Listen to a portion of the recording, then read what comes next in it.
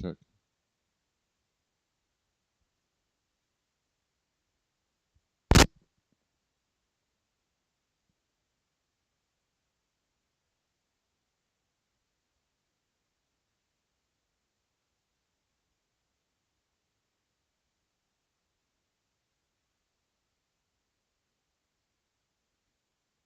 Check.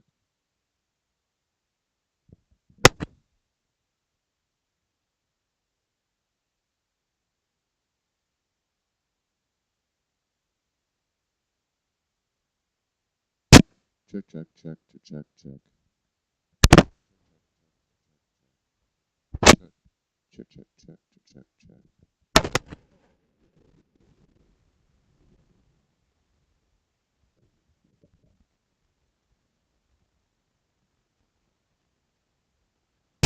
Check, check, check, check, check.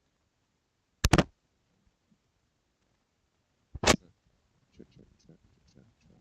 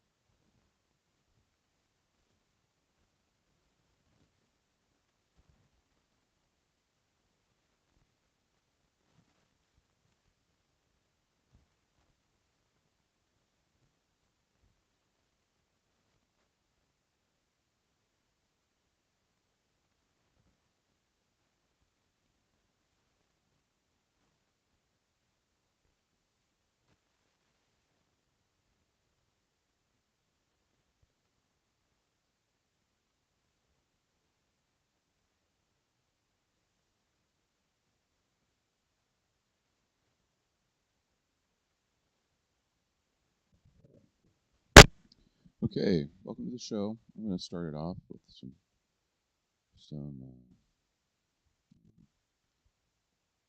I was going to say music, but this is YouTube, and we can't do that. There's all sorts of stuff. We got some lives. Oh wow, 25 minutes ago, this was just pushed. I can't watch it on here, but you should watch it. The 3 gear decisions that separate good from great studios. Okay, that's the topic that we'll be talking about. We're just going to nab that, steal that from them, and replicate it 1,000 times over until it's beat to death. This horse is beat to death. So, yeah, we'll do that. What is a good? Oh my God, we'll have to do that on all these shows on Rumble. So tune into Rumble. That's over there at Agent 77 on Rumble. We can't. Oh my God, I can't wait. Look at that microphone he's got. He's got the EA Lee group. Oh my God, we're gonna be fucked. So tune into that episode. We're gonna do that episode. However, of course, today we're gonna be doing only government. Only government on this show. All the dumbest stories that we've been trying to catch up on.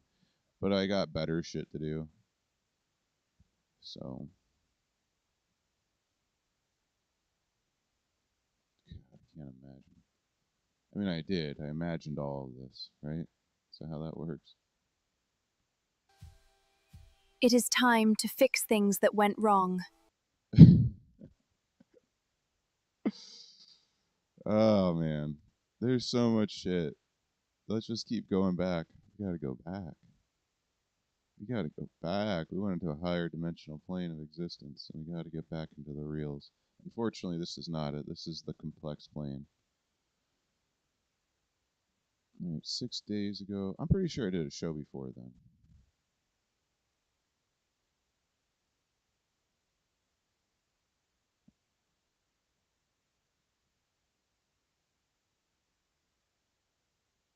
Yeah. God, what a bunch of nonsense. Chinese counterpart. What the hell is that? What is this? You a court reporter? What's wrong? That's no.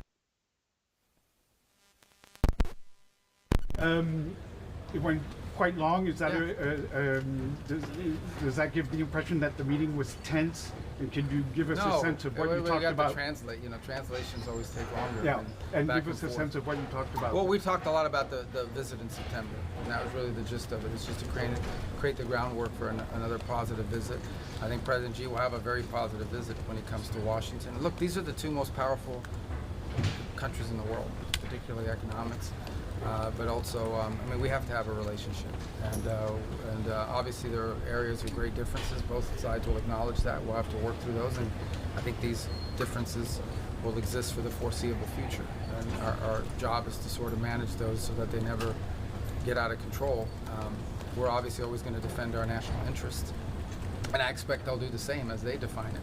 But I think there are some areas of potential cooperation. So the work we need to do now in September is to identify what those areas are so that we can lay the groundwork for a very positive visit to Washington and in September. And so we talked a lot about that.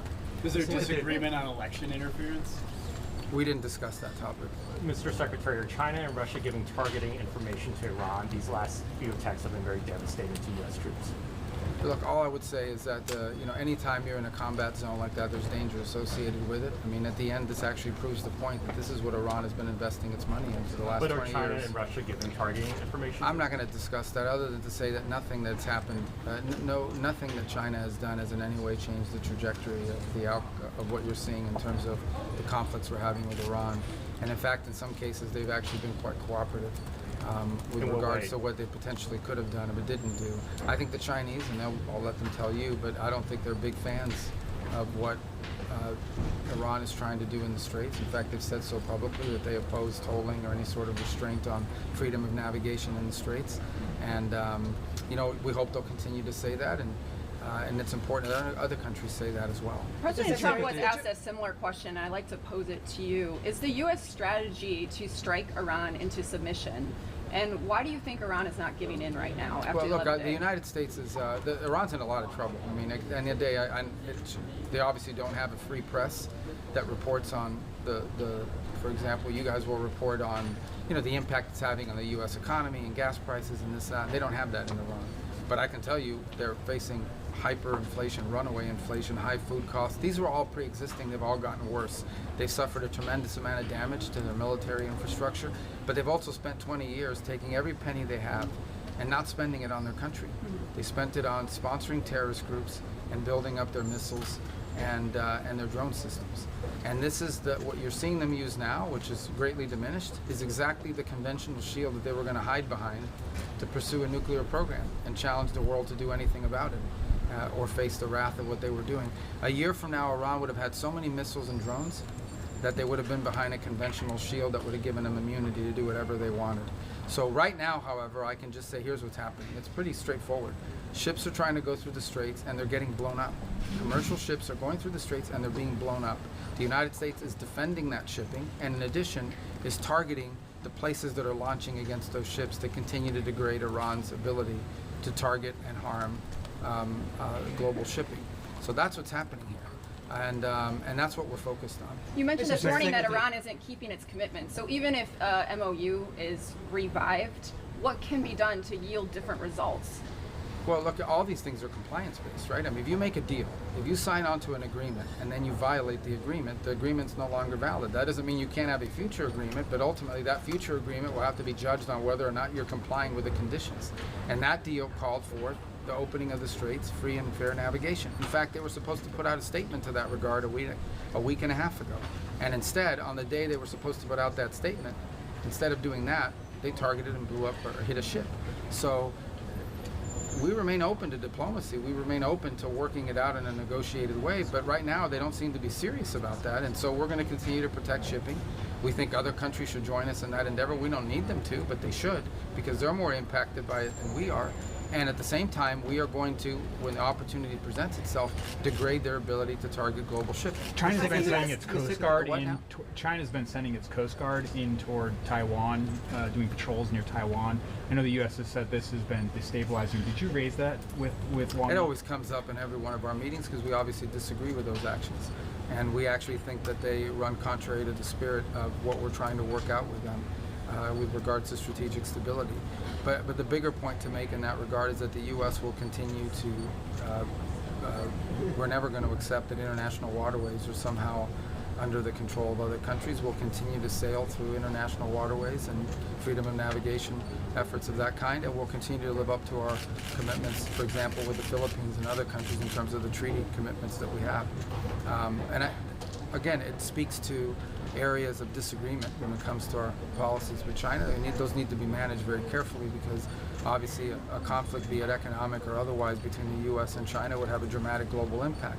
So the difficult job of geopolitics and foreign policy is managing your differences and not doing anything that runs contrary to our national interests, but at the same time trying to avoid conflict that could lead to something really catastrophic for the world.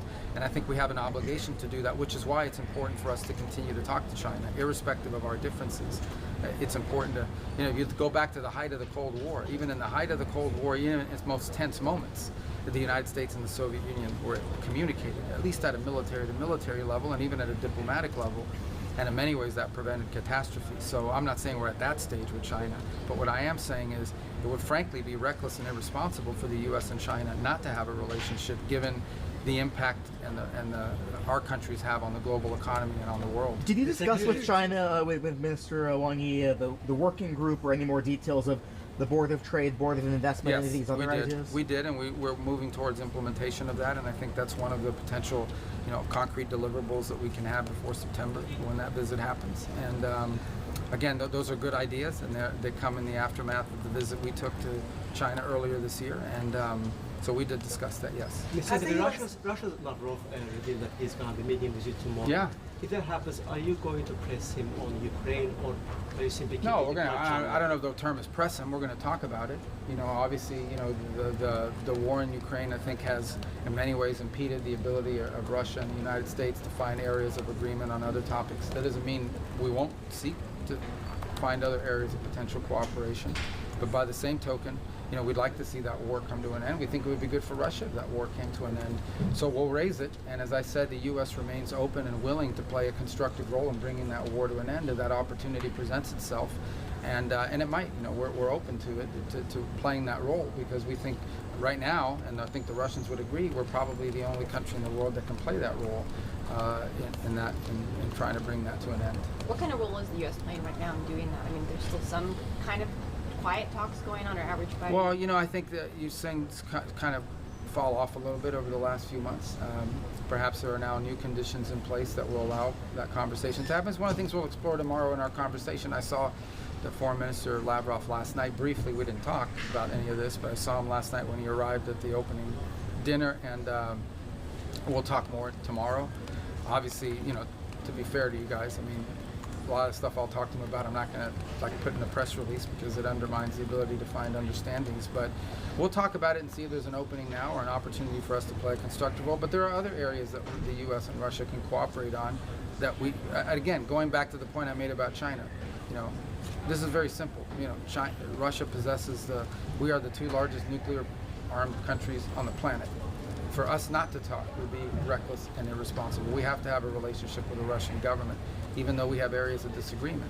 And in the case of Ukraine, perhaps an opportunity to, if we can play a constructive role, to bring it to an end. So, I'm sure that'll come up tomorrow, there's no doubt. But we'll talk about some other stuff too. The Wall Street Journal is reporting that President Trump has approved a nuclear deal with Saudi Arabia. Do you have any details on that? Yeah, I'll let the White House officials sort of put out an official statement about anything with regards to that. But I saw the same reporting this morning. But let me let that go through. Then I'd prefer it be put out when there is something to say, that we will say it through official channels. Has the U.S. asked South Korea or other Asian allies to contribute naval assets or something? We didn't ask them that today. Look, I think it's to their benefit, right? If you look at the region, they heavily depend on oil and natural gas that comes from this part of the world. Now, one of the interesting things you've seen is that the supplies that are reaching many of the countries in the region have begun to change. They're buying more LNG from us than ever before. They're also buying more oil from us than ever before. So I think some of the changes you have seen and where people are getting their energy are going to be permanent after what you've seen here. But nonetheless, the Straits remain an important source of energy for many of the countries in this region. It's about 20% of the global oil that's purchased. So I think we think it'd be to their benefit to participate in an effort. But you didn't make that ask today in these conversations? We didn't ask directly today, but we've had those conversations with them in the past. Every country has different restrictions on what they need to do in order to authorize that. Some have to get legislative approval. Some can do it unilaterally. Every country is different. But we've certainly raised it with different countries. We don't need them to do it, but we think it would be beneficial if they did. And some of these countries have unique capabilities in terms of mine clearing and things of that nature. So it'd be great if they join the effort, and I think some of them may eventually do so. It's in their interest to do so, but we didn't reach any agreement on that today. Frankly, it wasn't the cornerstone of what our conversations were about. Mr. Secretary, a lot of the ASEAN countries have expressed how terrible the war in Iran is for them when it comes to economically and the energy crunch. But Israel's finance minister sort of struck a tone in a different direction, said that the tit for tat is actually the best possible situation for Israel because it's weakening Iran. Does this show that there are some differences between the United States and Israel when it comes to how they view this war? The United States is trying to end this. For the Israelis, the hostilities continuing is in their benefit. Yeah, look, I can't comment on what one individual in government said in Israel. I can just generally tell you that by and large, we think that a nuclear-armed Iran is an unacceptable thing. It can't happen. And that's what they were going to do if they hid behind this conventional shield that they were building.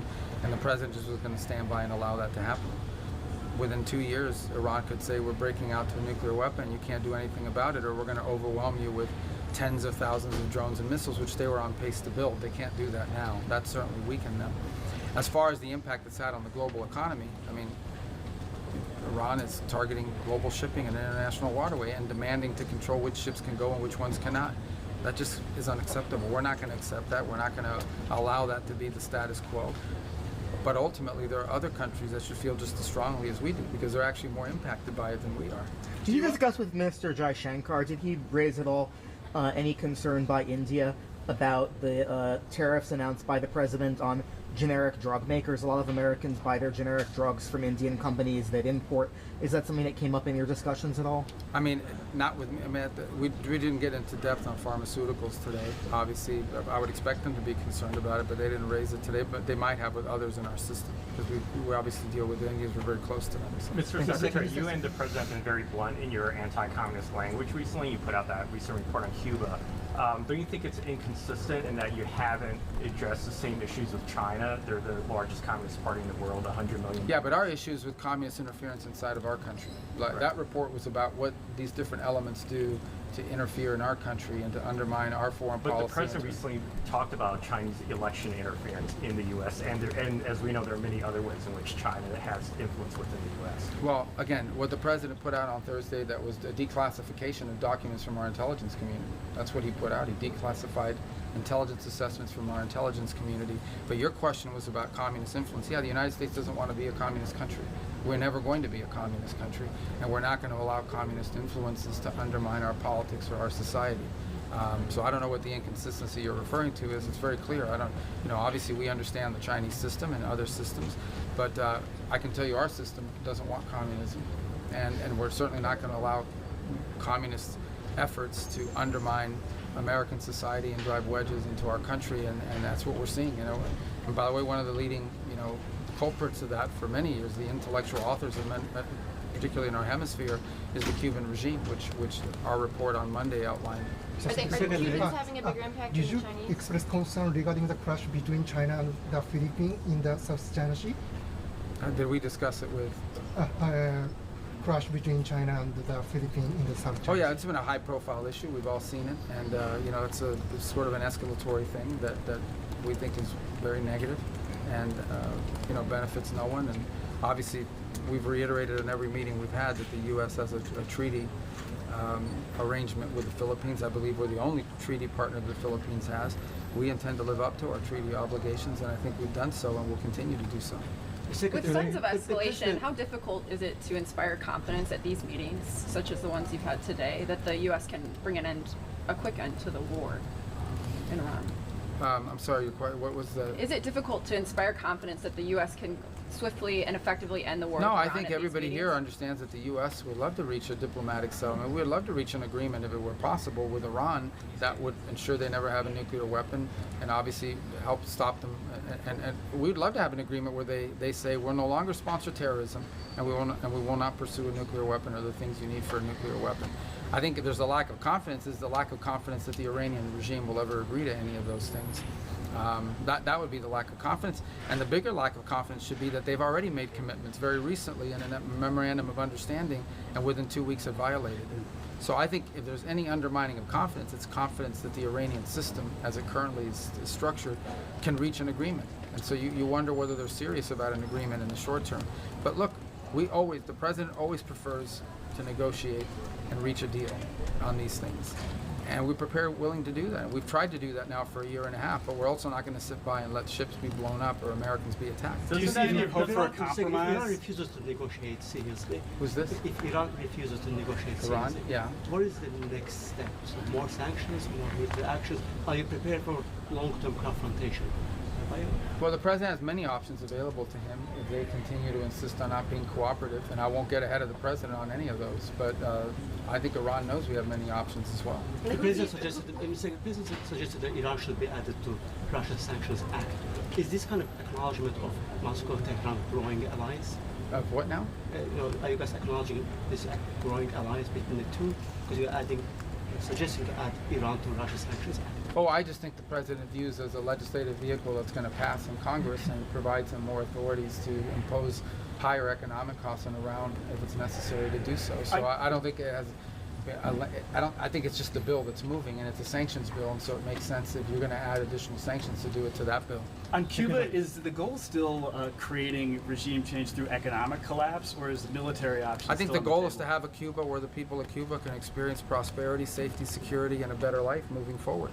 The way Cubans are able to do all over the world when they leave Cuba, and we're prepared to be very realistic about how you do that, and patient about how you get in a serious process that leads to that.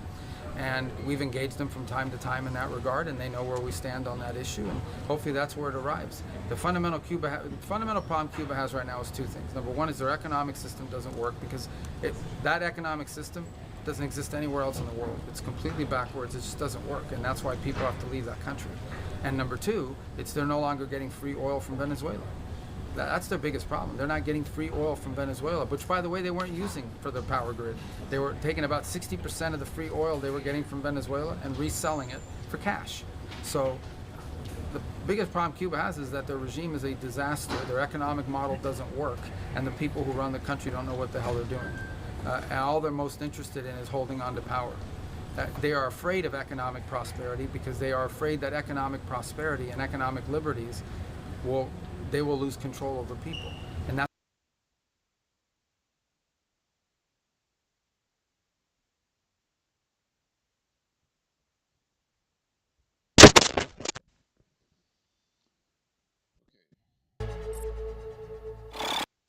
thank you to the FBI for letting me know this. I was just getting ready to do this, or I was getting ready to sell my house and wire these proceeds. So I just can't say enough good work of what the field offices are doing and our partners. U.S. Secret Service has been with us from the beginning on this too, along with several private sector companies. But the work and dedication of going out to do this is just, you know,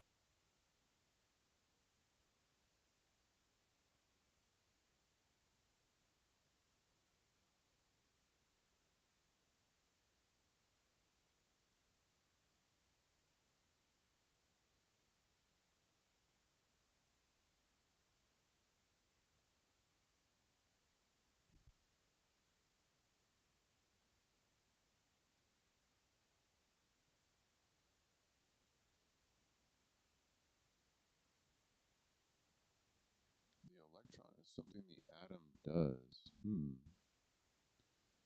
particles. That's interesting. Notify me on that one. We have this one. Nicholas Ben with his Lego brick story.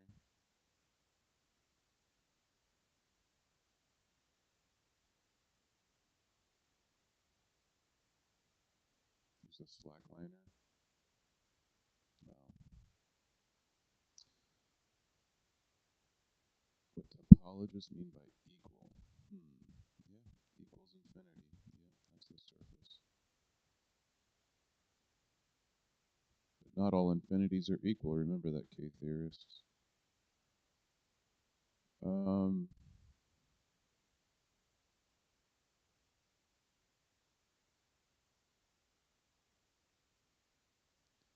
Modern physics is breaking our sense of reality.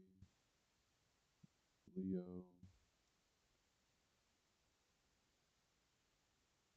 Postcard edition. The correspondence. Oh, wow. You guys been seeing these? Story time with the second lady. Should probably do some of these. And get caught up. No, not really. So the best one ever was this one when Trump read this. I doubt any of these are good. They're short.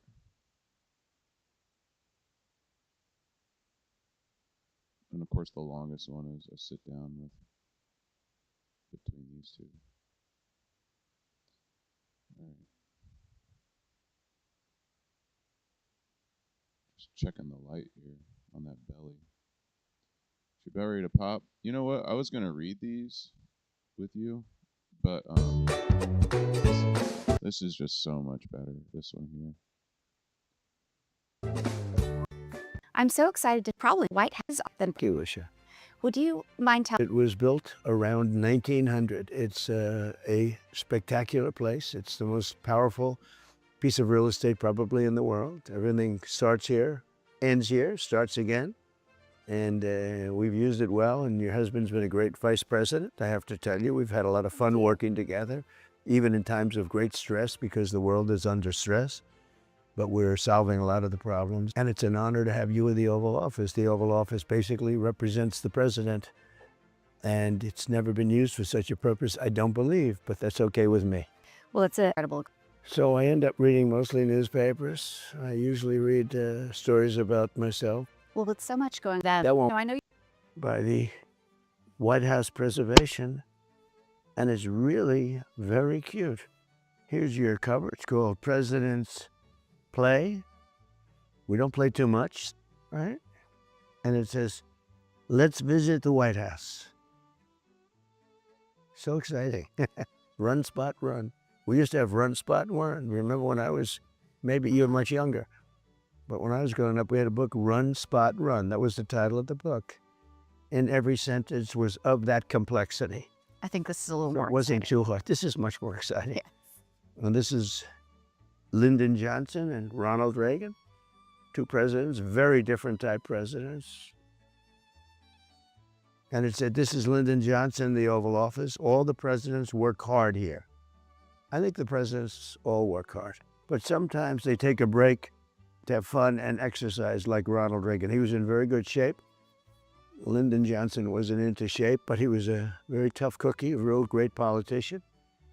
He found himself in a position of power. And then Ronald Reagan was a highly quality, high quality person. He was it was just like your father was president, you know, you looked up to him. He was a good looking man. He was a man I think was very highly respected by a lot of people. Here's a man, President Harry Truman, it says took walks. He'd walk right outside the White House and take a walk down the street. Although Washington, D.C., with the help of your husband and others, has become a very safe place. We do like walking here. Right. And do you walk with your husband? We do. Good. We try very hard. With massive security? Yes, there's that. I guess. And then you have President Bill Clinton ran on a special jogging track. He had a little track built for him at the White House. That's nice. I didn't even know that until recently. But he had a track built at the White House. I don't think I'll ever do that. I don't see myself doing that. I don't know. But he actually was a nice guy. I like Bill Clinton a lot. I still do. And then you have President Abraham Lincoln rode horses. He liked riding horses. And that's great. I'd like to ride horses too. In fact, it gives me an idea. But when you fall off a horse, I've seen too many bad things happen. That's fair. Falling off horses is not good. No, it's not. So, well, we got a nice old horse that's extremely slow, lazy, and maybe a rider. Anyway, father and son presidents, and that's George Bush, his father. They would like to pitch horseshoes, the Bushies. And here's John Quincy Adams. He was one of the very early presidents right at the beginning, and he swam in what was called the Tiber, T-I-B-E-R, Creek, which I don't know if it exists anymore. In fact, I think we're building a beautiful ballroom on top of it based on this picture, the Tiber Creek. Then we have an indoor pool was built for President Franklin Roosevelt. That's right over here. That's now the press room. And he was our longest serving president, had 4 terms. And he was respected. He was on the liberal side. That's a picture of him right up there, right above your head. Oh, there he is. And he was the longest serving. In fact, because of him, they made it 2-term. Gerald Ford was actually a pretty good athlete. He was a football player, maybe Michigan, one of the good teams. And he was a man, it says an outdoor pool was built for President Gerald Ford, and that's right on the side of the house. I don't get to use it.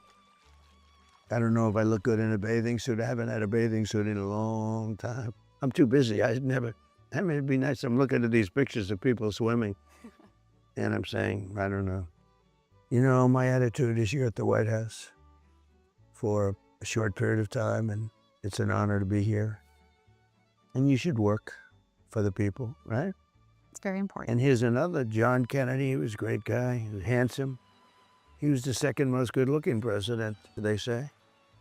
President John F. Kennedy enjoyed sailing on the water, while President Grover Cleveland relaxed by fishing. So Grover Cleveland was a 2-term president, but he also had an in-betweener. He was the only one other than me. And I think it gave us much greater strength actually doing it that way. I think he found that too. But that's John F. Kennedy sailing, good-looking guy, and Grover Cleveland. He's a good president. That's why they brought him back for a 2nd term. Being a 2-term president is sort of important, I think. There's so much to do. Well, there's so much to do, and I think it validates us a little bit. But back at the White House, President Richard Nixon enjoyed bowling. He spent a lot of time fighting to stay in office because he had a lot of people got him into trouble, and he got himself into trouble, I guess. And then you had President Theodore Roosevelt practiced jiu-jitsu. He was a sort of a tough guy, physically loved the outdoors. He was a real athlete. He was sort of an athlete, but he loved the outdoors. And then the most sports played outside were done by Jimmy Carter. He liked playing tennis. He had a hard time as president. And then you had Barack Hussein Obama. He used the same court for basketball. So they used the tennis court for tennis. Jimmy would play there with his daughter, his wife. He was a nice man, a very nice man. There's a picture of each Jimmy as a tennis player, Barack Hussein Obama as a basketball player. I don't know if he's a good basketball player. I tend to doubt it. Actually, his favorite sport is golf. Oh, is that right? Yeah, but he won't be in the Masters anytime soon. And then you have Dwight Eisenhower. He was a much better president than he was given credit for. He did the interstate system. He was a very good, maybe great general. So he won the war, and he came back and ran for president, and he won. That was good credentials, you know. I just won the Second World War. Let me run for president. And he won, and he was a nice man. He loved golf. He would play golf every day if he could. And there's a putting green for golf, a favorite of President Dwight D. Eisenhower. That's this picture right here. And the putting green's right outside. I've never used it because I don't want to be seen putting at the White House. I want to be seen working at the White House. And then you have President Herbert Hoover made up a game called Hoover Ball, and that worked out better for him than the economy because he was the president under which we had the Great Depression. And here's a great picture. Many presidents, it says, like Donald Trump, invite winning teams to the White House. We've had them all, which is right here. And it's true, winning teams. We have all the Super Bowl teams. In fact, we have the team coming very soon. We have all of the baseball. The Dodgers were here twice in a row. They won 2 World Series. We have the basketball. We have everybody come. And then others like President William Taft throw out the first pitch of baseball. He was a large man, very large, and he loved baseball. He'd go to baseball games, loved the hot dogs at the baseball games. He was our heaviest president, and I have to be careful because I don't want to supersede his record. And a thing like that would be possible if I allowed it to happen. For all of you out there watching, keep yourself in good shape, right? Like you. You're in such good shape. And then in closing, when they aren't playing sports, presidents have fun watching them too, just like you did. See, this is the Super Bowl, and his president is watching football together. Now, maybe I should invite Barack Hussein Obama, Joe Biden, with the Bushes, or Bush. Maybe I should invite some of those people to watch a football game together. Wouldn't that be a nice story? The press would go wild. President reunion? That would be fun. So here's a book, and they've really done a great job. Publication, White House Historical Association. They do a lovely job. What a job they did. Here's another picture. That's the presidents and some children watching a football game. And I'm doing this for a great second lady. And she's been so popular around the White House. Everybody loves you. It's a great honor. Well, it's a great honor for us. Thank you so much for inviting all the children watching into the Oval Office today. So do you have any advice for kids on why they should get out there and celebrate our country on the 4th of July? So we have a great country. We have a country that is on a little bit of a ledge right now. It can go one way or another. You understand that. But we're going to make it go the other. And we're going to make America greater than ever before.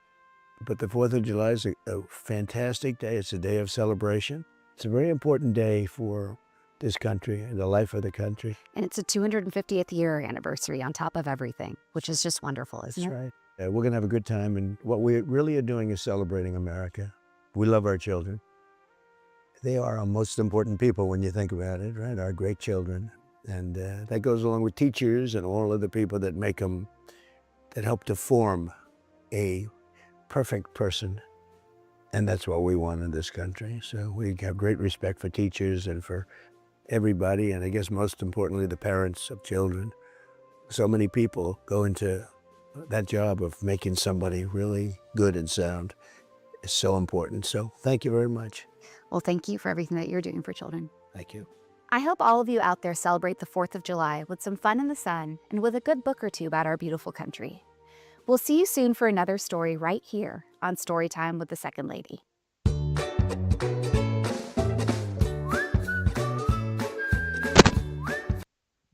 Wow. Man, Donald Trump sure is funny. I fell asleep at the end there, so I'm sorry that we had to listen to her voice. God.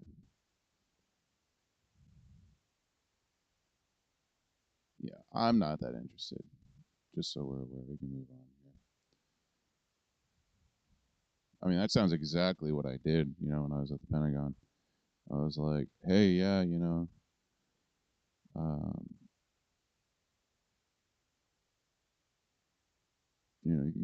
can come and quit where I can.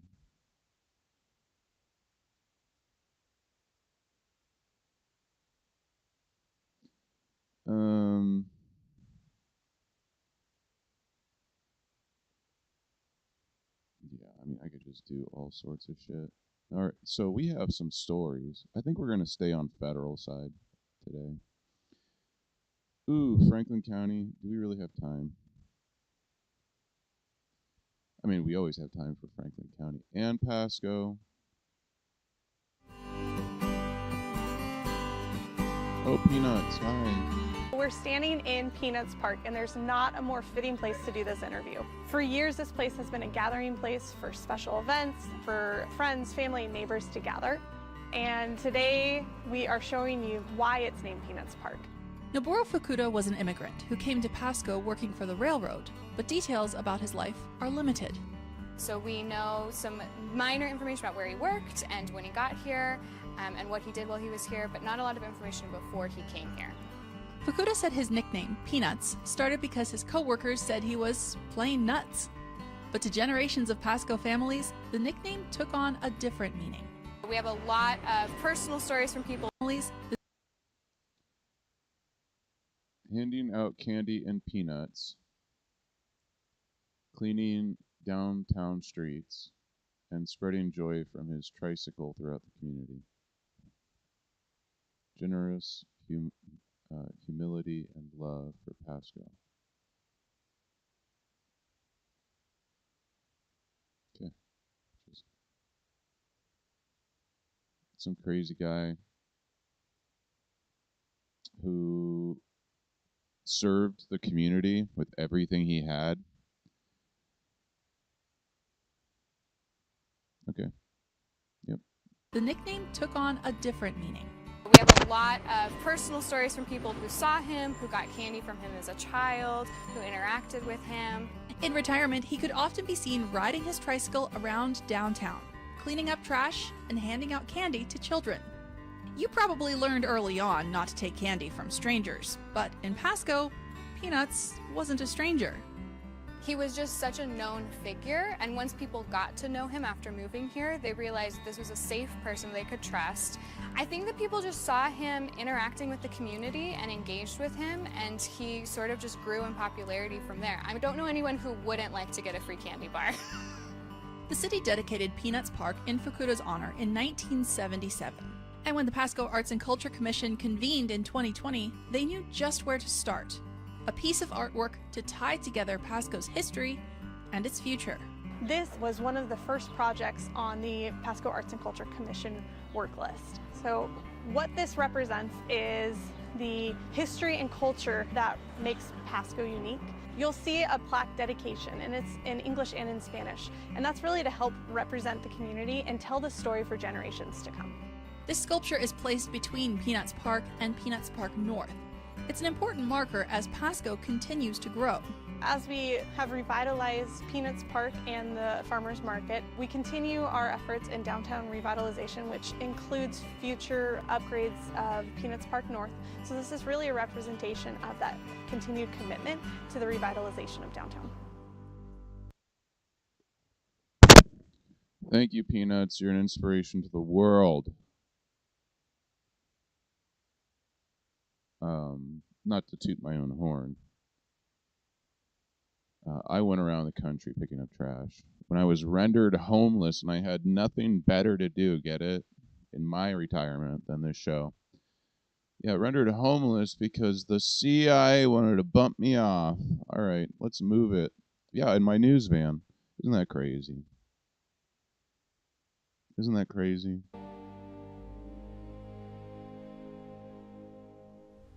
Impossible outcome, but fun to imagine. What a fucking psycho. That's what Amrina wants. She wants me to get eaten by a tiger, apparently. That's exactly right. We made her queen of the peace rally at the Canadian-US border. And within less than 24 hours of glamping it, she had enough, and there would be no peace. That's it. That's the story. Fuck, ridiculous. Crazy person. All right, we can watch that show later. I mean, this is already crazy. This is fucking crazy. Yeah, this is going great, isn't it? Let's see here. For having us. Thank you to our U.S. Attorney partners. And thank you to the congressman. While we always rifle through the stats, I think we should pause and just reflect on your work over the last year in the state of Michigan, where violent crime arrests are up 115%.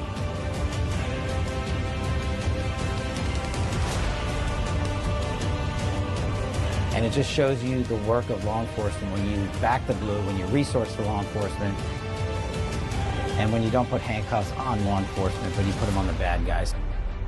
Okay. All right. Who's next? Jeez.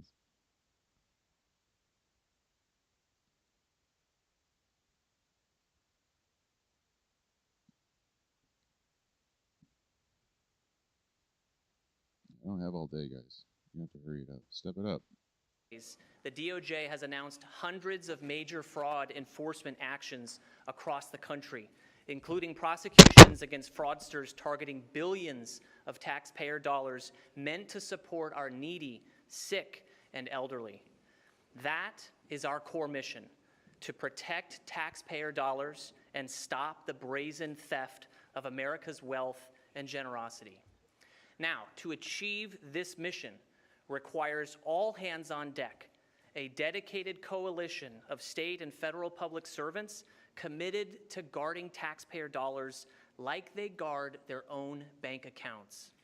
And today, with these folks behind me, we're putting fraudsters on notice that many hands have joined the deck, and we are at our stations to join the fight against fraud.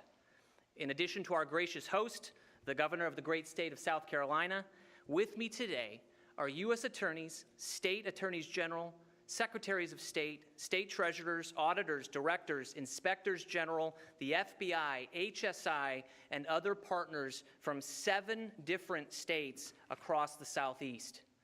These partnerships are critical to solving our nationwide fraud epidemic. Fraudsters thrive on government agencies not partnering, not sharing data, not sharing intelligence. The fraud-fighting team assembled here today is resolved to work together to break those cycles and bring the fraudsters out into the light. When federal prosecutors work with state agencies to share leads, data, and strategy, the American people win. Better intelligence, better cases, better training, more money returned to victims, and more fraudsters behind bars where they belong. Just today, the Fraud Division signed data sharing agreements with 10 state agencies represented here across 6 states to formalize our shared commitment to the responsible sharing of publicly available corporate registration and government's benefits payment data for early fraud detection. This is an operational partnership, faster access to critical data, and joint work streams that enable us to move quickly when fraud indicators emerge. That speed matters. Every day we cut between detection and disruption and imprisonment protects taxpayer dollars and strengthens the integrity of our federal and state programs. Beyond the data streams that are now starting to flow, we are forging more and better relationships with our state partners. For example, in North Carolina, federal prosecutors are working directly with state program leaders responsible for overseeing federally funded programs, searching for criminals committing Medicaid, SNAP, and daycare fraud. These same prosecutors have created a channel for the North Carolina Department of Insurance to directly refer fraud cases involving illegal aliens who are defrauding the American taxpayer. The Northern District of Mississippi, represented today, has formed a fraud task force comprised of various federal and state stakeholders. The Northern, Middle, and Southern Districts of Florida have done the same with the Florida Anti-Fraud Task Force to protect public benefits programs. This is a historic collaboration in Florida from Tallahassee to Miami to attack fraudsters who exploit SNAP, unemployment benefits, and other taxpayer-funded programs. In addition to these partnerships, the DOJ is announcing today that since the 4th of July, our southeastern U.S. attorney's offices have charged 12 additional defendants with defrauding taxpayer-funded programs. These cases reach over $90 million in intended losses, and you'll hear more about those from our U.S. attorney's offices in a minute. One scheme targeted food stamp benefits in the Southern District of Florida. On July 8th, 4 defendants were charged for concocting a scheme to convince food stamp recipients to sell their federal benefits at a discounted rate in exchange for cash. The scheme caused nearly $20 million in fraudulent EBT transactions at a quick stop convenience store in Miami. 2 of the co-conspirators are foreign nationals, and 1 even has a pending final order of removal from the United States. And as the allegations allege, he is charged with defrauding the American taxpayer. As of today in that case, 3 of the 4 defendants have been arrested. Most recently, one of the defendants was arrested just 4 days ago when he landed in the United States on a flight from Jordan. The charges we're announcing today also include a fraud scheme targeting a program meant to educate our children. And I can't overemphasize that these are not victimless crimes. Every fraud case prevents bread from going to the table of a needy family, or health care from going to the elderly, or a child from receiving the education that they deserve. On July 15th, Chakessa Scott, her husband, and her daughter were indicted in the Middle District of Louisiana. As alleged, Scott was the CEO of Impact Charter School in Baker, Louisiana, which received state and federal funds. According to the allegations, instead of using those funds to benefit Impact Charter's students, Scott and her co-conspirators diverted over $1.5 million for their personal use, such as paying family members for fraudulent contracting invoices and purchasing luxury vehicles. Consistent with the charges in the indictment, a public investigative audit found that Scott used money to pay for a trip to Egypt and to buy a Land Rover, things that the average United States citizen would never be able to dream of affording. And yet you all paid for it. You all paid for that Land Rover. And now we're endeavoring to claw it back, to win it back for the American taxpayer. Fitting today's theme of federal-state partnerships, this case is a product of an investigative partnership between the U.S. Secret Service and the Louisiana Legislative Auditor, Mike Wagspack, who joins us here today. Thank you, Mike, for your hard work and partnership with us as we endeavor to root out fraud across our country. My message, in conclusion, to state partners here and across the country is this: the Fraud Division and our U.S. Attorney's offices are ready to help you scale your efforts, strengthen your cases, and deliver results for the taxpayers of America. Your partnership with us is the antidote to the fraud epidemic facing our nation. And my message to the fraudsters is this: our team is getting bigger, our resolve is getting stronger, and your time is getting shorter.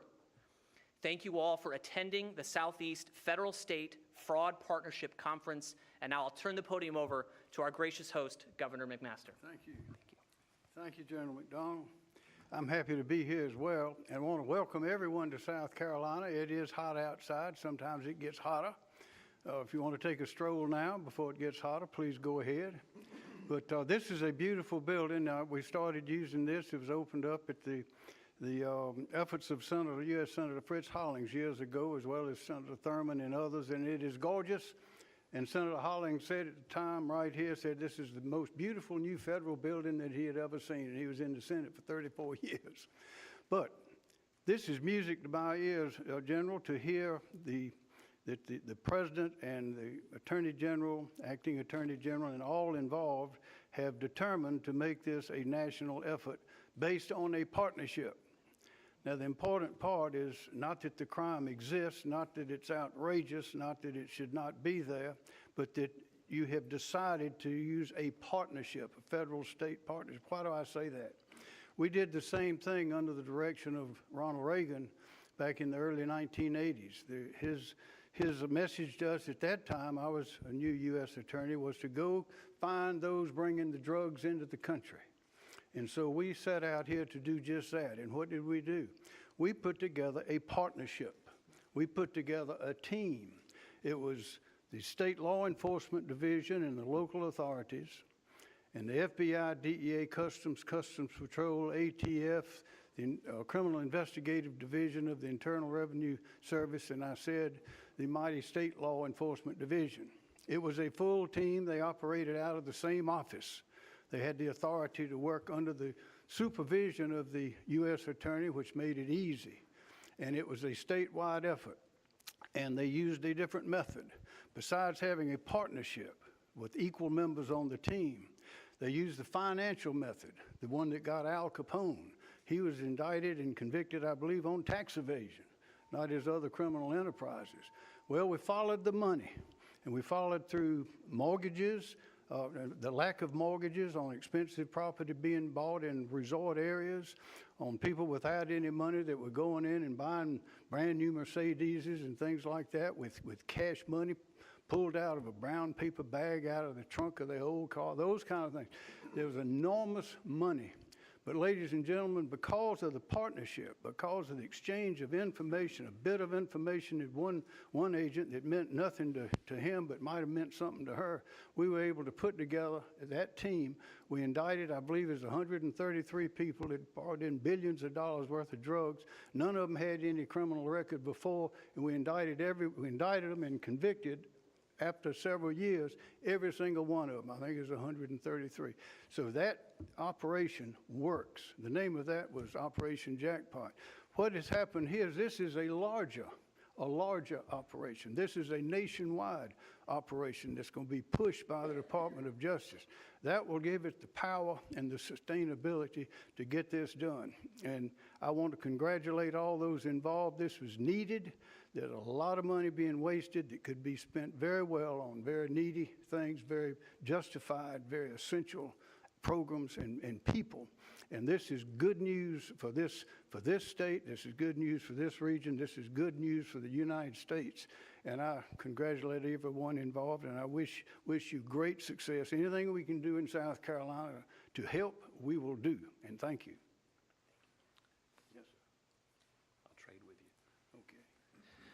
I'm Alan Wilson, the Attorney General for the great state of South Carolina, and I want to echo what General McDonald and Governor McMaster just talked about. First, let me say this. This was an incredibly good day for us to learn what half a dozen states and multiple local and state and federal agencies are doing to combat fraud in this region of the country. When you think about fraud, think about it like this. The bad guys, those out there committing these conspiracies, they are not just depriving needy families from getting essential government services like food or even health care from getting them.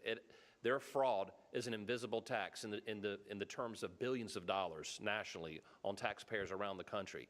When we don't work together, they are able to get away with it. These fraudsters, these con artists, they work together in schemes and scams. They are cooperating, they're collaborating, they are communicating, they are not acting in silos. And they are doing this to perpetrate this type of fraud on the American people and the people of South Carolina. Why should we do anything differently when we combat these schemes and these scams? We need to be collaborating, we need to be communicating, we need to be cooperating with one another. That is the only way we're going to be able to go after this type of fraud that's being perpetrated around the country. One such case, and I'll be very brief in it, and he'll probably talk a little bit about this in a minute, is that last year there was a border war case where the Attorney General of North Carolina and myself, General Jackson's here, we had U.S. attorneys, the FBI, we had local law enforcement, state law enforcement agencies working together to uncover the largest Medicaid scam up to $20 million in South Carolina history, okay? This had been going on for about 4 to 5 years. All of these agencies had to cross multiple lines and barriers. We had to cross geographic lines to overcome the impediments to go after this scam. It's North and South Carolina, geographic lines. We had to cross jurisdictional lines. That's local, state, and federal jurisdictions. We had to cross political lines. I'm an elected Republican. My colleague to the north of me is an elected Democrat. None of that mattered. These lines, these artificial lines, should not be barriers to us going after fraud. Our collaborative, cooperative working relationship allowed us to partner together to uncover $20 million in fraud committed against the South Carolina citizens and a significant amount of money committed against North Carolina residents. There's half a dozen states and a multitude of government agencies here that are going to do the same thing to go after those out there committing fraud on the people of this country. We're coming for you. We're going to find you. We're going to stop you, deter you, and we're going to put you in prison. Again, thank you, General McDonald, for allowing us to have this opportunity to come together and work to protect our citizenry. I'll be followed by United States Attorney Brian Sterling for the District of South Carolina. Thank you, General, Governor. General, thank you very much. I want to thank President Trump, Vice President Vance, and the DOJ for bringing us together today, the Southeast, U.S. attorneys, constitutional officers, law enforcement, and everybody that can bring to bear a lot of resources on fraud that is happening across our country. I'm proud to stand alongside these leaders. U.S. Attorney's Office demonstrates a strong commitment to protecting our tax dollars. It's your money that you pay. Comes out of your paycheck, you pay in property taxes, you pay every other time. That is your money that these people are stealing. South Carolina, we're home to a claims processing center. Just a little bit of collaboration. Blue Cross and Blue Shield is here. A lot of local. And we said, we want to work with you. And they came to the table and said, we process all the claims through the VA, and there's another group that processes all the claims for TRICARE. So any fraud that is happening across the country, those cases can be brought in South Carolina. We have our first one getting ready to be brought. That was just from a simple meeting. The Governor McMaster likes to say, and I know General Wilson likes to say, we all know each other here in South Carolina. I think it's like that across the Southeast. It was one simple phone call. They showed up. Within a month, we had a case, and we're going to move forward with that case. I want to just take a moment to say that fraud is not just perpetrated against taxpayers. Fraud can also be perpetrated against families. A lot of y'all know the story of Gavin Guffey. Gavin's Law, 17-year-old from Rock Hill. He lost his life to suicide by being targeted by a sextortion fraud scam of Nigerian fraudsters. They posed as females. They were charged in a 5-count indictment, charging child exploitation resulting in death, stalking, threats, coercion, and production of child sexual abuse material. Unfortunately, Gavin took his own life. This is a week where that family should be celebrating his birth, his 22 years on this earth. Unfortunately, they are celebrating the fourth anniversary of his death. We brought charges on those cases, and we hope soon to bring it to trial. Soon we'll be doing that. The other case, and I want to thank the FBI for this, is Herb Kimball. Herb Kimball was a fraudster in a matter called Brace Yourself.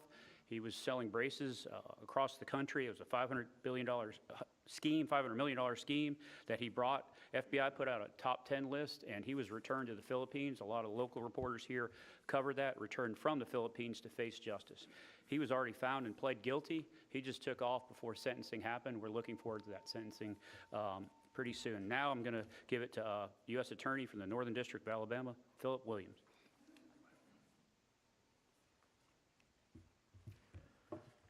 Thank you, General McDonald, and Governor, thank you very much. My name is Phil Williams. I'm the U.S. Attorney for the Northern District of Alabama. I'm joined here today by 2 other U.S. attorneys from our state. And I will tell you that in Alabama, we are committed to the work to combat fraud. And when I say that, I don't take it lightly. We have a SAR task force, Suspicious Activity Reports task force in my district. We meet on a regular basis with our federal partners, and we have great relationships with our state partners as well. That being said, I want to highlight one particular case for you that clearly evidences the fact that there are people out there who will not only take advantage of a moment, but they will do it time and time and time again. Just this week, my office in the Northern District of Alabama unsealed a complaint against a man by the name of Michael Anthony Shine. Michael Anthony Shine had a company called Shine's Professional Services, largely a tax preparation service. There was a tax credit that was available to people that had been around for 20 years. It was a green energy credit. If you establish some green energy production in your house, if you put some solar panels in or a geothermal heat pump, which I'd never heard of to this case, you could get a credit back for that, up to 30% of the value.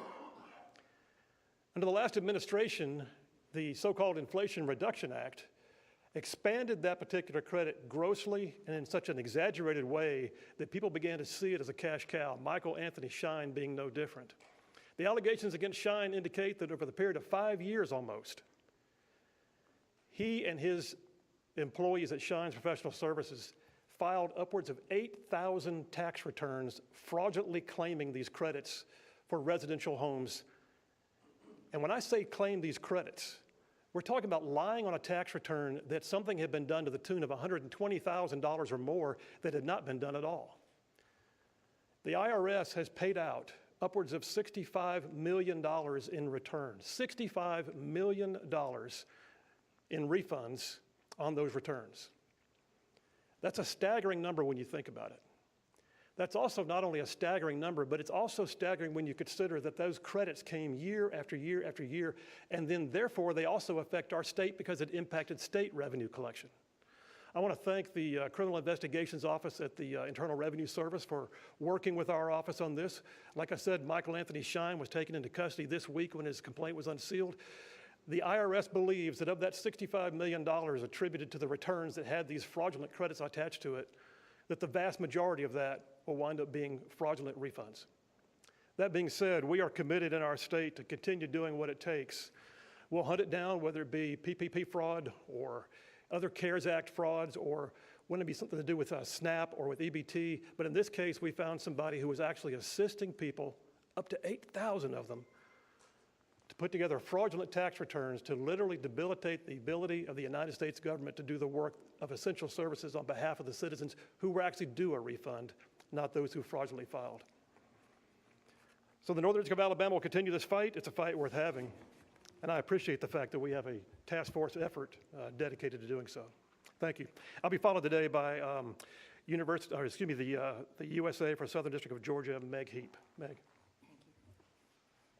Good afternoon, Governor. It's a pleasure to be in this beautiful state. And in general, thank you for letting me. It's an honor to be a part of this task force. My name is Meg Heap, and I'm the U.S. Attorney for the Southern District of Georgia, Savannah. And like so many other districts, we remain steadfast in our commitment to investigating and prosecuting complex crimes. Now, when most people hear the word fraud, they think of financial records, bank accounts, dollars lost. As a career prosecutor, we certainly follow the money, but what keeps us focused on the work is the people behind the numbers. Every fraud case represents a victim. It may be a family wondering why affordable housing projects have been stalled. It may be a taxpayer whose hard-earned money was diverted from the intended purpose. It may be the honest public servant whose reputation has been unfairly tarnished by the actions of one individual. And I think it's important to remember that fraud is not a victimless crime. It erodes it erodes trust, it damages institutions, undermines confidence in the systems that are supposed to serve our community where we live and where we raise our children. The case in the Southern District of Georgia is the United States versus Melanie Thompson and Toriano Bird. It's a great example of how the actions of a few can impact many. As the former executive director of the Hinesville Housing Authority, which is in Liberty County, Georgia, Thompson is alleged to have orchestrated a many years-long scheme involving fraudulent invoices, unauthorized payments, kickbacks, and fraudulent COVID-era loan applications, resulting in the alleged theft of more than $2.5 million, which was intended to serve the lowest income residents of of Liberty County, and also including not only those that were low income, our elderly, and also our disabled children and adults. The funds which were intended to assist those in housing it's alleged, went to personal homes, it went to jewelry, vacations, and cars, 2 of them being Bentleys. No single agency can investigate complex financial crimes alone. Our success depends on the partnerships. In the investigation, We worked alongside the Department of Housing and Urban Development, which was their Office of Inspector General, the United States Secret Service, and the U.S. Postal Inspection Service, along with our state and local law enforcement partners. Each agency brought unique expertise, investigative tools, and resources that strengthened the pursuit of justice in this case. The partnerships that we create and that we have here today are our greatest assets. Fraud schemes often cross jurisdictional boundaries. The fraudsters are not going to stop in Savannah, Georgia. They're going to cross to South Carolina. They're going to go down to Florida. They're going to go to North Carolina. Their intent is to take as much as they can from whoever they can, regardless of who it is, whether it harms them or not.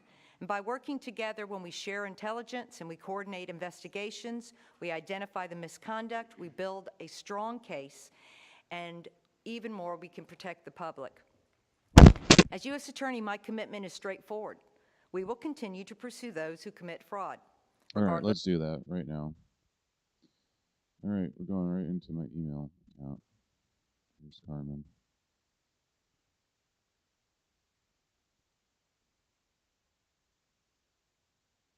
Available, please let me know when you are available Wednesday or Thursday this week so I can set up a conference. Okay.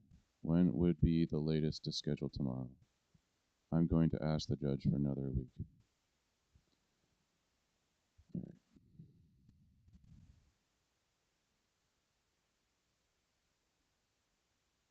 Fraud, regardless of their title and regardless.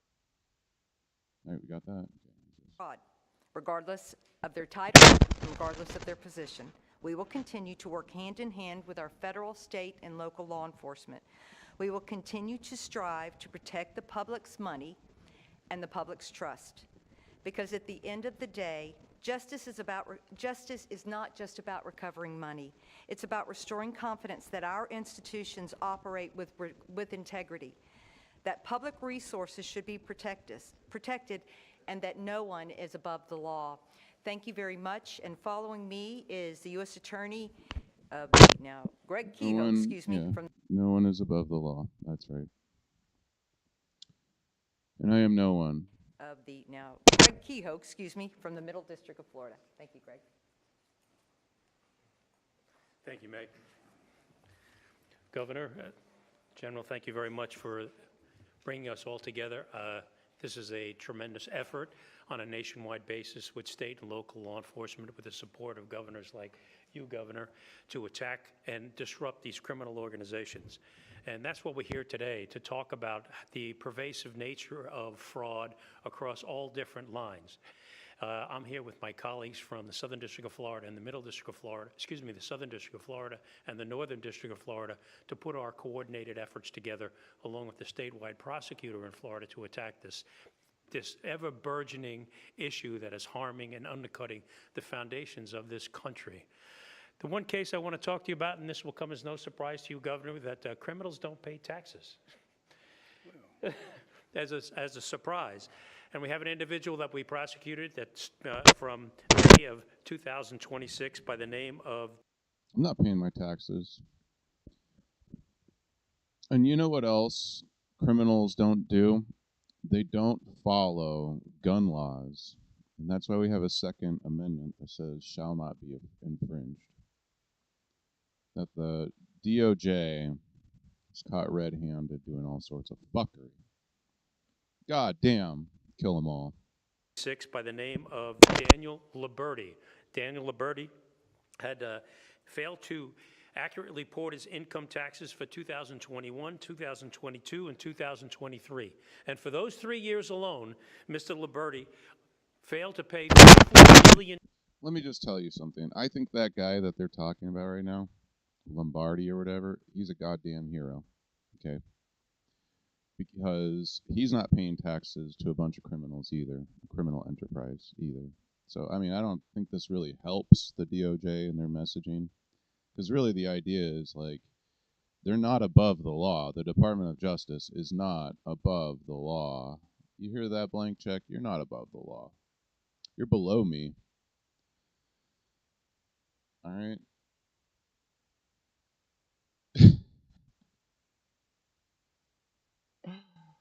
How's my 2 billion coming? You might as well just write the check now, since you're trying to buy me off and persecute me. You might as well just figure out which one to do.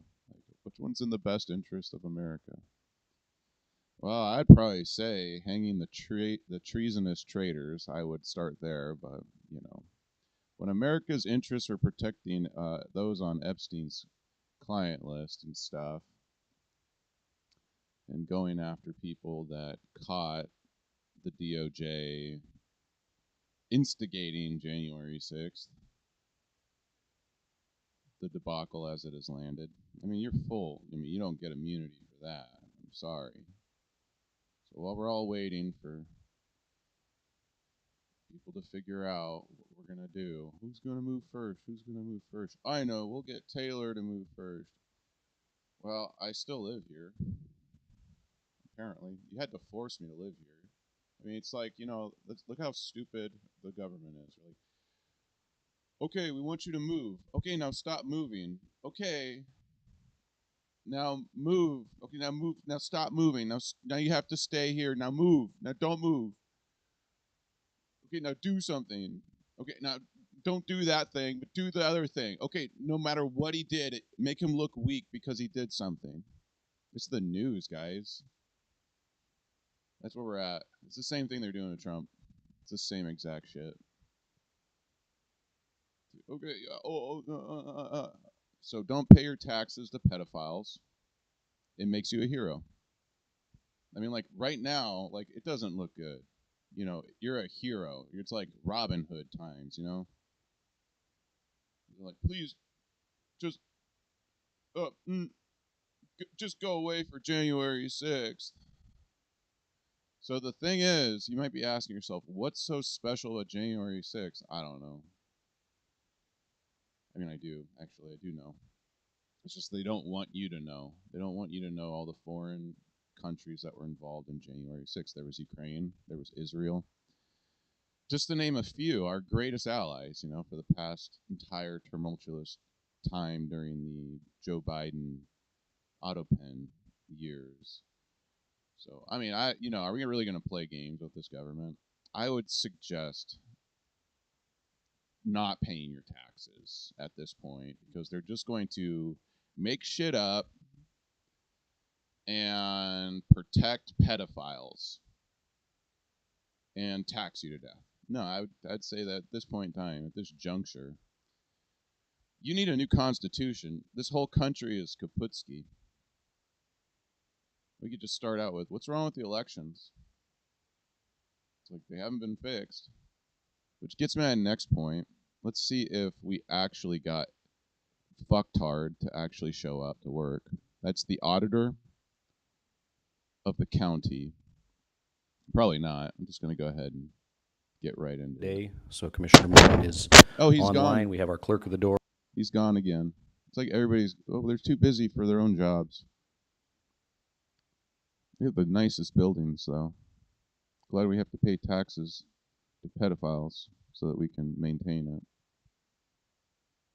mean, it's not even functional at this point. The government has stopped operating correctly since COVID and hasn't ever come back online. But here we are. This is Franklin County Commissioners meeting. You can try to call. We've done it on the show over on Rumble. I mean, I don't have a phone number to make phone calls, nor would I even give a fuck. Because, I mean, when I did call, it didn't work. I called twice. Once before the show started. So I was like, I'll just call in and just get in line. Wasn't operational. Then I called again on the show. Didn't work.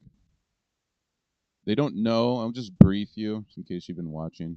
I do recommend you go back and watch it for historical reasons. They don't know how much money. These are the guys that control the pocketbook, the checkbook, and they don't even know how much is in the checkbook. Money's there, then it's gone, it's missing, then it shows back up, then it's gone again, then it's missing. Then they settle with their friends that they gave contracts to.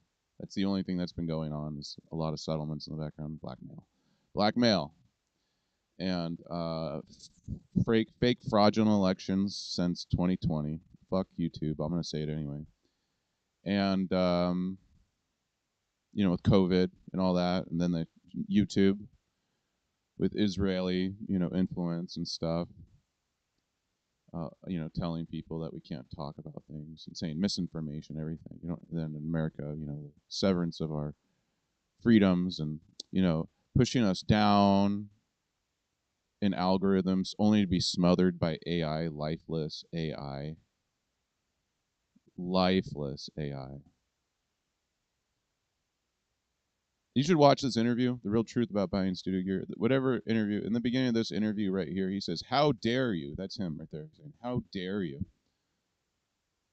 He's saying, "How dare you go onto YouTube, put out like 3 videos, and be at the top of the algorithm?" Anyway, that's the State of the Union right now. I'm giving a State of the Union address, apparently. There's guys that talk about sex abuse to children of minors, and it's happening, the collusion at the state level with people that you would say, well, he should know, right? Because he is accused of all of that stuff and had his kids taken away by the state.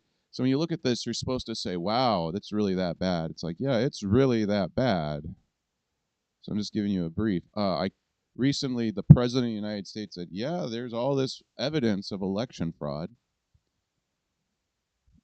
And all of these agencies came out and said, yes, it did happen the way Trump said it happened. And more. And I said, hey, let's call in the auditor. So hopefully that's him right there. Just ready by the door there, just ready to jump up and speak into that microphone like, hey, here, I'll just show you that so the audience can be like, hey, okay, instead of just, like, okay, here it is. Like, I could just go right here. Just make sure you're seeing it. You're not. Just give me a second. All right, so you're here. And there's this one thing right here. It's election integrity, okay? This is right here. It's a big deal. And this is it. This is all the stuff. So I'm just going to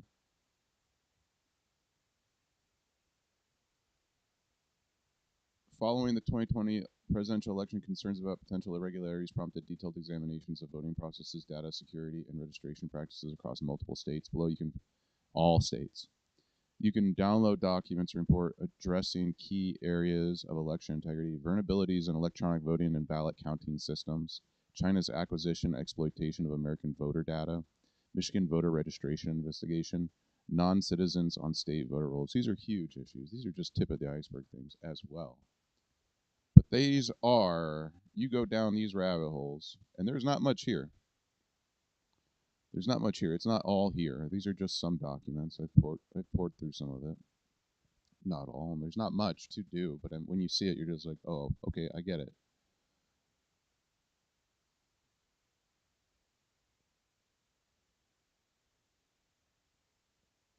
So, back to the show. I invited this guy, the auditor, Matt Beaton of Franklin County, Washington, to show up and address these things that are being highlighted by his president. And last week he did not. He did not show up. So maybe he heard me say, hey, this guy's a bitch. This county's failed state. I showed up at a jail after 2 years, basically injured, barely clinging to life. They tried to kill me after convicting me. So you could just think about that. And, huge cover up and stuff like that. It's a big fucking deal. And these guys are involved in it, especially these 2 bitch asses right here. Both of these fuckers right here, fuck nuts. They know what's coming. Anyways, so yeah, I got the documents right here from the FBI. Whoops. You know, and it's just not going so well for all of them. And they just keep getting involved, and money disappears, and they took over the sheriff's office. This is not a functional state, guys. They're like, no, the courts did it. No, it doesn't matter. Okay, I don't even want to get into all the twists and turns and things that they set up for themselves. Okay, at this point, because it does not look good. You can just watch it. Anyways, when it happens, you should be like, oh, there's no doubt in my mind what's really going on. So anyways, I was like, call this guy in. Hey, why don't you do something? And it's like, no, not even his branch. They're all just like running a protector, a racket. It's a protector racket. That's what they got going for them. They're basically clogging up the court systems because they know they couldn't possibly win. So that's what the prosecutor, they're not going after like real criminals, and they're making up shit. That's the kabuki theater.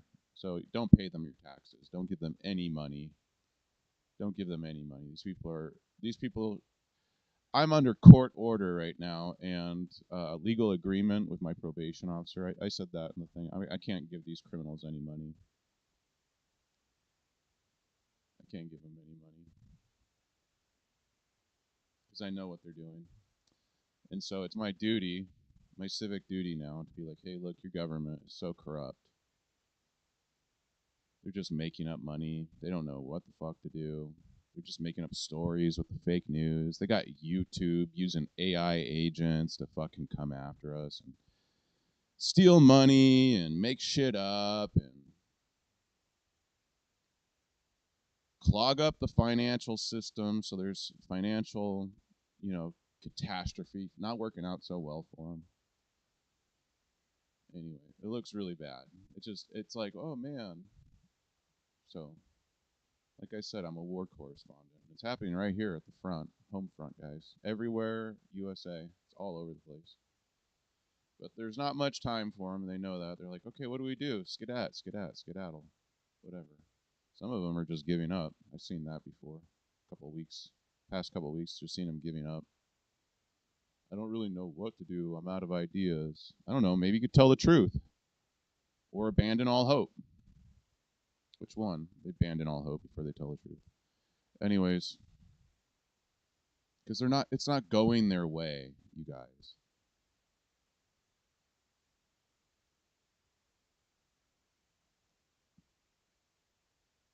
So we have to be punished.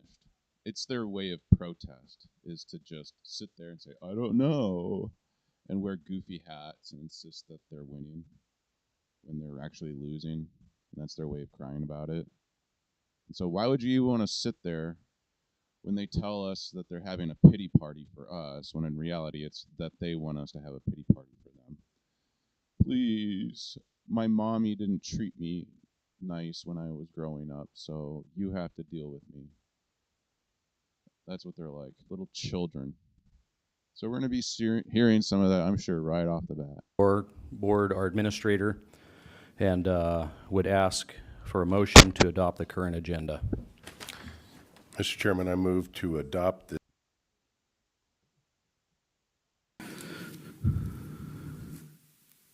Commissioner Mullen, are you able to hear us? I'll second the motion. So the motion is second for adoption of the current agenda. Any corrections or adjustments? All in favor say aye. Aye. Aye. The agenda is adopted, and would ask the clerk if you would just check and see. Can we get a roll about call? Commissioner Mullen. Can we get a roll call? Thank you. That brings us to public comment in our agenda. Anybody who would have public comment, you're welcome to come forward to the mic, and you have 3 minutes for public comment.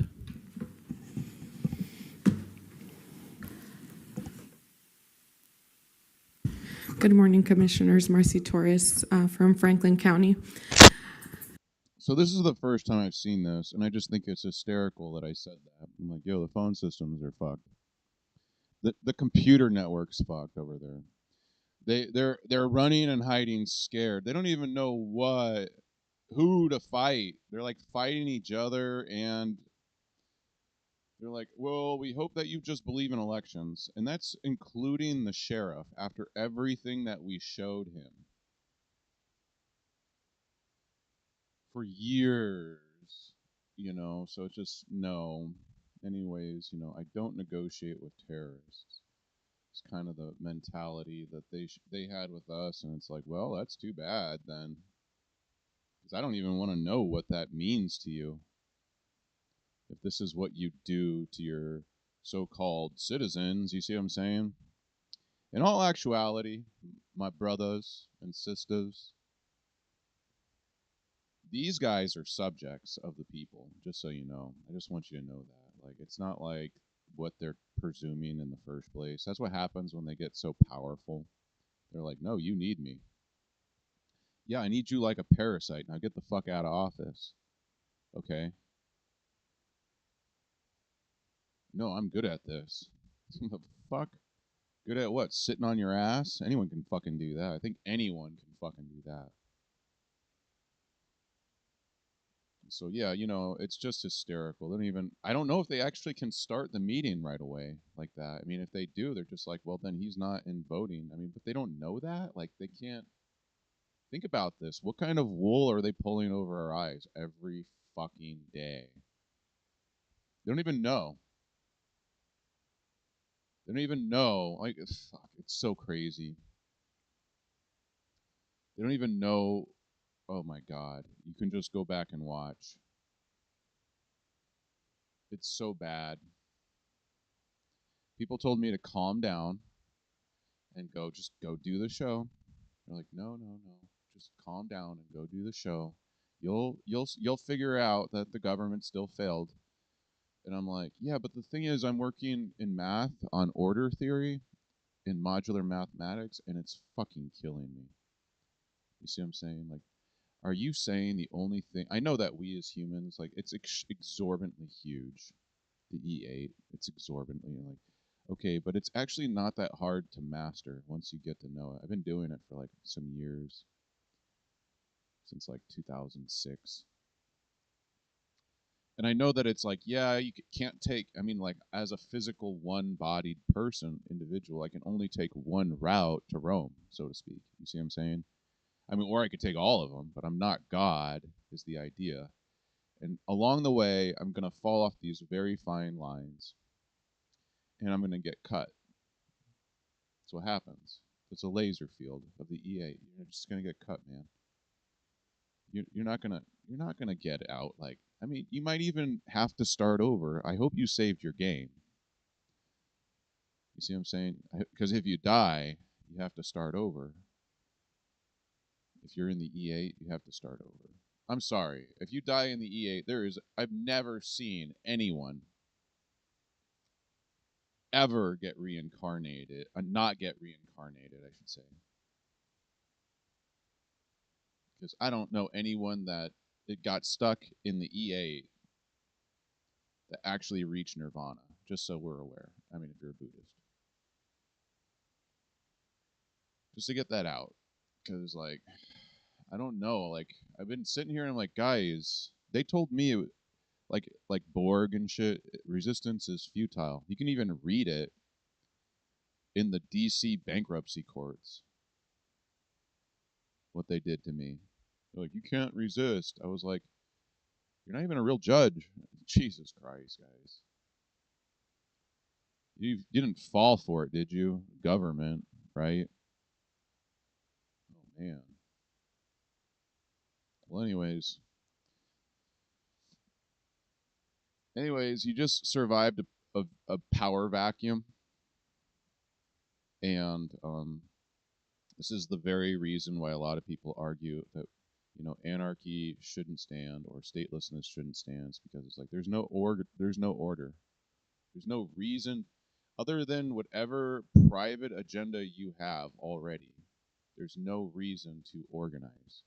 It's almost like, well, every man for themselves and kiss your ass goodbye.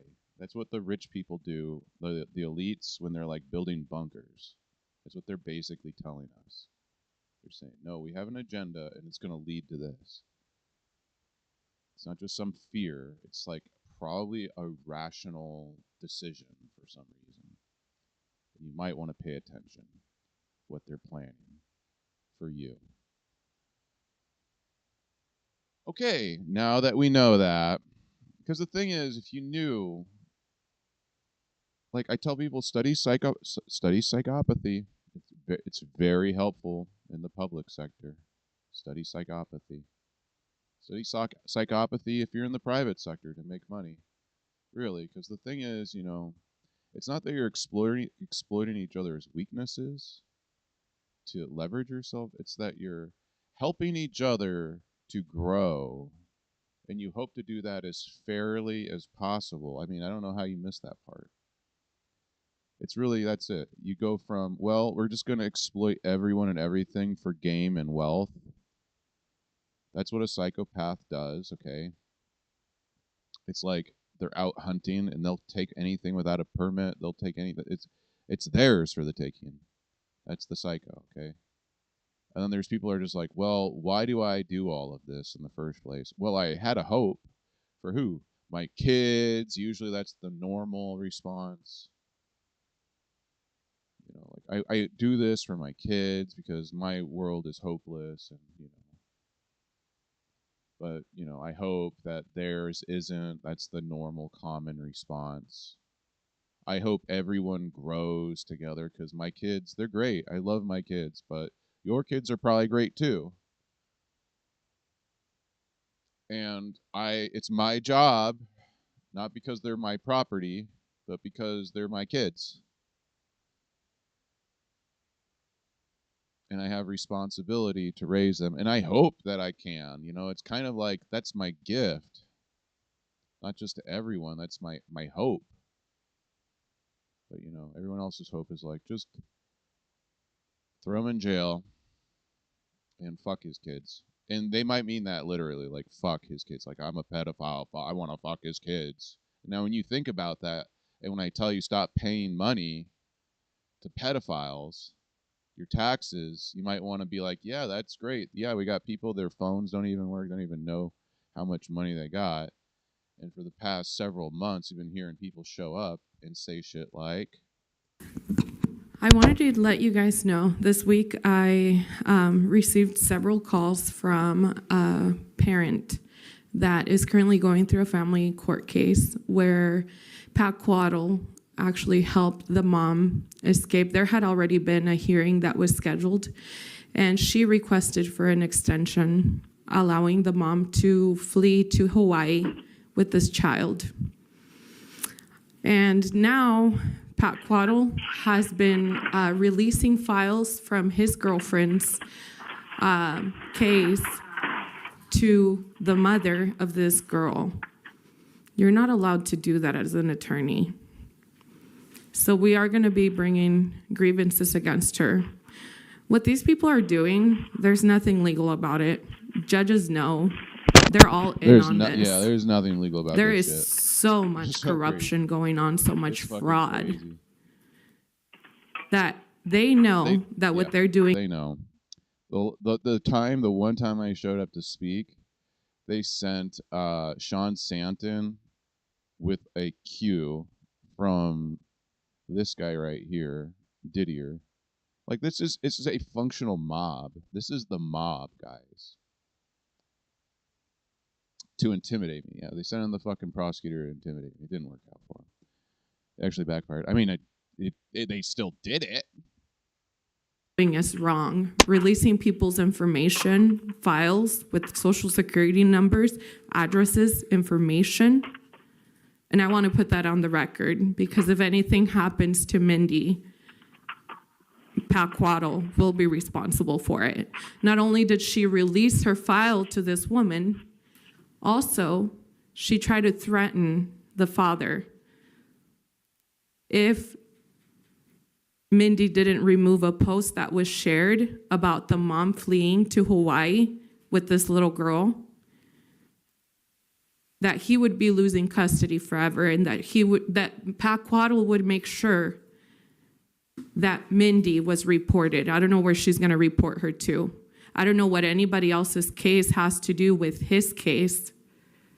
But the fact of the matter is that she is helping to alienate this child and helped the mom to escape to Hawaii, knowing that there was an active case. So I want to put that on the record. This is not okay. We will not continue to put up with this. And there's grievances coming forward. There's a lot of stuff that these judges know that is happening. Norma Rodriguez is aware because she's been part of it. She did the same exact thing when she was going through a divorce with her children. File protection orders, claim abuse, all while now her sister, all of a sudden prior to her taking the bench, became the director of domestic violence. Now they're profiting off of domestic violence while she sits on the bench and signs ex parte orders for DVPOs. That's not okay. That's called extortion. That you're extorting your citizens. Thank you. Is there anybody else for public comment? Thank you, Commissioners. A couple things. First, there was someone who came to the mic that I just, last meeting, that I just want to correct the record. When they stated that our assessor had to overassess properties because the commissioners raised taxes, I wanted to clarify that our commissioners have not raised our taxes. And that the settlement with Mr. Gonzalez, aka Kronmeyer, was actually not voted by Commissioner Didier. It was voted in by the other two commissioners. So somehow all of that vitriol was pointed at him, and I just wanted to correct the record on that. The other thing, just some information. As I have said, that I think, I have a cousin, first of all, he graduated Gonzaga Law School. He was worked in the prosecuting attorney's office in King County, just recently retired. But I know that it's important to keep the courts and the attorney's office as neutral. Any appearance of any conflict needs to be protected. You're protecting the people, you're protecting the courts, and you're protecting the reputation of the attorney's office when you do that. And that is why I pushed for recusal. I think it's interesting, instead of sending the case for this young man to Walla Walla, like the sheriff's case was done, it was sent up to Bob Ferguson. Not understanding, or his attorney general, Mr. Brown. So I'm not sure how that came about. But I will say that when I was at the hearing for the auditor on Ms. Torres, I was there because of Rick Weiss had filed a voter challenge, and he wanted me there. He has PTSD, he's a veteran, and all it said was he could bring a counselor. Well, Mr. Briggs said, obviously that means a legal counselor. Well, no, I mean, my cousin's a psychologist, she's a counselor, there's all sorts of counselors. A friend can be a counselor, so that's what he read it as being. So wanted to point that out, and then wanted to point out too that after the hearing was over, Mr. Briggs went over and gave Nikki a high five. And that again shows the conflict. The prosecuting attorney had a case for a young man that they claimed was stalking her. That should have been his recusal, as well as the fact that he is obviously friends with Nikki Torres. Should also have been a recusal, but also because he represents the commissioners. So I just wanted to point those things out, that it's very important that we have no appearance of wrongdoing or conflict. Thank you. Thank you. Is there anybody further for public comment? Good morning. Part of the grant that I accepted has a requirement that I come in and speak with the commissioners each month just to kind of give you an update on what we're doing so that they understand that I'm letting you know so that we can all kind of work together. So we did start a pilot program for driving license suspended third degree. What we're doing is we're continuing cases out for a specific period of time with the goal of getting people relicensed. If they get relicensed, they're going to get a favorable resolution, likely a dismissal, potentially an infraction, depending on the number of charges that they have. The requirement is that they have less than 4 driving license suspendeds to qualify. If there's some situations that maybe would make them qualify, but it's kind of on the cusp of things, I can make a judicial ruling that they are allowed. But the real goal here is to get people licensed so that they're insured, so that individuals out there on the roadway are also protected. We can assist with, you're suspended in a third degree because of child support, unpaid infractions that are in collections, warrants. There's civil liability that we can assist in getting people a payment plan through the insurance company or an individual who is suspended or, holding their license based on that suspension. And then SR22 insurance. So we are kind of connecting with all of these different agencies and courts to kind of figure out how to get people licensed here in our communities so that everyone is safe. We do not allow individuals with a CDL. If we were to do so, that would be considered masking. Their case would be dismissed. That would be a violation of federal law, and that could be a problem for us. We currently have, well, before court this morning, we had 17 referrals. We now have 18. We have kicked 2 people out already. We started about 3 weeks ago. So that's 17 individuals, or 15 now, who are not using public defense. So we're saving all of those points, which is going to be beneficial to the community and to our county. And in, 3 weeks of the program, we already have somebody who's relicensed, which includes insured. So we're doing a good job. I will come back every month and just give you an update on what our numbers are and how we're doing. And if you have any questions about it at some point, I can always get on the agenda and we can kind of discuss it in greater detail. But I wanted to make sure that I was following through with my contractual obligations through the state and also let you guys know what we're doing. That's helpful. Thank you, Judge. Anybody else for public comment? Good morning, Board. I just want to clarify something that was said just earlier by Ms. Hatch. I did not high-five Ms. Torres. I've never met Nikki Torres before. I obviously know who she is, but I take my responsibilities on the canvassing board very seriously. And I would just say if the members, the challengers, have an issue with the canvassing board's decision, they have the right to appeal that. Thank you. Anybody further for public comment? Good morning, Marie Redout, Richland resident. I was at that hearing and he did not high five, so that's baloney. I wanted to talk about what the problems that I'm seeing that we're having in our court systems, in the family court. There's the allegations of criminal conduct that are coming out. During that time frame, it's through civil, okay? With those allegations, they're ordinarily going to require an investigation. If you've got a criminal allegation against somebody, your normal process is you call law enforcement, you say, hey, this happened, I need to report it. Law enforcement's supposed to take the report and go from there. When these allegations are made in family court does not have the ability to investigate. They just make a ruling based on what the commissioner, based on what the attorney presents to the commissioner.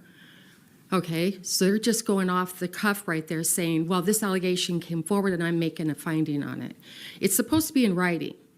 Many times it is not because they don't have anything to back it up. There is no investigation. There's nothing for it. So if you have an investigation under criminal law, you're going to have a beyond a reasonable doubt. Civil court is supposed to be a preponderance. Oftentimes it's less than that, it's gossip, it's hearsay, it's just an allegation. But in criminal court, we know that there's a higher evidentiary standard that is required. That is something that we should look at in our family courts. You're taking away, you're blurring those lines, not you specifically, commissioners. I'm referring to the courts itself in family court. They're blurring those lines about what can be ruled on or your cases, when you're going to remove the kids, they're not going to go after a criminal charge. They're just going to remove the kids or make a decision. This Thursday in Thurston County, there's a case there, and it's going to be the Coleman case. It's going to be a big case coming up, and there's going to be a lot of things that are going to come forward with that.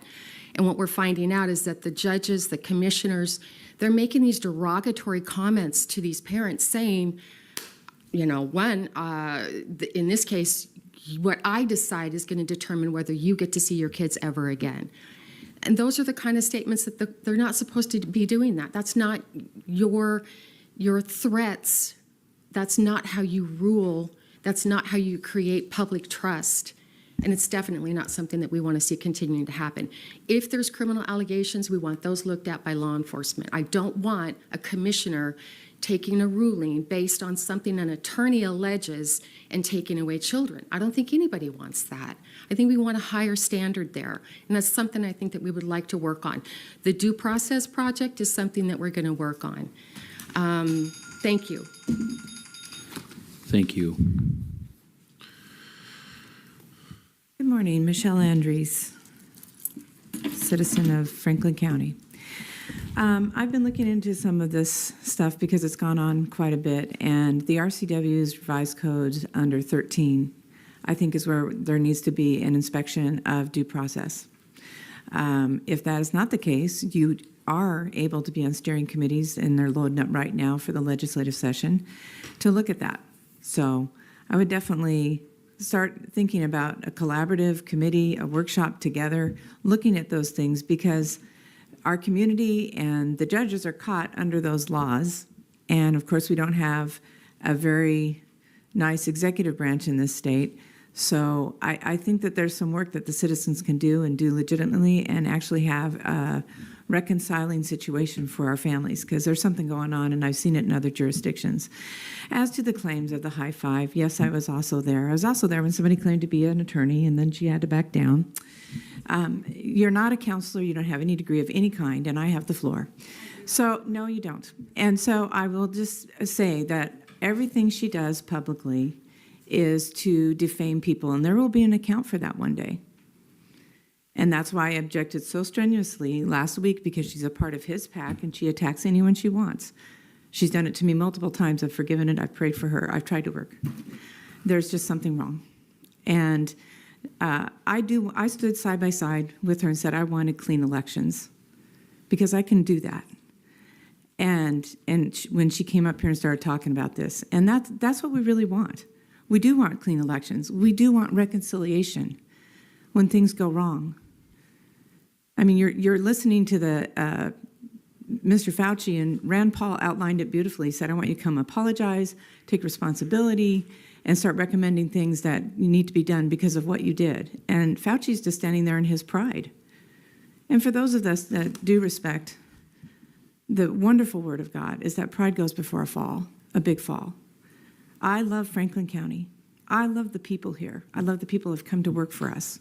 I truly do. Even through disagreements, it's not so much of being immune to it and my own feelings and trying to work through things together. This is exactly how our country was made. They didn't agree on everything. But when they did come together, even just a few people, they stood very strongly. And if you would entertain that workshop that would make us immune from anybody ever coming in and taking our Bill of Rights away, you will not regret it. But I will have to send that and ask to redress grievances. It is not limited to a 3-minute public comment or a vote at the ballot box or a few comments on our legislative session.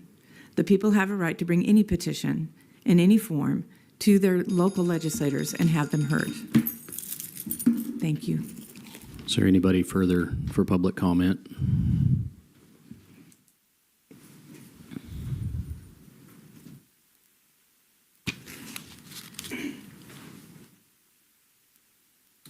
So Brian Thornhill, Franklin County.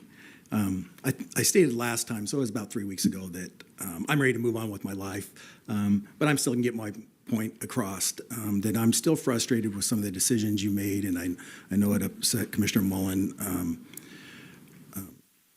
I just think some of the decisions you guys have made have been taken on without knowing the full context of what you were deciding on. So I'm going to sort of beaten this one up a little bit, but I'm going to go back to the takeover of the security and courthouse. So one of the commissioners has repeatedly emphasized the amount of time, effort, and personal commitment he has invested in programs that the county has assumed responsibility for. He has publicly discussed improvement being made within the jail and has even stated that he is willing to spend some of his own money on activities such as pizza parties, intended to improve morale for the inmates. I recognize and appreciate that any effort to improve operations of the jail or the well-being of those housing there is important. However, I struggle to reconcile those same priorities with the county decision to end the Benton County Juvenile Justice Agreement. By moving Franklin County Juvenile to Spokane, it appears that many of the families and attorneys now face greater challenges in maintaining regular contact with those juveniles. Families' involvement is widely recognized as an important part of successful rehabilitation. What I find difficult to understand is why it appears that such a strong emphasis on improving the experience of adult inmates in the county jail, while at the same time accepting decisions that make rehabilitation and family involvement more difficult for juveniles. The county believes that maintaining relationships, improving morale, and investing additional time and resources are a worthwhile goal for adults inmates. Shouldn't those same principles receive at least the same consideration for young people who are still formative stages of their lives? So I might repeat a little bit. During those discussions with people out of other agencies, one thing that continues to come up is the rehabilitation programs that were available in Benton County Juvenile Justice Center. So there was quite a few. Those programs include treatment, education, and other services designed to help young people successfully rehabilitate, return to their communities. By moving juveniles to Spokane, it appears that many of the Franklin County families and attorneys now have much greater burden in maintaining regular contact with those juveniles. So repeat it. Family involvement is widely recognized as an important part of juvenile rehabilitation. At the same time, Franklin County allows adult inmates and the county to maintain contact with their families through visitation and communication opportunities. The county has also discussed implementation of programs intended to improve inmate welfare and communication, such as providing access to technology and services. My question is about priorities. If maintaining family connections is considered important for adult inmates, thank you. Thank you.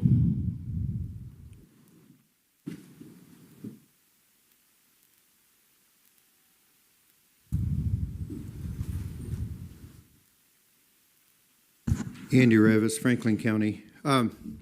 Danzo, I've been waiting 2 weeks to say this. You've been gone. 2 weeks ago,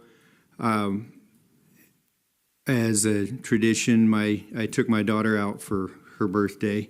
She pulled up here to drop me off and was exclaiming about how beautiful the courthouse was. And I know you've talked about it a lot, and I thought you might appreciate hearing that from the community. And a few weeks ago, was talked about leaving it up till Veterans Day, and I think that's a great idea. I appreciate the thinking of the veterans that way too. So anyway, I just wanted to share that with you. I thought you'd appreciate that. I want to follow up on what Mrs. Redout was saying about the court system and the off the cuff rulings from a court commissioner keeping children from their families for an indefinite amount of time, and a little bit of the mode of operation of how they work. She was talking about the separation of civil and criminal complaints and the burden of proof.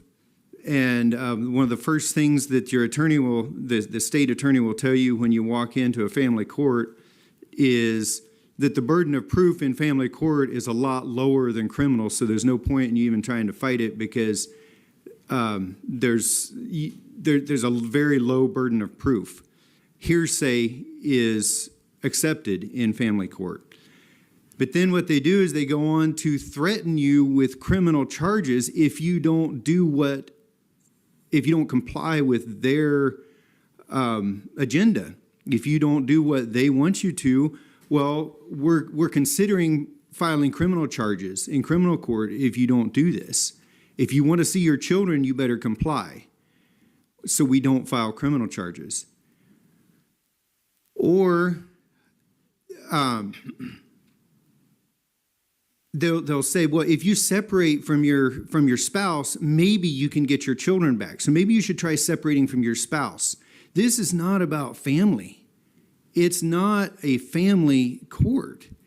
And, you know, I spoke last week about the complex post-traumatic stress disorder that these people experience from this. I personally know a young lady right now that is facing criminal charges in 3 counties. She's not even 21 years old yet. She'll turn 20 next month. And she's facing criminal charges in Franklin County, in Benton County, and in Walla Walla County. She's a product of the family court system. And I was just reading an article on the way in here about a guy that the court of public opinion has already condemned him. And that's what we deal with in family court, is the court of public opinion, not facts. Thank you. Is there anybody else in the room for public comment? Seeing no further, we'll close public comment. I will make a point of saying that Commissioner Mullen has been online and muted since the beginning of public comment. So thank you for that. Mr. Commissioner, I would entertain a motion on our consent agenda. I move to approve the consent agenda items 1 through 10. I'll second it. Motion and a second for the 10 items on our consent agenda. Is there any questions or comments on these? All in favor, say aye. Aye. Aye. Aye. Thank you. That takes us to regular business. This is a presentation.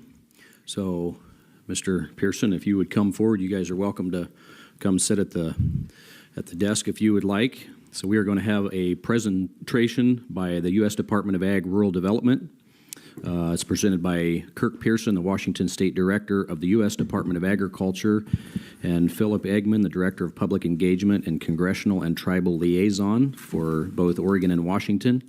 And he's also with the U.S. Department of Agriculture. So, gentlemen, welcome. Thank you for coming, and look forward to your presentation today. Thank you very much, Commissioners, and thank you for letting us come back. And we wanted to come back, especially because when I came back to the U.S. Department of Agriculture over a year ago, Phil and I were talking how best can we serve our state, and so we decided to do a road trip, and with that, kind of a cannonball run, but we wanted to get assessments going around to all counties across the state of Washington, how government is serving them, and we didn't go far until we came here, and you were gracious to let us do a presentation over a year ago, and then you're all gracious enough to have us get out and meet the real folks. And I'll tell you, that was very eye-opening for myself and Phil, and we ended up leaving that day thinking, you know what, I think we're on to something, and thus we decided to put together, with your help, a coalition. And in doing that, it was an interesting year because we were under a furlough for a full month, and that kind of tightened up. But I want to thank you all for your resilience, because when we came back, it was January, and it was either, you call it do or die time, and you gave us the green light. And I will thank our other federal agencies that we got to know, and they all loved the idea of coming to Pasco and doing this. So a little bit about the outcome since, and I'm going to talk a little about the highlights, and Phil has something to give all of you. And but we had great outcomes. We had the event that you graciously helped us put together in March. We had over 335 people from all over the West, Eastern Washington mainly, and Eastern Oregon cities and counties. And I think the mayor of Lewiston, Idaho, came all the way out, and some other county commissioners from Idaho, folks from Montana. We had people from Washington, D.C. come out too. And in doing this, we were able to put together quite a good coalition of folks and presenters, and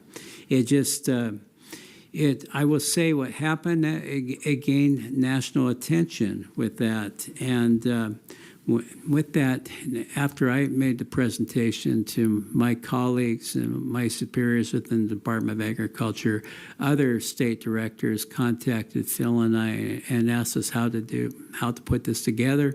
Happy to say in September, the state of Montana is doing a big event just like what we are doing. Florida and Ohio and other states, they're looking at doing something very similar. Well, since we put that together, we had like 9 federal agencies joining us, plus a couple of states, State Department of Veterans Affairs, and even locally, the Columbia Basin Veterans Center, Chris Dare. Was a real help to us too. But since that time, we've gained new partners. And going back, the idea of this too was if rural development, if we can't help you with 70 of our different programs, someone should be able to know something. And that was the idea behind this. And what Phil and I have learned through this, there are other federal agencies that, like the Small Business Administration, they have this type of program, they have that type of grant. HUD has different programs, and we want to make that available to the public. And we invested, I'll say a lot of time. We called had my staff call about every county clerk in Eastern Washington than we did in Eastern Oregon, especially the small towns, because we are a rural organization. But word got out. My state director of Oregon, my colleague, he was very active in this, and he had just tremendous outcomes. We did a survey afterwards for those who came and what they thought about the presentations, the breakouts, everything about this. And so it really, we were very pleased, and nationally very pleased how it turned out. Since then, we've gained new partnerships with FEMA. They're going to be participating with our federal partners group, the Maritime Administration. I didn't even know we had a maritime. I knew we had maritime, but a new administration that has millions and billions of dollars of grants and programs for rural ports.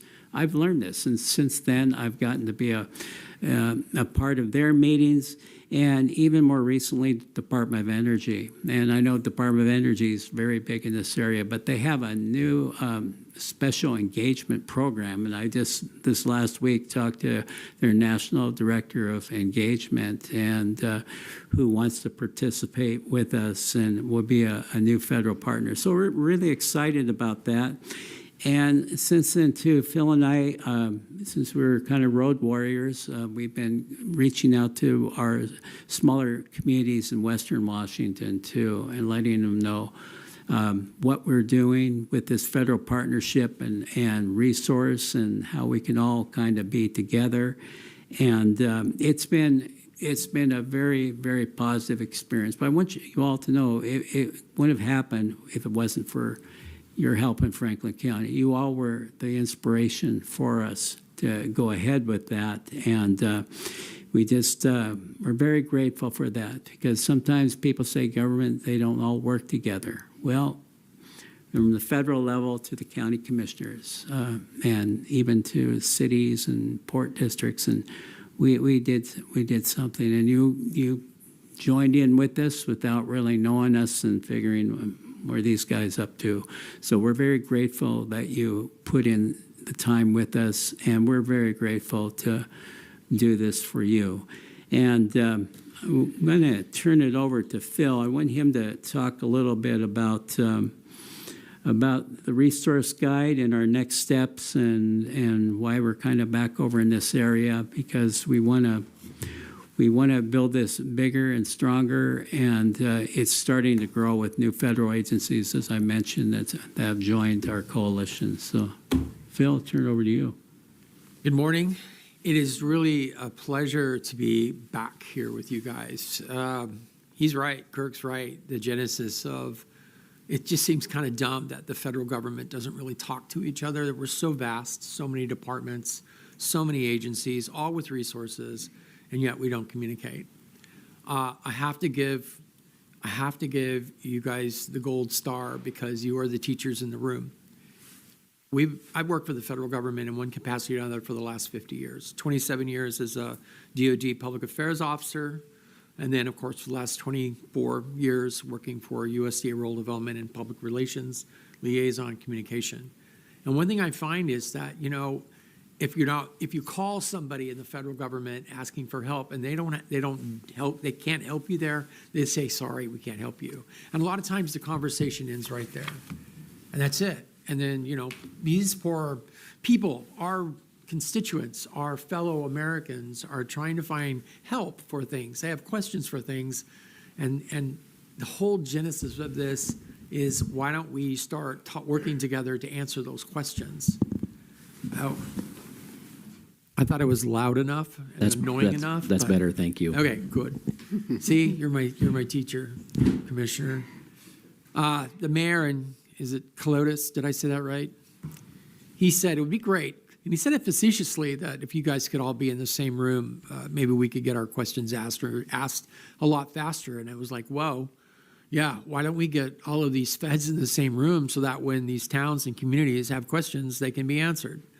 And that's what this is, a federal partners coalition, working together like we should have always been doing. And I'm not slamming the feds. We just get wrapped up in our own worlds, and so we stovepipe.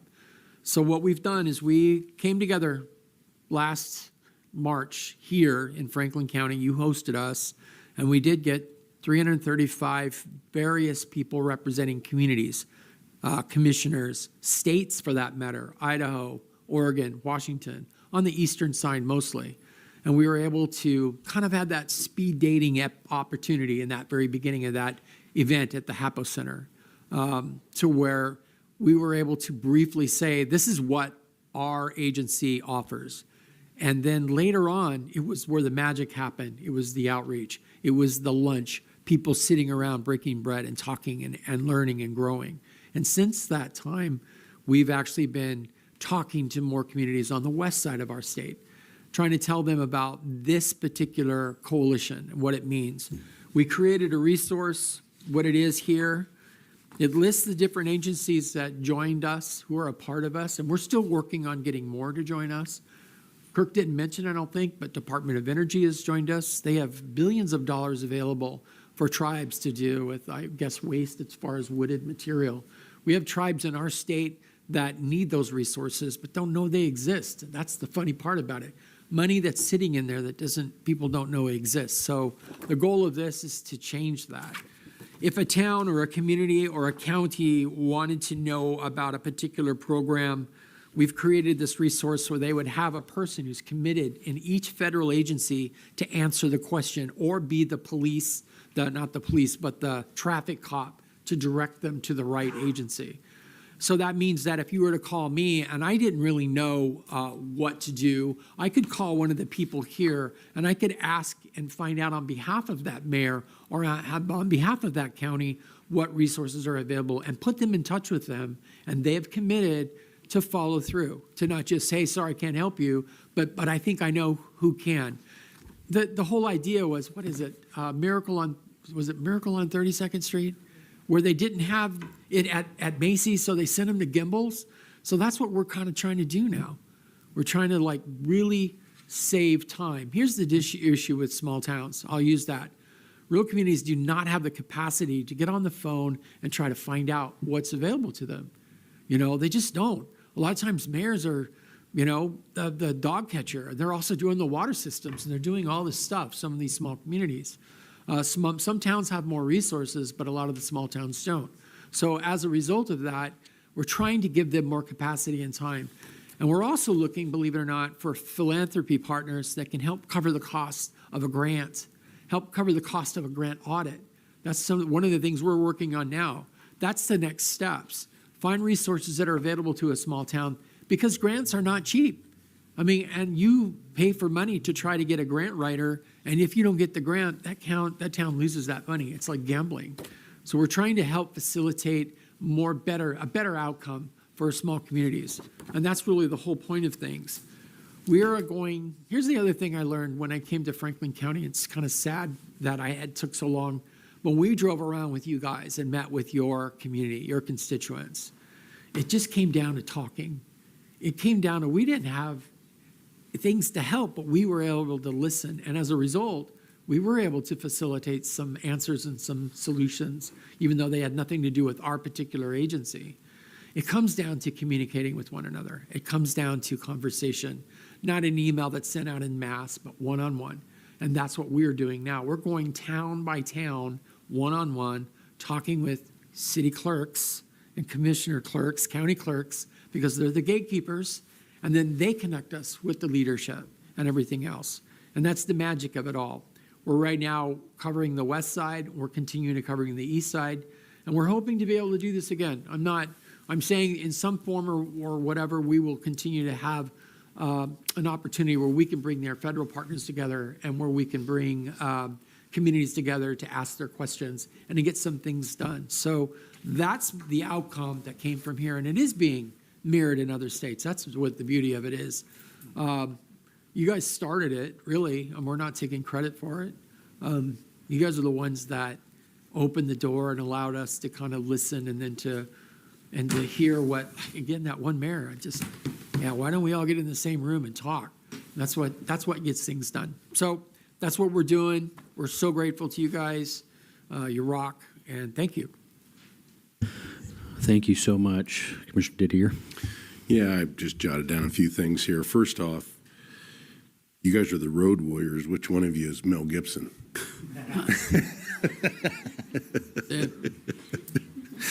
Second, My wife wouldn't agree.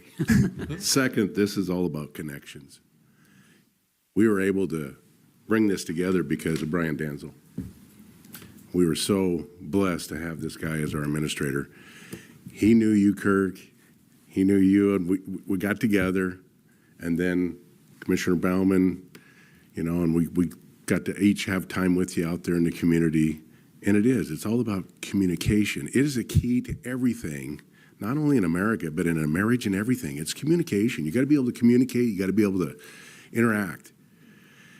And what I want to say is thank you, because usually the federal government doesn't have the humility to come meet with the peasants down here in Franklin County. You did. Thank you. The fuck did he just fucking call people of Franklin County? Hold the fuck up. Interact. And what I want to say is thank you, because usually the federal government doesn't have the humility to come meet with the peasants down here in Franklin County. You did. Thank you. Thank you for coming and making us feel good and telling us what the opportunities are there. As far as the timberlands with the Native Americans, I love that. But as a landowner up in the Soton Valley, that we had a fire a couple years ago, and I got to be honest with you, they don't fight fires, they manage fires, because if the fires get big enough, then the federal money comes in. I want fires to be fought. I want them to be stopped, because they managed to burn that right through my property. Now I got 23 slash piles, and I've put in for help to get those removed and to replant. But in the process, they want to know everything about my business. And why? Why do you need to know everything else about me? I've got a piece of property that burned. Are you going to help me or not? Do I have to reveal everything about myself in order to get help? Because if I do, I'm not going to do it. Well, I mean, you should at least reveal to the public, if you're running for fucking office, something about yourself and your business. I mean, who the fuck is this guy? Who the fuck does this guy think he fucking is? Like, oh, you can't. I'm a public fucking figure and official, and no one could. I need my privacy. Why, bitch? Because you're so much better than all of us peasants? Fuck you. I'll do it on my own. Yeah, you fucking will. And the last thing, well, was communication. And thank you for coming down to Franklin County and getting the ball rolling. It's about time that we all realize we, the people, are the government of this country. Right. We, the people. The first three words of the most powerful document ever put forth by mankind. So thank you. Thank you, Commissioner. And I'd be remiss too regarding the event. You have outstanding staff, and I think, of course, Brian, Teresa, and the team, and then the HAPL team. We've done many events and just professional all the way. Phil and I were just overwhelmed. But I wanted to add too. There were a few moments Phil and I were wondering, is this going to take off? You know, and but you all made it happen. You kept her cool. You're all great poker players, but it was we had a full house, so very happy about that. Thank you. Please share. Well, no pun on the full house. Shut the fuck up. I just wanted Here, happy but it was we had a full house, so very happy about that. Let's look at those fucking smug motherfuckers. Thank you. Please share. Well, no pun on the full house. I just wanted to say that I think that you all are the gold star. Wow, he almost recovered from that.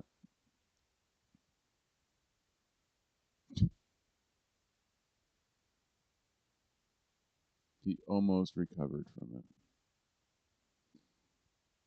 I mean, look at this guy though. Just look at the scene here. It's like, oh fuck, oh fuck, oh fuck, and they, oh fuck. Okay, so we know who's wearing the pants in this relationship. He's not even elected, by the way. He's selected. So they're selected by the deep state. These guys, and they push, because then they show how much strength they have. Rocky. And they get shitbirds like this fucking retard. I mean, just look at him. God damn. I can smell his ass from here. As well. So I see what's the old Humphrey Bogart line? I believe this is the beginning of a beautiful relationship. And anything that we can do or that my office and our office can do to help facilitate either bringing you back or putting people in touch with the right people. Just want to say thank you, and want to thank the commissioners for their wherewithal, because as Director Pierce. What a dumb fuck. Send this to whoever the fuck sent your piggy fucking looking ass. You in what fucking army? You gotta think about this shit. You in what fucking army? All the little fucking pedophiles you had running around. Seriously, guys. So during the elections and everyone coming out and the COVID and all that shit, they had a bunch of these, the DOJ like protecting all these little pedophiles, and they were like running around astroturfing. Wait for that report. And said it was kind of touch and go there for quite a few weeks there, and if it wasn't for our commissioners engaging and actually wanting to put this on, it wouldn't have happened. If it wasn't for USDA Rural Development, it wouldn't have happened. If it wasn't for Small Business Administration, it would have happened. So I guess I was just impressed that there was the humility. Yeah. Thank you very much. Thank you. And all these, and you have it before you, all these people from these different federal agencies. Some are presidential appointees like myself, and some are career folks, but they are all committed. They put down their phone number on this, so if you call them, and these are distributed to nonprofits too, because they, are recipients. But this is for your resource and for your help, so you know somebody. So you're not going to go through a phone tree. And there's times that. Even when we were state legislators trying to call someone from the federal government or try to call an agency, and it was like a kind of a phone tree, and you had to call your congressman. to try to get through. And so we want to make things easier. We would like to. We're exploring doing this again not because of us, but these partners here. They want to do another event, and so we'd like to do one in the area again. But we're not. You've all been gracious, and this is a great area to put together. And there's an airport, and I've let the Secretary's office know. Hey, love to have Secretary Rollins come out, but we'll see. But anyhow, we're committed to doing that, and especially I'm being directed as an appointee to get the outreach out. And I'm not.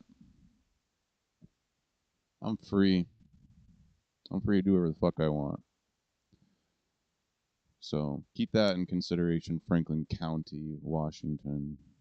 Talk to rural America and make things happen. So this is what we know, and this is why we're on the road a lot. So, well, thank you. I want to share a couple of thoughts, Phil, something that you said that really means a lot to me.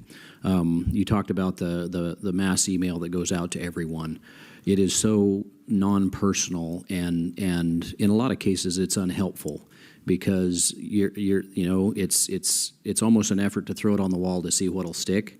And it's not very personal. It's not very helpful. And to put those phone numbers on that page is really helpful, because sometimes it just takes that one-on-one of what can I do and where can I go. And so I want to say thank you again to a number. So the Benton Franklin Council of Governments, TRIDEC, and the Port of Pasco that underwrote this and was host with us at the HAPO Center, that fed everybody, that was a big part of making that happen. And I just really appreciate them stepping up for that. And Brian and Teresa, for you guys for really keeping this thing kind of afloat, because we had a government shutdown right in the middle of it, and it was kind of touch and go there for a while. We had a plan, we had decided we were going to do it, and then that was thrown in the middle of it, and now what do you do? And so thank you to each of you. And then for the following up after the fact, because a lot of times that doesn't happen. And that's a really great example that you have set for us, is the follow-up, to follow up after the fact. And you're here, and this is follow-up. And so I would love to extend an invitation to you to come back to the HAPO Center and do this again.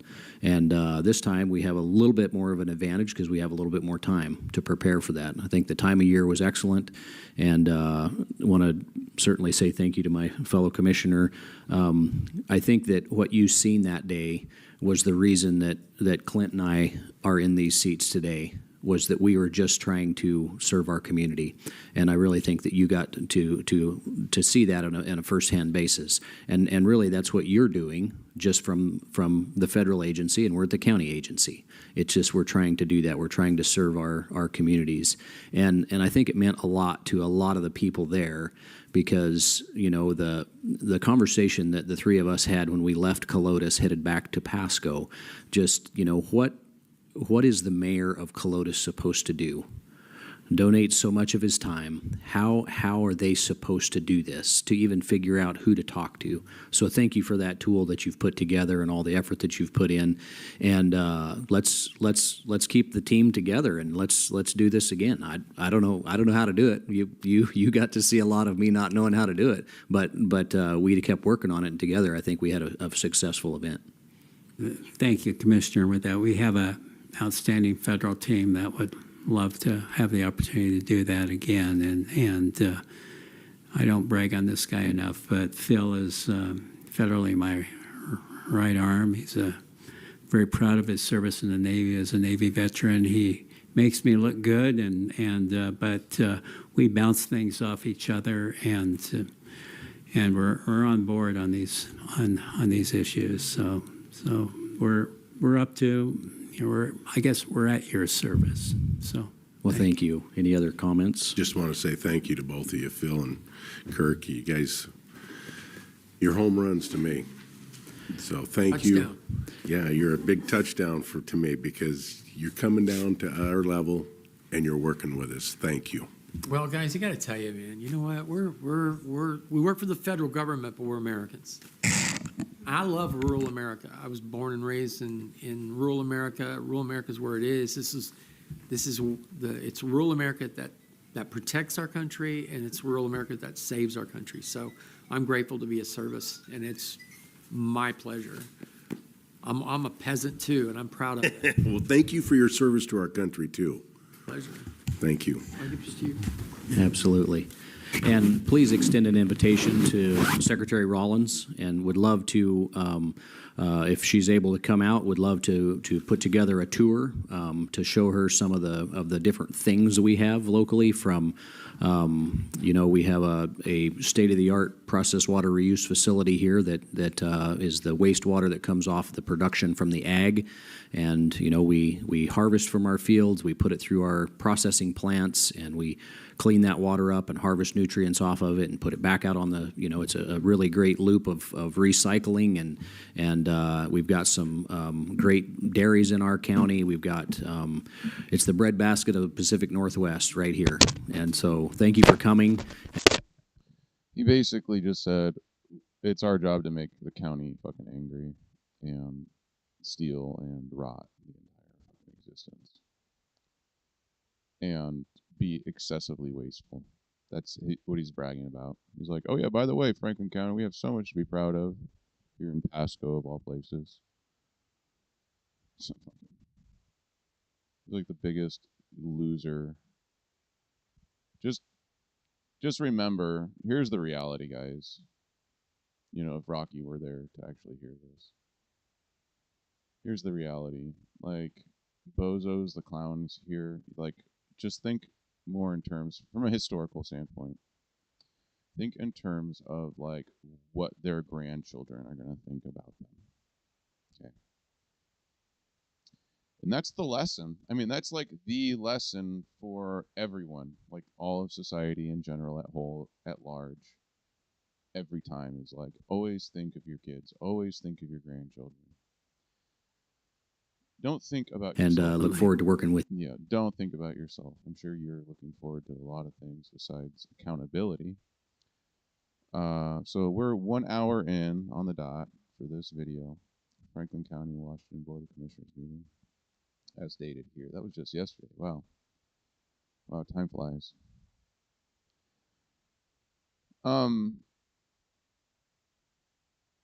Yeah, no, they're really not worth. I mean, obviously they're not worth my fucking taxes. I mean, God, think about how much patience and moral discipline it took for me to like it was just like, you know what? No, we're good. I had to sign these documents just a while ago that said I can't, change money, especially that would be like at the top of that priority list with criminal elements and undertows. And, and it's my job and my moral right. Fuck the judge. Fuck his moral rights and this system's moral rights. Fuck them royally.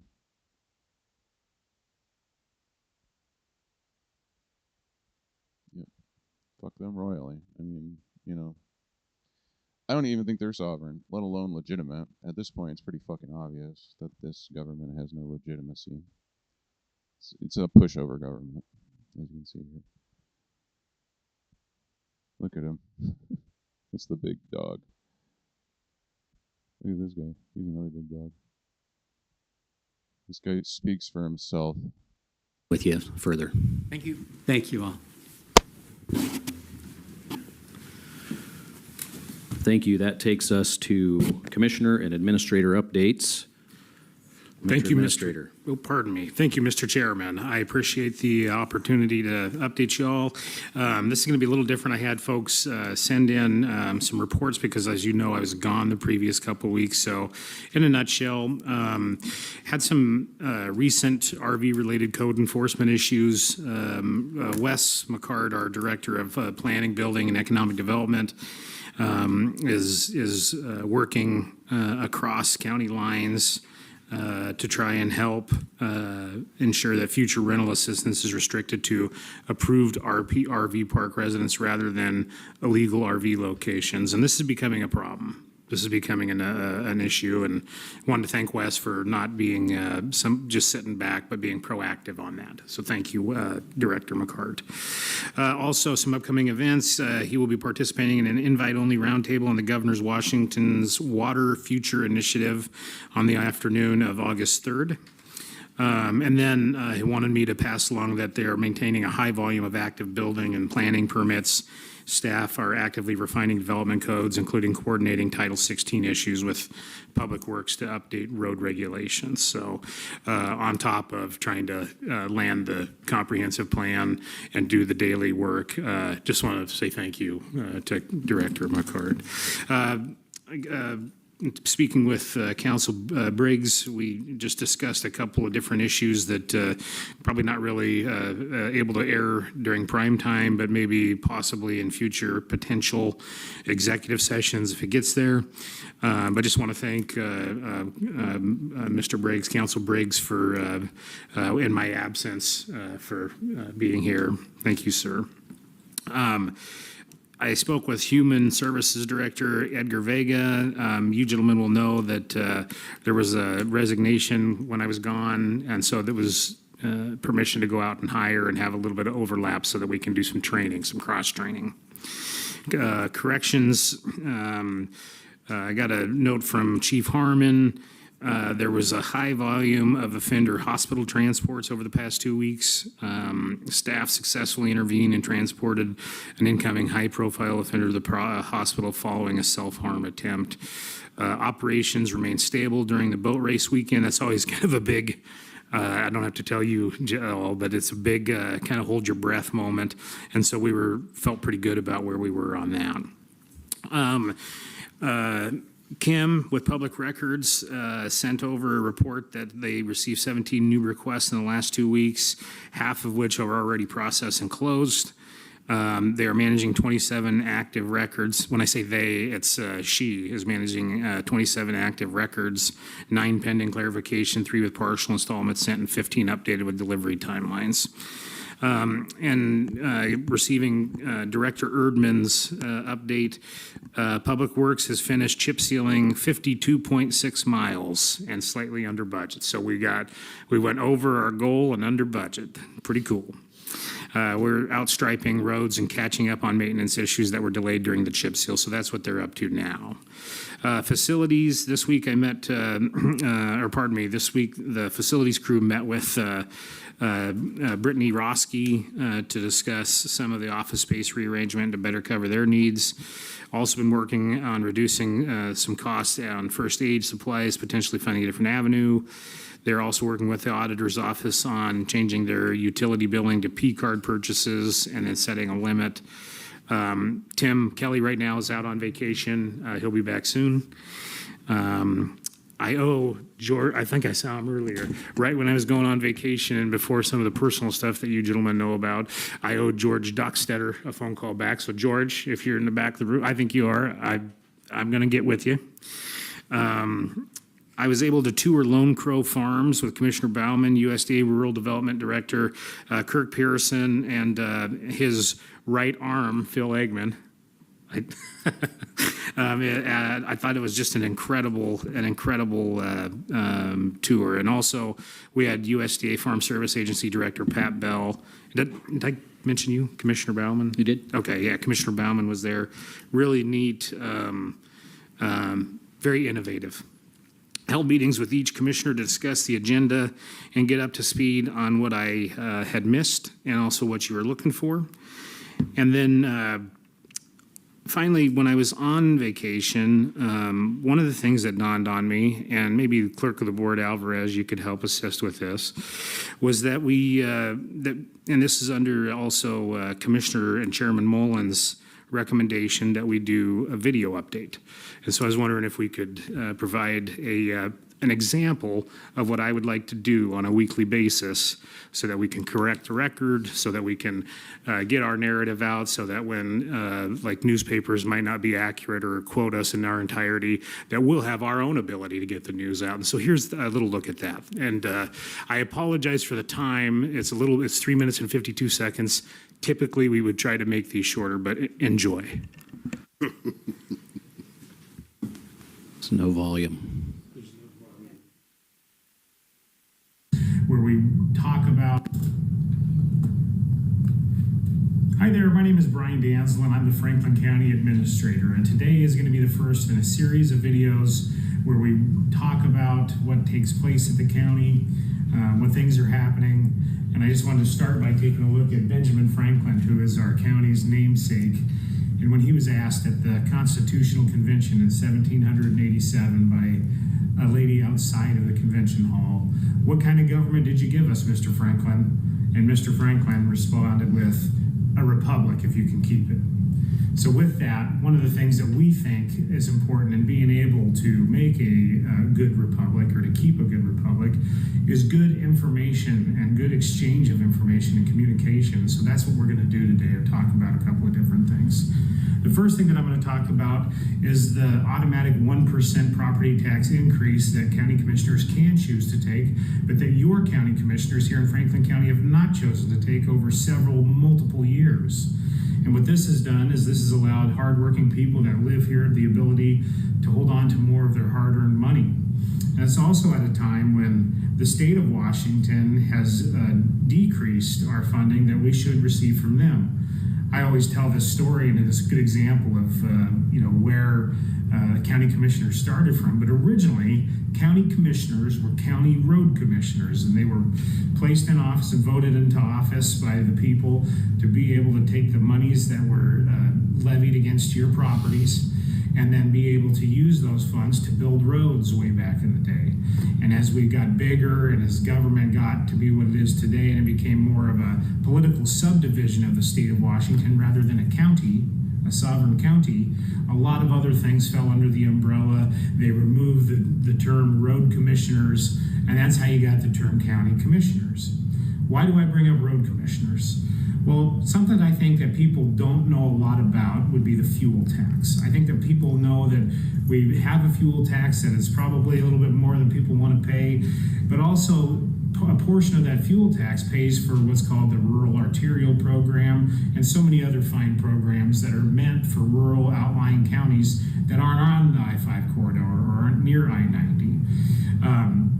And so with the fuel tax, and I don't think people know this either, we are right now still paying on bonds that were taken during the Mike Lowry administration when Mike Lowry was governor. For those that don't know, Mike Lowry was governor from 1993 to 1997. The other issue is that the state of Washington, it costs 4 times as much to build a mile of road as it does the state of Idaho. You didn't hear me wrong. For every mile of road that we build, it costs Idaho 4 times less. The state of Oregon, it costs half as much to build a mile of road. So somewhere we got a middleman problem. Well, this comes back to us because then we're tasked with the responsibility of trying to take care of the roads and being able to do so without having to go to the taxpayers and raise taxes 1%, which we have not done. And we've also left every single penny in the Public Works Fund and the Road Fund over the last 2 years, and we look to do that moving forward. So we wish that the state of Washington would take a fiscal approach like Franklin County has, and that way they might be able to do what our namesake says, and that is keep the republic that we have. This is the first in a series of many videos that we'll be making, and I can't wait till the next one. If you have any good ideas or if you have any questions about how your government works, please don't hesitate to reach out. Thank you very much. Okay, and so what you saw there was just an example, but I think that everybody in the room, I'm guessing, learned a little bit about something about our state history and how things came to be. But also, again, it gives us a platform to be able. That's right. He got 227 views in a day or so. And so, no, that's true. Governments have the capacity to use your money to highlight themselves, diminishing the voice of its own citizens, as you heard there. I think this guy's going to hear it here in a minute. When we get to comments, this is going to be fucking crazy. Anyways, I'm not talking about Red Shirt. I'm talking about fucking Diddler, whatever people call him these days. I don't know. I heard people call him Diddler. So I don't know what that's about.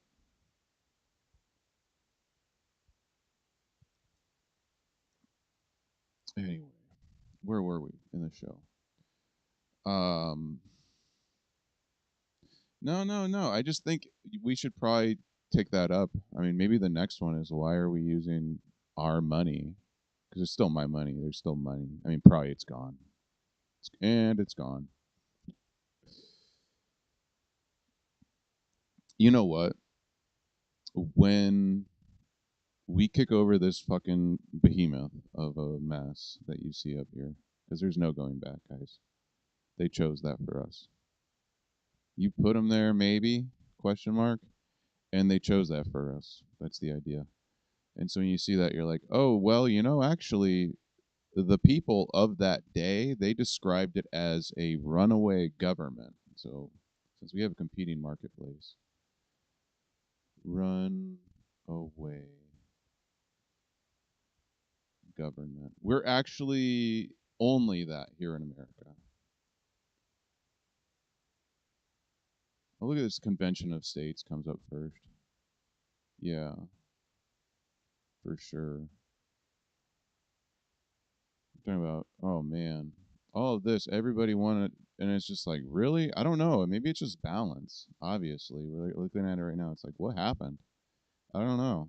Everyone says they're sovereign, but it's like, who's got the biggest stick? I'm shocked. I'm shocked. Here, what's the IMF cautions America over runaway government spending? Yeah, that's for sure. It's another runaway shit. Out of line with long term. Oh, there's so much crap. Doesn't matter which angle you look at it. America is known as a runaway government. That's where the term comes from, is our history with government. It's just everyone's running away with the government. Look, they say we're also a slave state, but a pedo protectorate of sorts. That's what I like to call it. At this point, America is the pedo protectorate. I kind of want to hold on here. Where?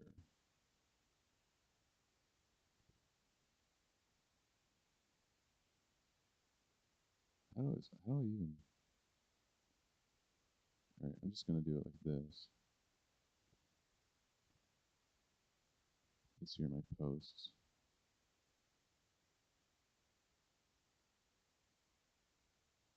Visibility. Shared a behind the scenes photo. I hope you guys can see that.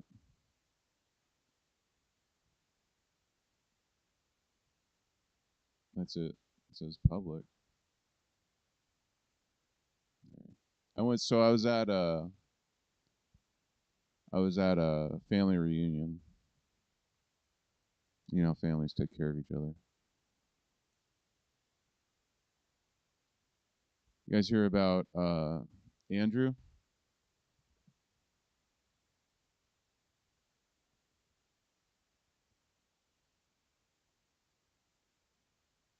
There's one. Maybe I'm talking about, no, not him. Andrew Tate. That's right. Also an accused child rapist.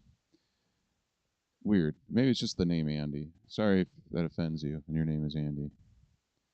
Oh, hey, I'm not like that. Sure, whatever, dude. Tell it to the judge. Anyway. Able to get our messaging out from our perspective. I think waiting around and hoping that we're just going to get our own actual facts out is just nonsense. I don't think it's going to happen. And so what I've discussed with staff is that we would do one of those a week. And we would do it in shorter segments, and we would try to do things if there's anything to correct a record, if we're not getting a full print in our word out when it comes to the policies that we've adopted and passed, which I believe all of us would agree that is happening. And it allows, I think, a better transparency. You know, a lot of the people that speak during public comment, they, I think, make really excellent points when it comes to, all the branches needing to be transparent. We just got done talking with USDA Rural Development about the conversations and the transparency and communication.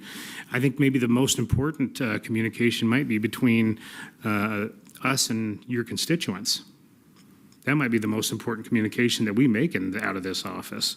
And so I think doing things like that, bringing awareness, bringing a little bit of history will be a way to move forward in a strategic way that also gets your message out in, I think, a pragmatic fashion. And again, if you have any ideas for topics, subjects, anything at all, please let me know, because I'd love to be able to incorporate that into our weekly routine. Thank you. That'd be great, and I look forward to it. And yeah, I got my mind turning on topics that may be valuable to correct the narrative on a number of things. Jail pizza party, it was a morale booster, and it really went well, and I look forward to doing it again with my own money. Mr. Commissioner. Yeah, that was one of the things I was going to compliment you on, was that you spent your own money to help build that morale, so thank you. One comment on the 1%. We're not out of the woods because we didn't vote for it. At any time, if this commission changes, they can reach back in time and grab every one of those 1% that we didn't vote for, so your taxes could go up. If it's been prolonged for 10 years, it's 10% your property taxes will go up. Just a warning. Workforce development, Todd Samuel. I can't say enough about this chairman. He is incredible. He does a great job, and he is. Whoa. Let's hear that one again. I think you said pay taxes to pedophiles. That's what I heard. Let's just. Morale booster, and it really. Let me know, because I'd love to be able to incorporate that into our weekly routine. Thank you. That'd be great, and I look forward to it. And yeah, I got my mind turning on topics that may be valuable to correct the narrative on a number of things. Jail pizza party, it was a morale booster, and it really went well, and I look forward to doing it again. For the record, guys, I know that, I mean, things matter. There was a literal pizza party at the jail, but a pizza party can sometimes, in pedophile rings, can sometimes, I was made aware of this. Hell, I might even come up with it when I was a kid. You know what I'm saying? So, like,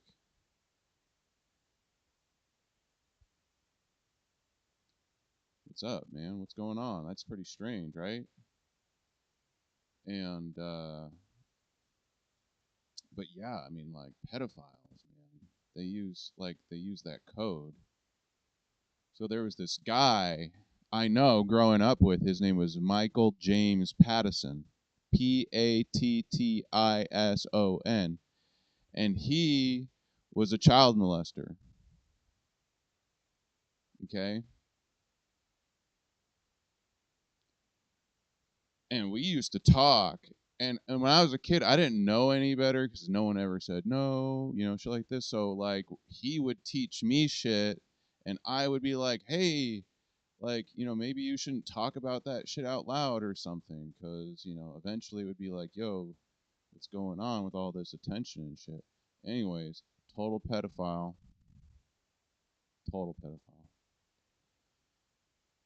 And I'll say that shit loud and proud, baby. Fuck that guy. All right? Fuck that guy. I would be in high school, telling people, like, yo, this kid, don't fucking talk to him. And they were like,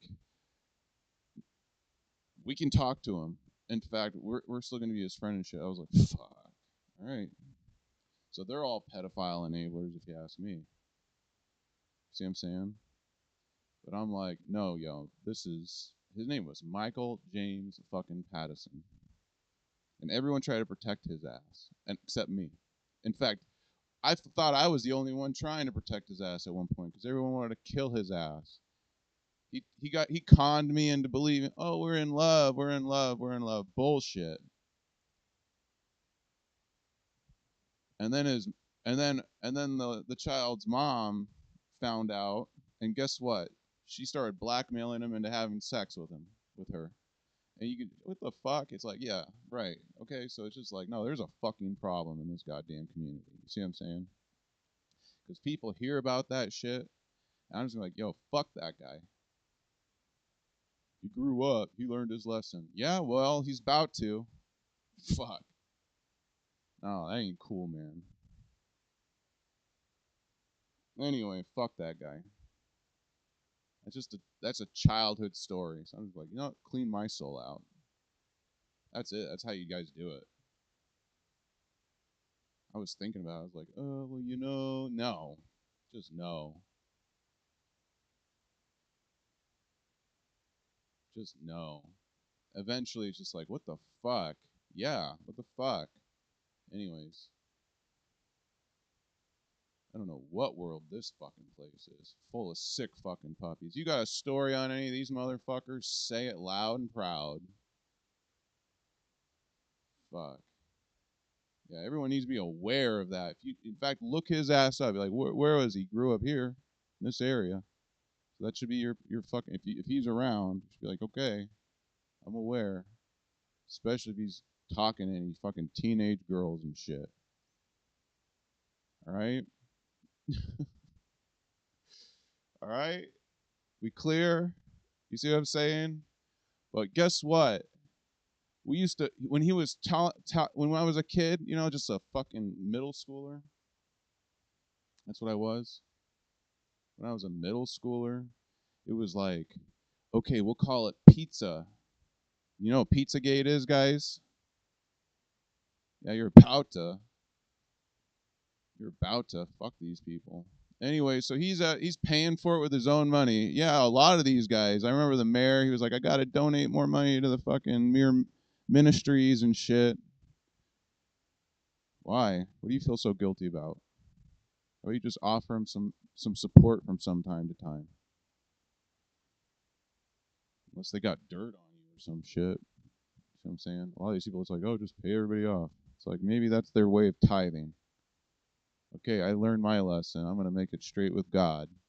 I hope so. I've heard that from some people. But that's no fucking excuse to keep doing it. Whatever it is. I don't know. I'm not saying that about the mayor.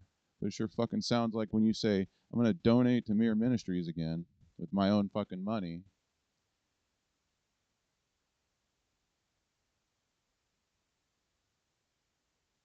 Just because you saw me show up. Fuck, man. Anyway. Of Pasco. Mayor of Pasco.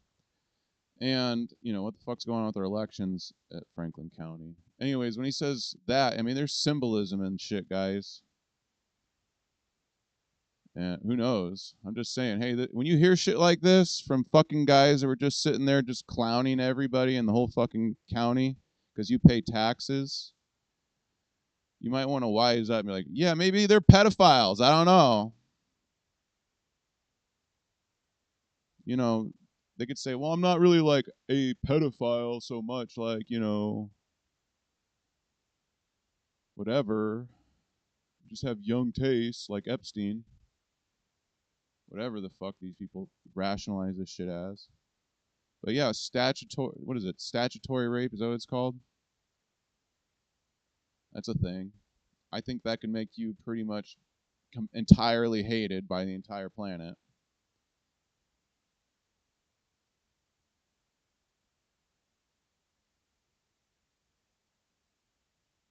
One of those things. I don't know. Just one of those things. Like, you're like scum. I don't know how you can not see this shit. Oh, anyways. With my own money. Mr. Commissioner. Yeah, that was one of the things I was going to compliment you on, was that you spent your own money to help build that morale, so thank you. One comment on the 1%. We're not out of the woods because we didn't vote for it. At any time, if this commission changes, they can reach back in time and grab every one of those 1% that we didn't vote for, so your taxes could go up if it's been prolonged for 10 years, it's 10% your property taxes will go up. Just a warning. Worksource Development, Todd Samuel, I can't. Anyway, I think that was it. I mean, he just warned you. That was your warning. That was your warning, Franklin County. You better pay your taxes or you'll get a penalty. Pay your taxes to pedophiles, likely. That's what I heard.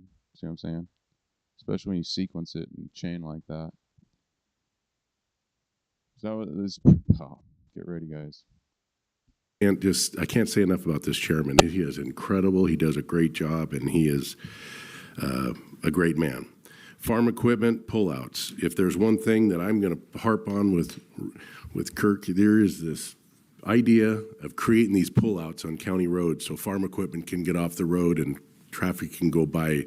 I have witnessed, it was 15 harvesters, 2 bank out wagons, and flag cars. And they had traffic, and it looked like a NASCAR race when those cars they were all looking to try to pass. And it was scary because it's not a matter of when if it's going to happen, it's when it's going to happen. We're going to have accidents on our farm roads because we don't have the width we need for farm equipment. It's getting bigger. If we had these pullouts, and I've got people that are willing to let their ground, we need clarity on easements, whether we're going to have to increase the easement if we do that. But to allow the farm equipment to get off the side of the road, either pull off and stop or pull up and keep rolling because they only can go about 20 and let the cars go by before we have a catastrophe of a wreck because we've got young drivers out there every year. I'm really harping on that because we need to get that started. We need to be the protege for the country of America to do this in rural America. I don't know if So, what America needs right now is less pedophiles, and pedophile enablers, for sure, and justice and actual elections and legitimacy and probably less money because an ignorant citizenry and shit. They I mean, what about the aware? Because the aware people were like, yeah, let's turn out and actually pay attention to our elections, and they put these guys in. You see what I'm saying? So it's just like, never mind that the elections are rigged. It was that they were how you make it through the entire process in the first place. It's like, wow. But anyways, an endorsement from the Franklin County Republicans these days is not like anything to brag about. It really isn't. You might, other than in name only shit, that's how rhinos get into power is people vote. They don't show up for the primaries. They don't understand that there's no way these people are getting in office. It's like, all you gotta do is just show up. I mean, the thing is, the more processes that the state creates, like, this is actually a lawful form of politics here. We implemented the law to make it contentious, deeply contentious, and not very united. And anyway, that's Washington State, if you believe in it. Washington State didn't really believe in it because the federal government didn't really believe in it either. So Washington, came up with their own constitution and said, we're a state, we believe it. That's what happened. And then, a lot of people lied, and then, the federal government gave us our constitution, essentially. When they made us a state under them, they said, no, here's your constitution, essentially. I mean, that's an oversimplification, but that's about it. That's more or less. I mean, if I'm going to bring up the whole like, hey, no, we're not really a republic, and I don't know if we've really been. It's more like a runaway government. That's what we've been the whole time, practically. You would be wise to know that. That's what they called it, and the people were like, I don't know. They didn't even believe in it when they didn't believe Benjamin Franklin at the time. No one did.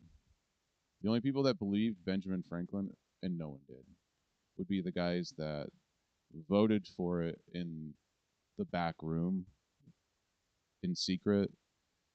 The secret ballots that they counted that were also done in secret. So they had so this is how this is how they said we got our runaway government. They didn't have enough delegates to even vote on it. Keep that in mind.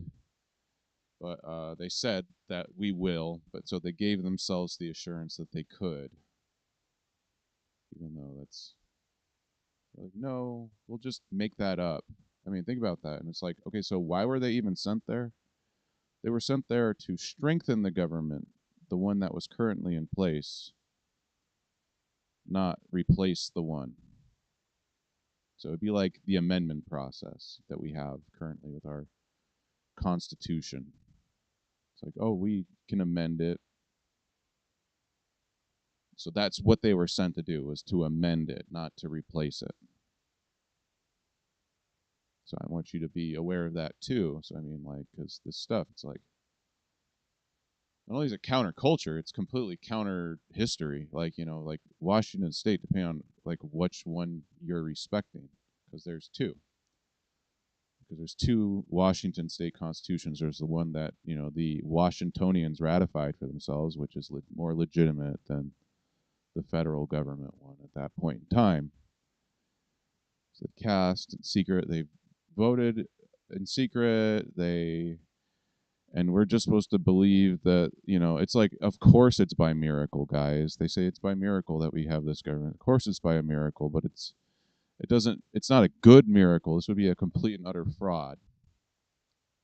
Hate to diminish your, you know, belief in something that doesn't have any real I mean, they grandstand it for sure, but they don't even have any real authority over your and my life. They just have the threat of force that they cruelly exercise without any sort of moral justification other than, well, I'm just doing my job, kid. And that's like, okay, well, maybe we as humanity can think about that for a while. Other than, you know, like, how did it ever get this bad? And it's like, well, if they, you know, you're gonna kiss the feet of your slaver. That's what they're saying. You're gonna kiss our feet while we do it. It's like, I don't know, dude.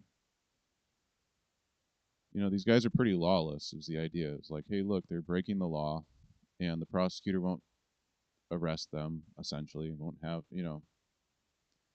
And so you're just like, what am I watching? It's like, do they even have any authority? It's like, they don't care. They're just they're trying to create a moral panic, and it didn't work. And then they're saying, well, the only hope is elections. And it's like, yeah, right.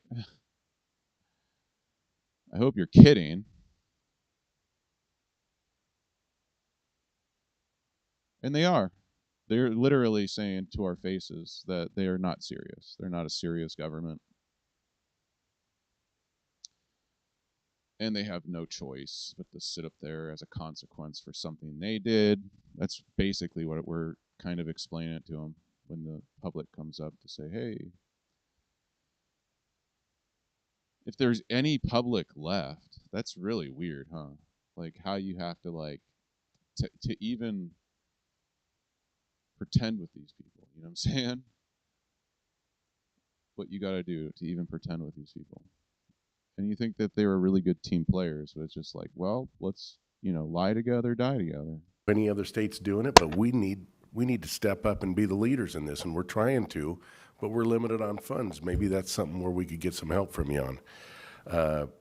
Got calls from a John Franklin down here, and I talked to Wes McCart on that, and he's going to get a... He needs help with money, guys. Did you hear that? He's talking out of both sides of his asshole. Hold of John. Robbie Hayes, a neighbor up north, calling about 5 trailers. They're moving in, just what Mr. Danzel spoke about. They're just setting up and they're camping out of these trailers anywhere. And it's private land. We've got it happening. If you just go right over here to King City on the west side of 395, you're going to see 5 trailers out there. And their people are just setting up and living out of these with no sewer. Yeah, I've been telling people about this. I've been saying, guys, pay attention. And look, they don't have any money to take care of it. It's private land. Then shut the fuck up about it. Thank you for your attention to this matter. We've been hearing complaints about these people. He just said it's private land. But now we got to do something. We got to well, shut the fuck up. Trailers anywhere. Out calling about fights, and got calls from a John Franklin down here, and I talked to Wes McCart on that, and he's going to get a hold of John. Robbie Hayes, a neighbor up north, calling about 5 trailers. They're moving in, just what Mr. Danzel spoke about. They're just setting up and they're camping out of these trailers anywhere. And it's private land. We've got it happening if you just... There, that's it. End of discussion. So he just addressed it. He said it's private land. That's it. What a retard. So that's it. You just say, okay, thank you for your, people are calling about these things, and we looked into it, and technically, it is unsightly. Unfortunately, they got permission, I guess, maybe. I don't think he's really confirming that part. I'm just assuming if I were interested that much at this point. But usually just say it's privately owned land, and okay, yes, we're aware, and there's nothing we can do about it. Just say it. There's nothing you can do about it, Commissioner. Just say it. Just say it. Why are you so weak-willed and breathing so hard? Why? Just say it. Just say what you just said. You just said it. And what's the rest of it? What's the rest of it? Just say the last part out loud. There's nothing I can do. We need your money, and I can't do anything. I'm a Republican. Out of these trailers anywhere. And it's private land. We've got it happening. If you just go right over here to King City on the west side of 395, you're going to see 5 trailers out there. And their people are just setting up and living out of these with no sewer system, no water, no nothing.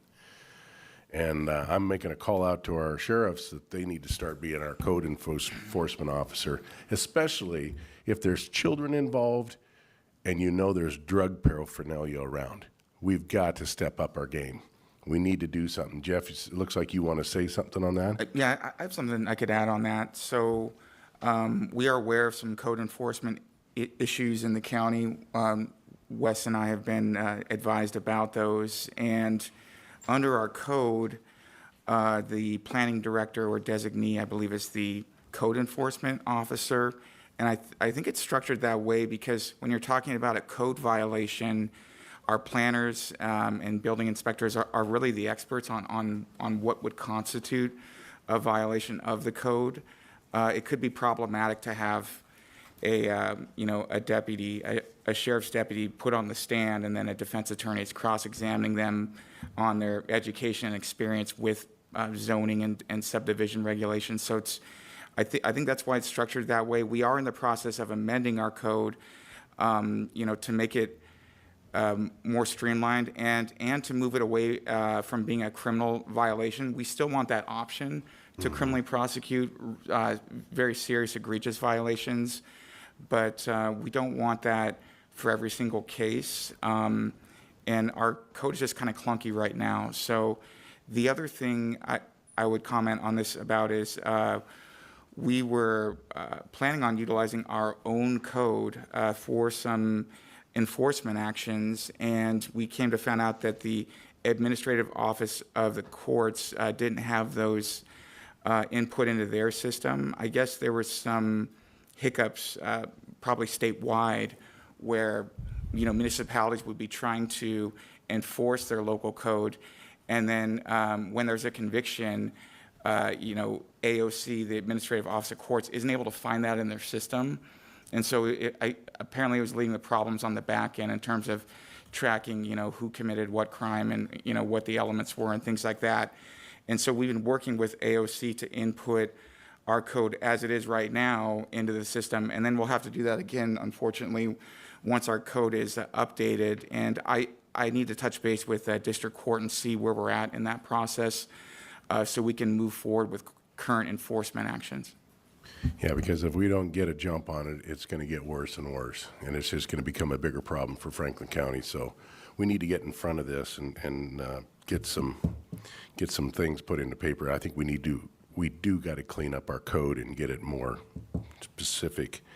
I'm going to get a hold of Mr. Erdman. We have some breakthroughs on a gravel road, Holly Drive, where it is heavy truck traffic is pounded through the gravel, and it's nothing but dirt, and it's actually a hazard there. The last thing is another thing I'd like to maybe bring across to Mr. Pearson and Mr. Igman is the fact that in Washington State we have this Climate Commitment Act, and they are taxing us on our carbon output. And I've asked Mr. Danzel, and I've got a fellow person that heard the meeting, and he's actually doing some research. But I was out in the tractor driving one day, and I thought, you know what? I Googled 1 acre of alfalfa. How much carbon does it consume every day, and how much oxygen did it gave me a yearly. The farmers are way ahead in this game. We're consuming carbon. We're creating oxygen. We should be compensated. And we're being hit hard in this state. And you Google acre of alfalfa, acre of corn, an acre of potatoes. This Franklin County is actually a plus in this Climate Commitment Act, and we need to be compensated for it.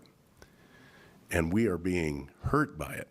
And this is something that I really think we need to do. I've asked Wes, this is one of the things I want Wes to take to the Council of Governments, to the other counties, and maybe we create a coalition of counties wanting compensation. Maybe we can rein in our state a little bit on this reckless abandon that they're coming after us on carbon output instead of the creation of oxygen. I think first it needs to start in our educational system, where they got to go through photosynthesis again so people understand what's going on here. God's creation really does work if we allow it to, and we're not God. We can't clean it up. So Maybe that's my end of my report. maybe start a co-op and we could sell oxygen credits. Well, that's what they want us to do. Then we're back in their game again. And I think we just need to get the thing off the table. Yeah, probably. I think we should get rid of a few more. Anyways, yeah, no, I just, it's not that I just realized. You see it so often. But, Mr. Didier here, being a football strategist of sorts, likes to pretend to be stupid. And he is, to be honest. Let's just be brief. He is. He's not very smart. They're not. They're not intelligent people. I saw his brother again. The only time I ever see his brother is at the bar. And he was like shouting at himself. So he was shouting at himself, literally. I'm not kidding. Maybe he had too much to drink or too many debts to pay off from, bad sports betting. He was gambling when I saw him again. And, drinking. And he was shouting, nobody's talking to you. And it was kind of cute. Because it gives up, it gives it up so much. It gives up so much. But yeah, if I were to start my investigations over again, it would have just been like, boom, again, faster. But, when you see it over and over again.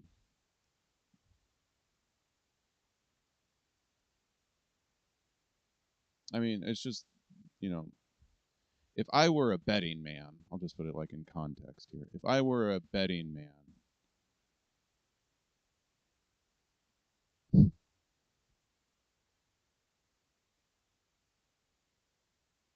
I would say, the Didier lot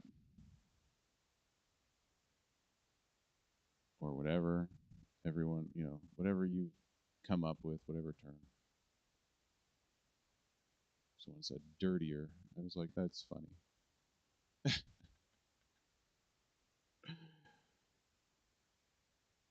Yeah, we can all learn a lesson about the dirt from this farmer. Anyways, no, it's true. Tell him. Thank you, Mr. Commissioner. Commissioner Mullen, are you able to give a report?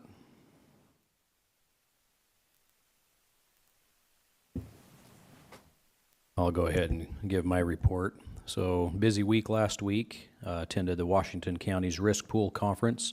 It was held here in Richland. That was really helpful for travel. It was very, very hot, and thank you to our fellow commissioners that came from all over the state to Richland to spend 3 days here and go through the Washington County's Risk Pool Conference.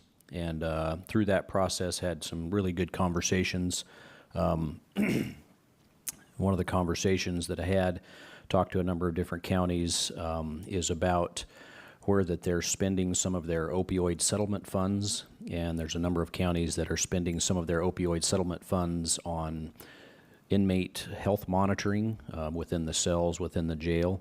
And so spoke with and was invited to take a tour of the Chelan County Corrections. And so I've talked to our chief and captain and our administrator and our risk director, and think that maybe that we'll the 5 of us will carpool up there and go have a tour and kind of see how that they've been doing it. That's where they've spent some of their opioid funding, and we'd like to learn a little bit more about that. And Jeff, would you share just a little bit about the risk pool and maybe give a report? Yes, and I would echo your compliments to the commissioners coming out, and also to the risk pool, and just they always put on a great conference, and it's always about something that's pertinent right now, something that's going on that we need to be aware of. And the focus at this conference was on cyber risk and cyber security. And so that was kind of essentially twofold in the presentation. The first was about really, when you're hit with a cyber attack, how you respond to that. And then the second part of the presentation was more about, okay, how do you prevent cyber attacks from occurring? I guess they could have maybe flipped those, but I think it was really based on the order of, the schedules of the presenters. But both presentations were very informative and timely, because what we're seeing, nationwide and really globally is an uptick in cyber attacks. Cyber actors or cyber criminals are getting much more sophisticated. They're starting to use AI, not just to, perform the attacks, but also, to develop malware. And so it's really eye-opening to see, what the threat actors are doing, but also, what we can do here locally to prevent that from happening. I thought, one of the statements I pulled from it that was, really resonated with me was that, cyber risk, or cyber security and preventing those threat actors from getting into our system, it doesn't start with IT. I mean, everyone always thinks, well, that's IT's problem. They've got the firewall, whatever. I mean, it really starts with your frontline workers and making sure that they're properly trained so they don't, because I think there's a staggering statistic. It's a very high number. I think it believes in the 90s of how threat actors get in. It's usually through an employee, clicking the wrong link, or, in worst cases, they could be a disgruntled employee. But so it was very interesting, to receive that training, but also to see that, there's more we can do as a county to improve. I do know that we're members of, these IT organizations, but being more involved in those, it's something I want to coordinate with our IT department about, to make sure that we're taking full advantage of the training opportunities offered through the pool and our partner organizations. It also kind of dovetails neatly into some of these other trainings that we've done that are outside the risk pool. I know Administrator Danzel and Commissioner Baumann were both there for the CISA training, the Cybersecurity Infrastructure Security Agency through the U.S. Federal government, which was done in conjunction with our emergency management, Sean Davis, that department. And it's nice, and that's about the worst case scenario when the threat actors do get in and your system's shut down. And, I thought, I kind of chuckled, but then you go back to paper, which is something I think a lot of us older, attorneys and professionals are more accustomed to, having paper copies of documents. But it's interesting to see how all the training sort of fits together. So very, very informative, always a great, educational experience, going to these conferences, and I'm happy we're with the pool, so. Thank you, Jeff. That gives us just a couple of thoughts that I'll share. Jeff and I talked about it at length about that it might be valuable for some of the information that we learned to talk with IT about it, and maybe at some point come back, in coordination with you, Brian, to put on somewhat of a workshop. And so 2 different conversations that I had with the risk pool, specifically with Chuck. One question that I asked him is if he would help me learn how for us to be better about our efforts in working with the pool. And because I said we can't do what happened last year, which was the big spike in premiums, and that was pretty much across the pool. And so we had a pretty lengthy conversation about that, and some of the things that we can do, and so that was really helpful. And so he offered to come, for a couple of days that we could set up some of these different trainings, some of the stuff that they offer as we are members of the pool. And so I just told Jeff that I thought it would be wise of him and I to put our heads together a little bit, plan a little bit, and then coordinate so that this fall, when renewals come, that we are more prepared and can answer the questions more aptly than maybe that we were last year. And so, yeah, Jeff, thank you for that. And so that was the first part of my report, is the Washington County's risk pool. That went from immediately following the commissioners meeting last week. It went Wednesday, Thursday, Friday. I also had a meeting with the Washington Department of Fish and Wildlife, the Conservation District, and our Building and Planning Department, Director McCart and his staff. The primary topic was shrub step and the way that we are addressing that with our comp plan. Wes, just want to extend my appreciation for all the effort that you're going through there. I can't describe to everybody under the sound of my voice the effort and the time and the diligence that they are going to ensure that we're having a good product that is understandable, that is comprehensive, and not overreaching. So thank you for that. Meeting with our PA's office, our administrator, preparing for this meeting. Also attended, as you've already heard, the site tour with the Washington State FSA Director, Pat Bell, our 2 guests here in the room, Kirk Pearson and Phil Eggman. Really enjoyed that tour.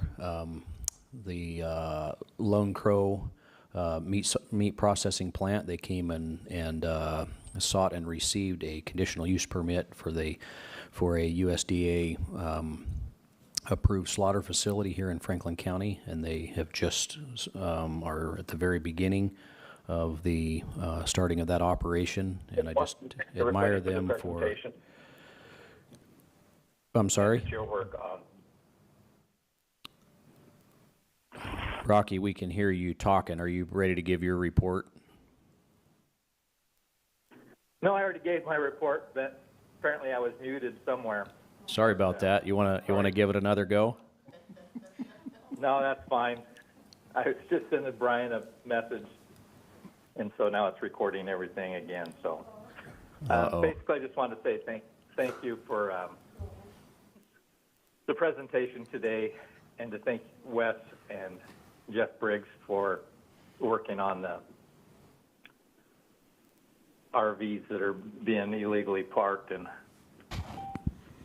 just one other comment I had, that I had some people, of course, complaining about their property taxes. And I just want to say that, the Board of Commissioners has done everything in their power to keep our taxes down. And referencing back to the assessor, most of these taxes are being voted in, and it's then our job to figure out how to pay for them. So we're in a time where you need to be conscious of your vote and stop all this socialism that's taking place. But anyways, that concludes my report. Thank you. Thank you, Commissioner. So, yeah, just really enjoyed that tour of that processing facility here in Franklin County, and hope that that they can be successful. Yo, this is wild. The timing on that shit was impeccable. Holy fucking shit. Anyways, when you hear the chairman of the board of commissioners saying shit like that, you're supposed to be like, okay, that didn't really build my confidence. They're talking about processing centers like later. You're like, what the fuck? This shit is wild, y'all. That was wild. I wasn't there. I'm now here, though. That's crazy. That's wild. All right, anyways. Where is this guy? He's been gone for what, 2 weeks now? He doesn't sound better. I mean, like, you go on vacation or something. Maybe work is stressful. I don't know. But we haven't seen him, so. I mean, god damn, right? Holy shit. Elections, fighting soldiers. What the fuck are we, huh? Where are you? I don't want to give a report. Here's my report. Socialism is bad. Vote.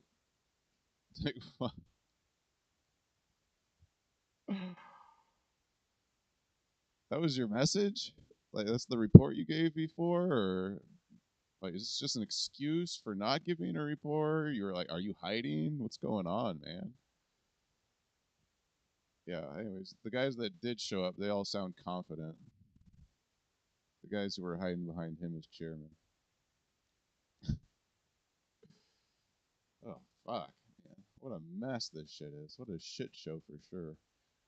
God damn. What was that? What was all of that shit?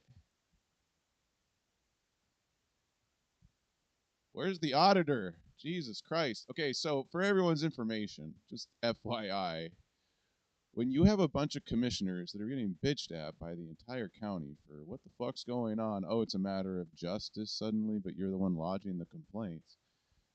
Wait a minute, now you took their money away, and you're the ones that keep breaking the law. What is going on here? What is going on here? Anyway, so when we look at some of this stuff, oh man, it is horrible. This is a shit show. This is just a goddamn fucking shit show.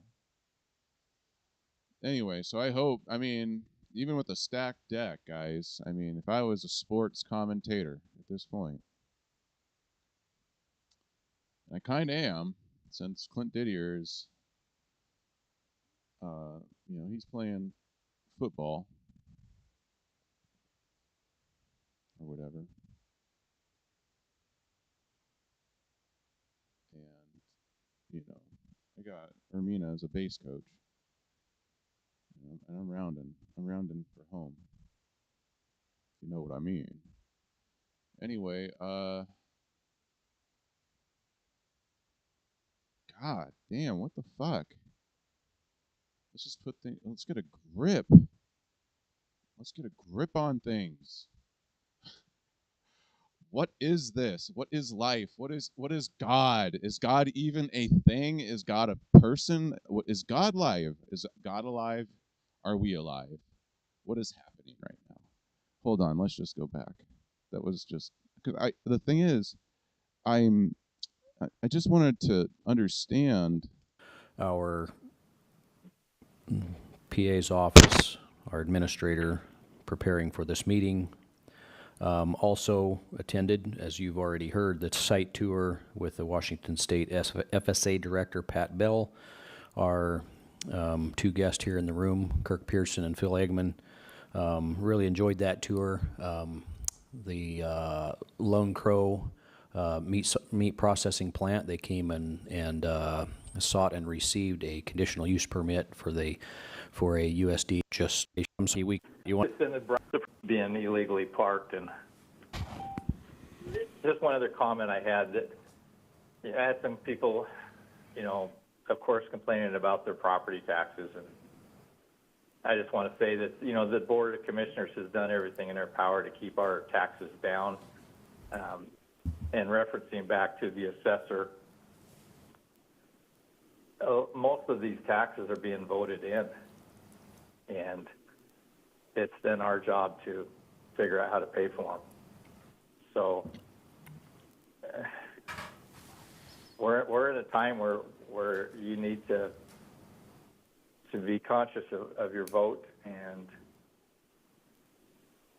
and stop all this socialism that's taking place. But anyways, that concludes my report. Thank you. Okay. Just vote harder, pay your taxes. I'm sorry. I mean, it's just our job to tax you harder, and it's your job to vote harder. And you're gonna vote for me because we have to beat socialism. Oh, by the way, we just paid for a giant mental health facility, and you're on the hook for it. We don't know where that money is or where it's going or where the buildings are. I didn't bother to check, to be honest, because I felt like it was kind of like, I don't know. You can't make me go there. You know what I'm saying? Like, so what the fuck do I care? It's not my money. See? I'm not giving you shit. So, yeah. And if I don't pay for it, I don't get it. Get it? That's how I feel. And that's what my neighbors care about probably the most. They're like, well, if I'm paying for it and he's not, and he's supposed to be according to the way things work? Question mark, big question mark there. All right. Like, whoa. Whoa, whoa, whoa, whoa, whoa. Yeah, I don't know about that. Where are you, Rocky? Are you working out of the office? Or are you like taking the office somewhere? I don't know. Where are you? Anyway, there's so many things here. Just going for hours. I could go for hours on this. Just sorry. It feels so bad. No, I don't. And neither do they. Maybe Rocky did. What was that? I don't want to feel pain, so I'm just gonna keep running for office, and they're gonna keep electing me with the fraudulent elections. So they can break my arms. I don't want to end up like Ermina. How's the arm, Ermina? All healed up yet? You said 4 to 5 days. The doctors take your cast off yet? I gave you those hormones, remember? All right, y'all. Let's take a break. This is not a commercial break. I don't get any money. They took my Social Security. They're not giving me, even though they said they have to. They're also not giving me. I don't know what's going on. I mean, I kind of do. And by the way, if you ever suffered from a broken arm or, anything, mental health crisis, have you tried high tea? High T is higher testosterone. And you don't really want just high testosterone. You actually want a nice balance. So DHEA offers that, provides you as such. And it also provides you with short-term gains. And I recommend it only if you're having a broken bone or a broken, shattered mind or soul.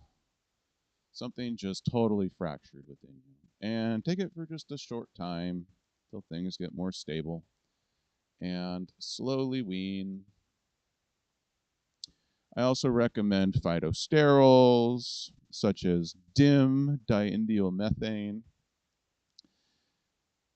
and or beta-citarol, especially if you're a male, so that you can prevent pre something aging hair loss. with too much, what is it? DHA, what is it? Forgot. Whatever that byproduct is. See, I haven't studied this in a while. Sorry. Just take enough if you break a bone or your soul or your mind that it's a sulfonated dose. That just means a little bit more than usual. And it works as a pretty good neurosteroid. It also helps with broken bones. So keep that in mind, anyone who watches my show. They heal faster. Maybe if you work in the mob and you're a shark, you can like, oh yeah, by the way, here, the doctor prescribed some of this so that you can heal faster if we allow them to prescribe that to you. Because you're on our time kind of thing. And you'll get healed when we tell you you're going to get healed. Because that's the mob for you. They're like, oh, I had a schedule. You know, I always recommend to the mob, just give it to them. You know, because the thing is, if they heal faster and you want to take it out on them faster, then you have someone, you know, you got the punching bag you paid for. You see what I'm saying? Damn, that's cold. Oh, this is a show for the kids, guys. I actually have to mark not for kids in here, just, you know, for liability reasons. But it's, you know, eventually they'll be old enough to find out what happened to Grandpa. Thank you, Commissioner. So, yeah, just really enjoyed that tour of that processing facility here in Franklin County, and hope that that they can be successful as they grow into that facility. Also received quite a number of calls about taxes, about code violation issues, and having had a number of conversations, certainly with our PA's office, and doing some evaluation there of making sure that the way that we have it set up is proper. So appreciate your efforts there. Appreciate the comments from our district court judge this morning and the update on some of the efforts that they're going through. And the last thing I would say is I really appreciate our public works crew and more than doubling the miles of road, 52.6 miles of chip seal completed in 2026. Pretty proud of that. Thank you, Commissioner, and Commissioner Mullen for not shifting funds out of our roads so that we can do maintenance. We doubled it. We doubled it from 25 to 26. Can we do it again to 27? Can we do 100 miles of maintenance on our roads? I don't know. That would be an amazing goal. So with that, Mr. Administrator, we are to the correspondence section of our meeting. Yes, sir, and thank you, Mr. Chairman, and thank you, Commissioners. And I want to apologize to Commissioner Mullen. We'll get the quirks worked out on the phone system there, so that's on me. The first thing I wanted to just let everybody know, this is kind of maybe more of a community announcement, but the Columbia Basin Veterans Center is putting on their 6th annual Veterans Community Golf Classic on Friday, September 4th, 2026 at Sun Willows Golf Course. And so, we think that this is a great cause and a great event, and I'm also going to throw down the gauntlet. If anybody thinks they can come and take me, bring it on. No, I'm just kidding. I think that it'll be fun, and it'll be a great event and a great cause, and so... So when you said you were just kidding, that doesn't mean... So are you going to be there, motherfucker? You're going to be there? God damn.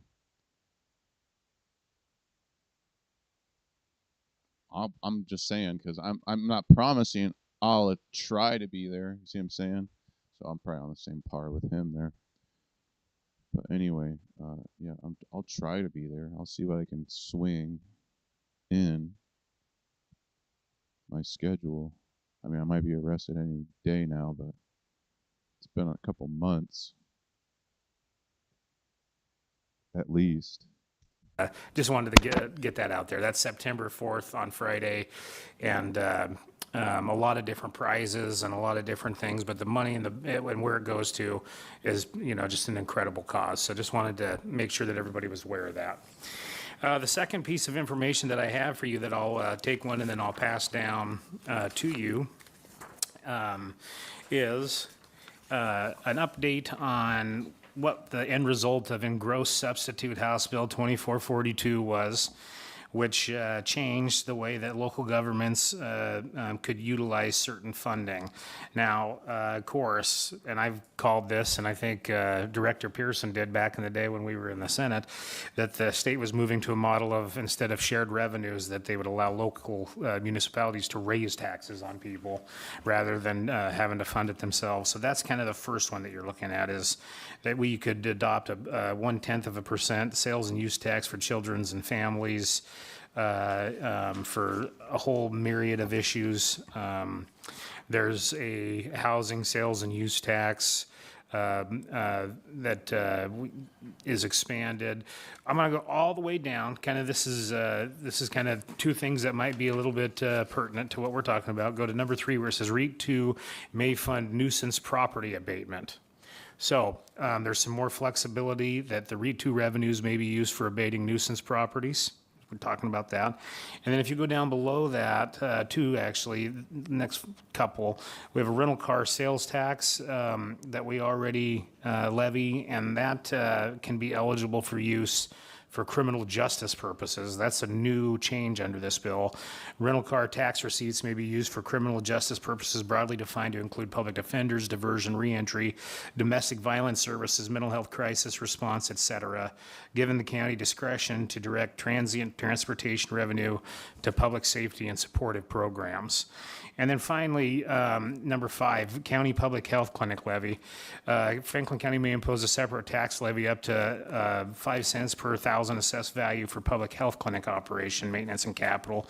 This levy is excluded from the $5.90 aggregate limit, but counts against the constitutional 10 per $1,000 cap, enabling a dedicated revenue source for low barrier primary dental, behavioral health, substance use disorder, family health, and reproductive services. So wanted to make sure that you were aware of that, because that does change a little bit of the arithmetic and gives us more flexibility. Just wanted to make you aware of that. But also, it goes back to something that you said, Commissioner Didier, which is when we were talking about the taxes and not raising the 1% each year, you're right on that. This is only as good as, it's councilmatic, in other words. And what that means is that it doesn't require a vote of the people, it just requires a vote of the council. So wanted to give you a heads up on that. The next piece that I have is from U.S. Cellular, and then it's also accompanied by a letter from Michael Namchek with our IS. And this is evidently, again, this is when I was gone, but this has to do with the non-renewal or termination of the Colotus Tower site from U.S. Cellular. And then all the activities that Michael has undertaken, Mr. Namchek has undertaken, and if he's asking if there's anything else that you gentlemen or Mr. Briggs would like for him, Council Briggs would like for him to undertake. So that may be worth your perusal. Right, and I could add something to this correspondence. We had directed the ICE department to come back with a contract from Gunnarsson. Apparently, I misunderstood what IS needed from us. Gunnarsson is prepared to act essentially on a handshake deal without a written contract and help us resolve this tower lease issue. And then IS has assured me that we can bill out the partner agencies that are utilizing that lease out there. So we can essentially share in the cost of that consulting. And the purpose of that is to get the lease transferred to BCES. Thank you. Thank you, Council Briggs. The final piece is just an email that I received from Coroner McGarry, and so I'm just going to pass this down. I think it's a request that's well asked, and it has to do with having folks that are on call as Benton County terminated our agreement for autopsies. And so it wouldn't go over budget. It would be within the scope of budget. It just would be more bodies and more people that are on call. And so that's a request that's for you gentlemen to take and decide and think on or act on. But it's not up for me to be able to add any positions or anything like that. So just wanted you gentlemen to have that and peruse that and see what your thoughts there are. And then if you wouldn't mind, just so that I can respond to Coroner McGarry, if you would want to let me know within maybe the next couple weeks, that way that he could prepare if he's going to go out to add, if you approve it, or if not, then I can tell him either way, if that makes sense. And gentlemen, that is the end of our correspondence.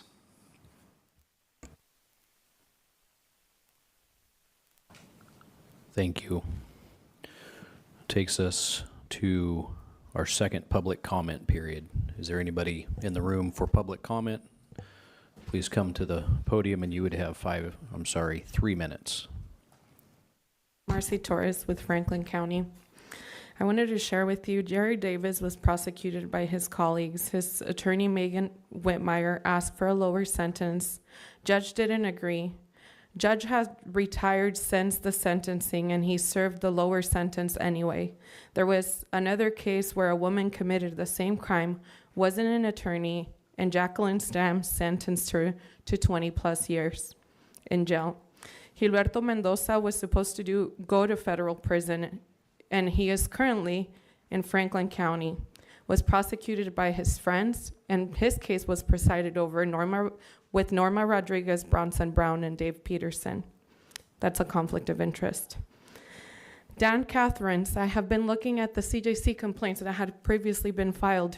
Dan Catherines, who's a sitting judge, a court clerk asked him a question about the docket that had just ended, and he responded as he sat in the chambers, "I have 9 inches."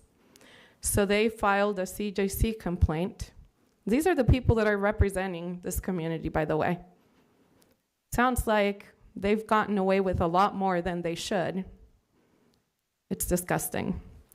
Bruce Banner, there was a CJC complaint. The case started after Judge Spanner on his own entered an order in a case that was not actually before him. He accused attorneys of acting with perhaps nefarious motives without any evidence presented in court. Instead, the commission found he relied on courthouse gossip and speculation. The commission concluded he denied the attorney due process because he is findings and legal conclusions without giving them notice or an opportunity to be heard. It also found his actions created an appearance of bias and undermined public confidence in the courts. The commission also found his order unfairly damaged the attorney's professional reputation and hurt respect for the judiciary. As part of the discipline, Judge Spanner admitted violating several judicial ethic rules, agreed to complete judicial ethics training, agreed not to repeat the conduct, and receive a public reprimand. Our police department, Brandon Upton, a woman called police for help after a domestic violence incident. The officer assigned to protect her is accused of using his position to start a sexual relationship with her while he was still investigating her case. The lawsuit claims he knew she was vulnerable and used the power he had as he was investigating officer to pressure and manipulate her. It also alleges he visited the home while on duty, turned off his body camera before entering, asked her to remove her home security cameras, requested explicit photos and videos, continued handling her domestic violence case while pursuing her personally. I will continue next week. Thank you. Thank you.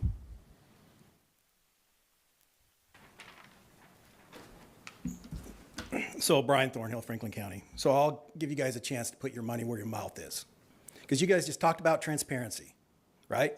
That do the honorable right thing by your citizens. So I started with the fire department like 15 years ago, worked the first 9 years, didn't take anything, just got it established. I was a planner for the nuclear power plant. So I did revisions, so I know exactly what I'm talking about. So there was an issue that came up in an exercise that you discussed, that Mr. Bauman and I have discussed. And I had a concern at the exercise. I talked to the emergency management director, and he says, yes, I know there's an issue. We need to talk about it. So he ghosted me for 3 or 4 months. So then emails went through, we had discussions, we set up a meeting. That meeting was recorded. One of my fire commissioners that you know very well said during that meeting, they didn't give me a chance. And you can talk to him, didn't give me a chance. One of the things that you guys have used against me is that there's these investigations that were done, right? These investigations were done. I presented them to you and Mr. Mullen. And in that investigation, one of the questions was, or one of the statements was that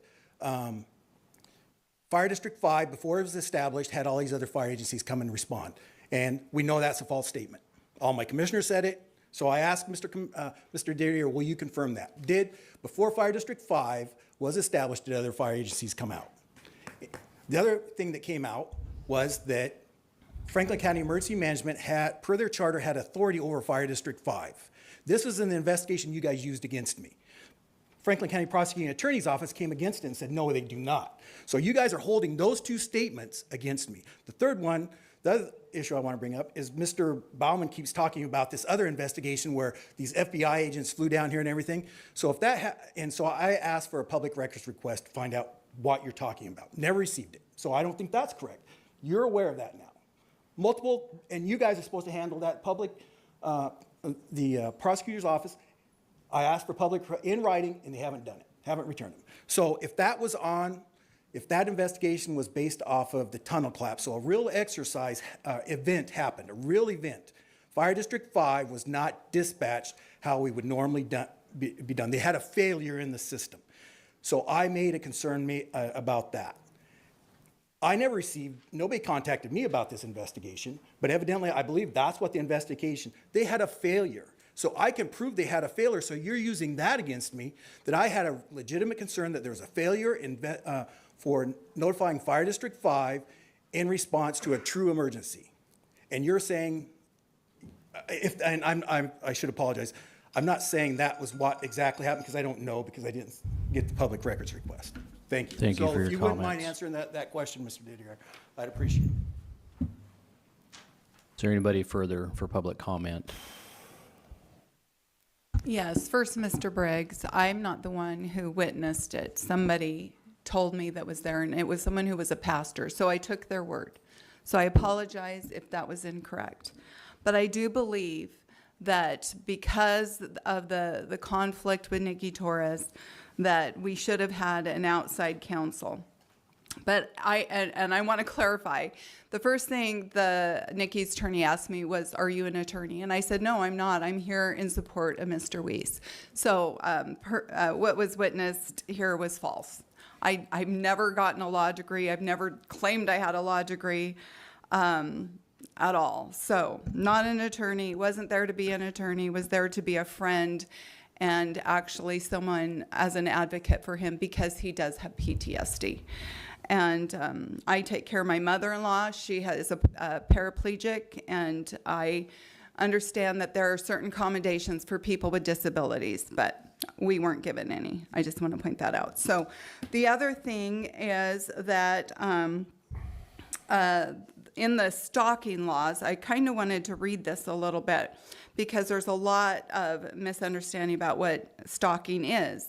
So according to the Washington State RCW, it's intentionally and repeatedly harassing another person, intentionally and repeatedly following another person, intentionally contacting, follow, track, monitor, attempt to contact, follow, track, or monitor, goes on, knowingly and without consent installing, monitor, electronic tracking device, and then there's exceptions for children and for private eyes and stuff like that. So the point that I'm making is the young kid who was following, who had gone to our county auditor's page, then was directed to the Secretary of State, and at that time, the procedure to figure out if someone actually lives where they claim they live, and he was following that direction, and was arrested for stalking, for sitting in his car speaking to nobody.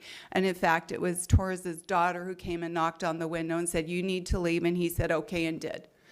And 2 hours later, after he was bicycling, he was several, I think it was 10 officers and drones and 8 police squad cars came And because he had been bicycling, he had gloves on him and a face mask. Anyone knows that if you're a speed biker, you're going to eat bugs if you don't wear a face mask. And they used that as a warrant to get a warrant to get his phone. And in that phone, he had private conversations with another private citizen. And those text messages had no crime in there. And we know they had no crime because they're not in the police report. And yet somehow they were leaked to the Tri-City Herald, much like what happened to Commissioner Mullen and our auditor by Mr. Kronmeyer. Thank you. Thank you. Is there anybody further for public comment? No crime in there. And we know they had no crime because they're not in the police report. And yet somehow they were leaked to the Tri-City Herald, much like what happened to Commissioner Mullen and our auditor by Mr. Kronmeyer. Thank you. Thank you. Is there anybody further for public comment?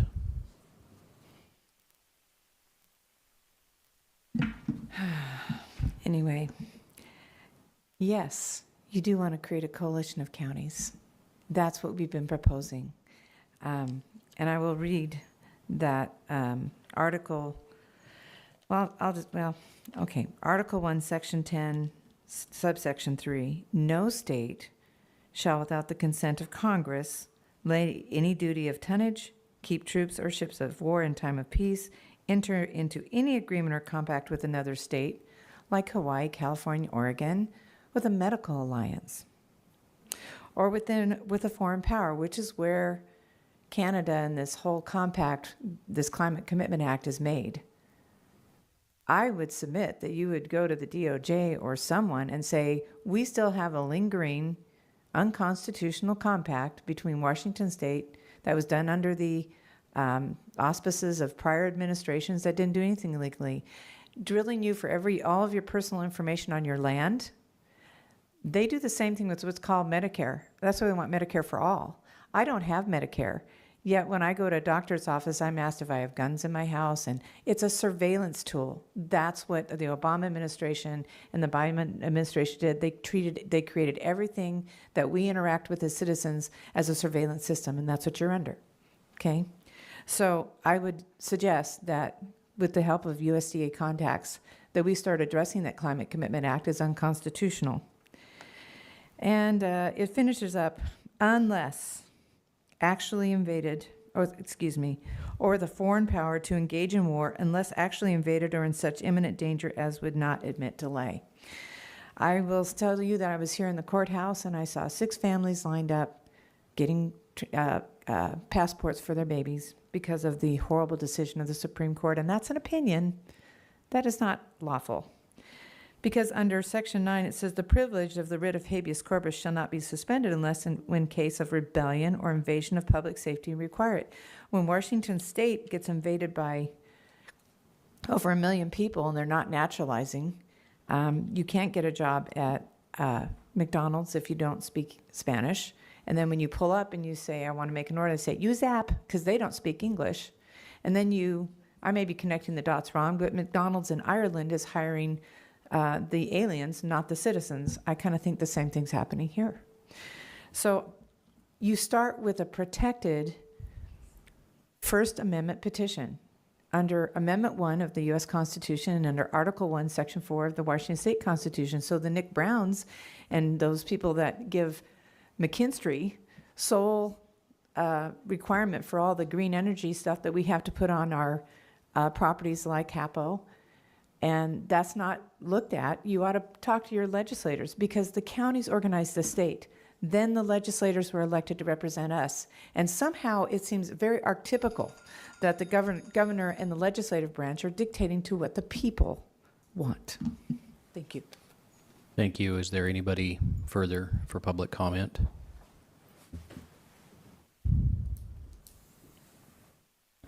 Andy Revis, Franklin County. I want to thank the gentleman from the USDA for coming and doing the presentation, and thank you for what you're doing. I appreciate government entities trying to work together to help the citizens. That's awesome, and I appreciate you guys for what you've done to help that too. Last week, after the commissioners' meeting, I had some courthouse business, and I went downstairs to some property information I needed. Went downstairs, and they was like, well, we just reflect what the auditor's office shows upstairs. So I went upstairs to the auditor's office, and they said, why'd they send you up here? They've got the information downstairs. So we need to work on a little bit, maybe in our courthouse too. And then they're like, well, why do they do this? They don't work. Yeah, it was kind of frustrating because they were pointing fingers back and forth, and that's what I've experienced many times in the family court with law enforcement pointing to CPS, CPS pointing to law enforcement, nobody taking the responsibility until, ever. And so I do appreciate what they're doing to work together and get the government entities to work together. Because the same thing when I'm working with the FSA for an operating loan for my farm, pointing back and forth, go to this place, go to that place, and nobody seems to know who's doing what. And if everybody can work together, makes a much cleaner, smoother. And we've talked about it here as far as efficiency with our dollars. We don't need to be paying people to go back and forth when we can be efficient with the money that we do have, working together. And and I think we can all learn from each other in the different departments. And when a department decides that I am the one that's taking care of this and nobody else needs to help me, then we've got a problem where we can all work together. So thank you for that. Thank you. Is there any further public comments?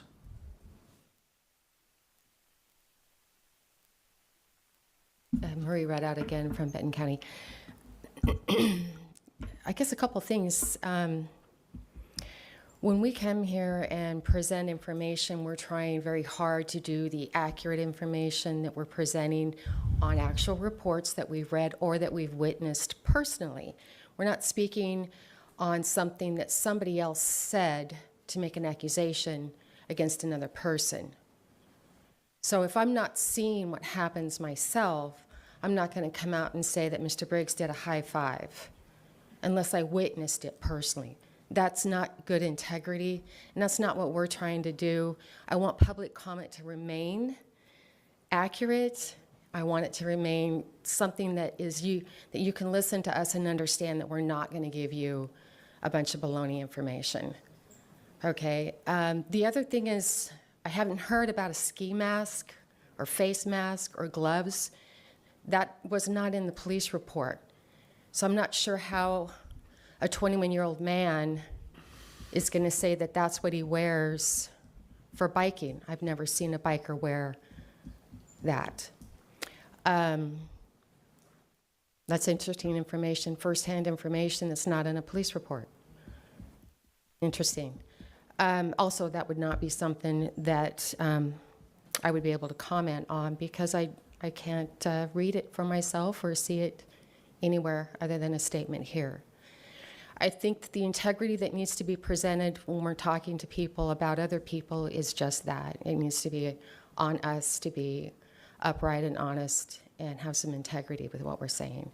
I would like to say that I will present as much of that as possible in the future, and I'll always be conscientious about that, and I thank you for your time. Thank you. Is there any further public comment? We'll close public comment. I have a question that Commissioner, certainly you could weigh in if you wanted, or Administrator or Mr. Briggs. We've had one of our public commenters come up here and attack at different times the different ones of us commissioners and each of you and people.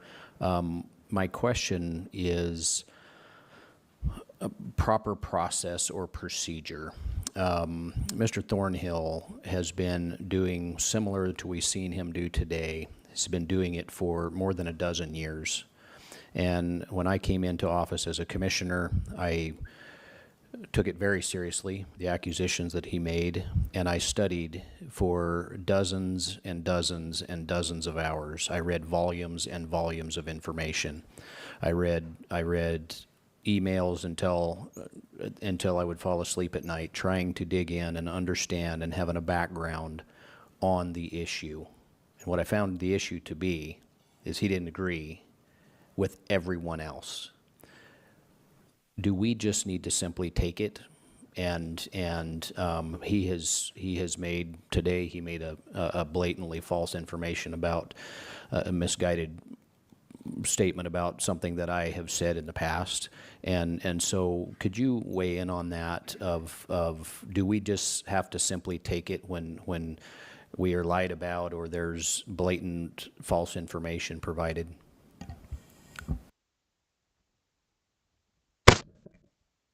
Again, I haven't watched this, so no one briefed me or anything, but I think I don't have a law degree either, but I think I can sufficiently say what laws on this and defamation. I mean, first off, knowingly is a big deal, and the other thing is, I mean, so the thing is, do they really believe it? That's the other thing, because that really weighs in more.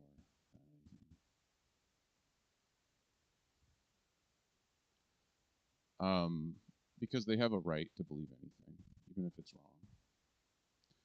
wrong. And they can go forthright with that as long as they don't know it's a lie. I mean, the thing is, I mean, like, there's like, and it really depends, of course. Now, I mean, that's general law.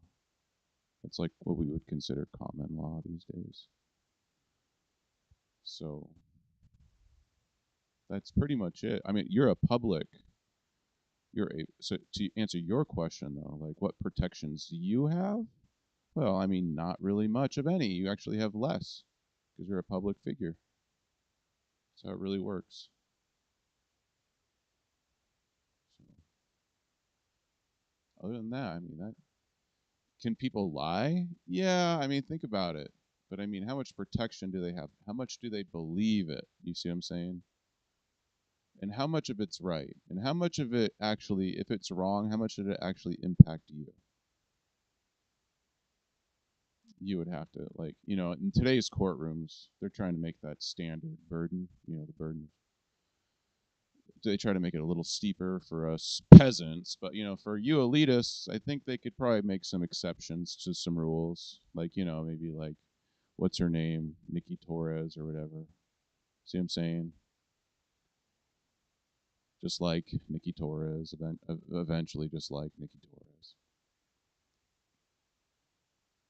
You know how like oh yeah, she's using the system to go after someone for doing a job. Unlicensed service work of investigating, which means what? Well, I mean, did you find them going through your garbage can? No. Okay, then what's the real issue? They were watching. They're parked on a public street. Is that it? I think this county, the politicians have a problem with the issue of public versus private. And like, well, how much can we use the prosecuting attorney to defend us from all of this tyranny?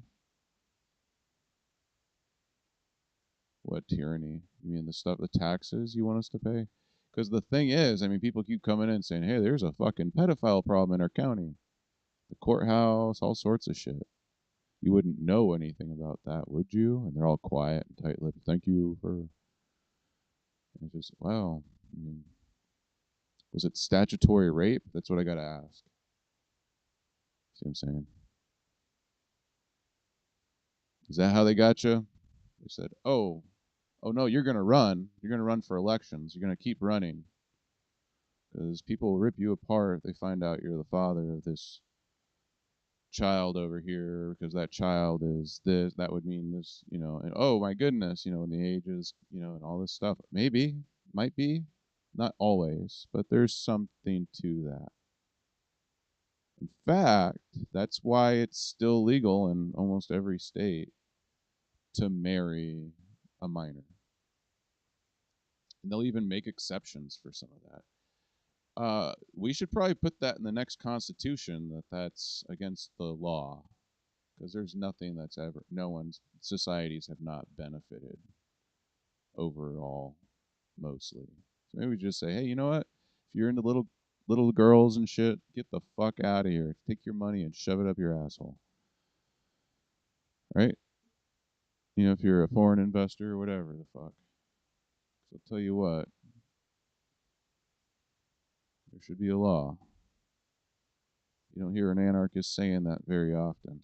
There is, the board has adopted, I don't know the precise name of it, but it's a code of conduct. And within that document, it does curtail a little bit of, it speaks to decorum, and that, no one who comes to the meeting should be directing personal attacks at anyone. So the board could enforce it that way, and you could say arguably because of that adoption of that document that we've limited the scope of the forum that we have here, because it's a First Amendment protected forum. Obviously, we're at a public comment. It's also statutorily protected that we are required to have public comment at every regular meeting under the OPMA.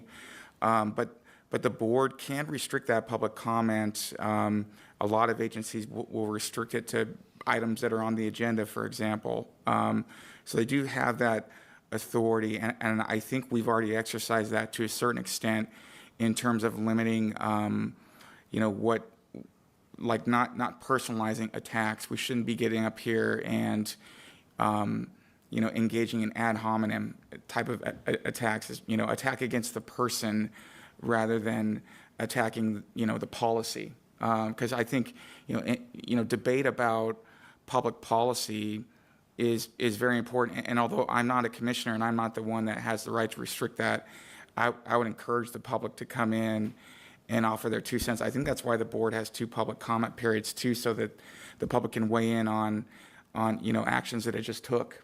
So we get, that sort of immediate feedback, so the public doesn't have to wait a week to let us know that they don't agree with, or they do agree with action that we just took as a board. So I guess the short answer is yes, there is action the board can take, and they can limit the scope. It isn't like the sidewalk outside where, anyone can go. The Westboro Baptist Church can show up and have, heinous pictures, and they can, yell, terrible things to people on the street. That's the most protected public forum are sidewalks and areas like that. Yeah, and so they can still do that. In fact, it's even better. So like they can come in and be civil, more to the point. They can come in and be civil at a public forum, and then add accessory. So they can go out there and protest in the streets. Isn't that wonderful? Or ancillary. It's right. You could even have a team go in that's going to be more civil and keep the rambunctious crowd outside. You could do all sorts. You could switch it up. You put the rambunctious crowd in there and see what happens. They might get thrown out, but it might be a good show. And then when they come out, be like, oh, well, we're out here. We can be more civil on the street, motherfuckers. You know what I'm saying? Like, because out in the street, that's pretty civil still in America.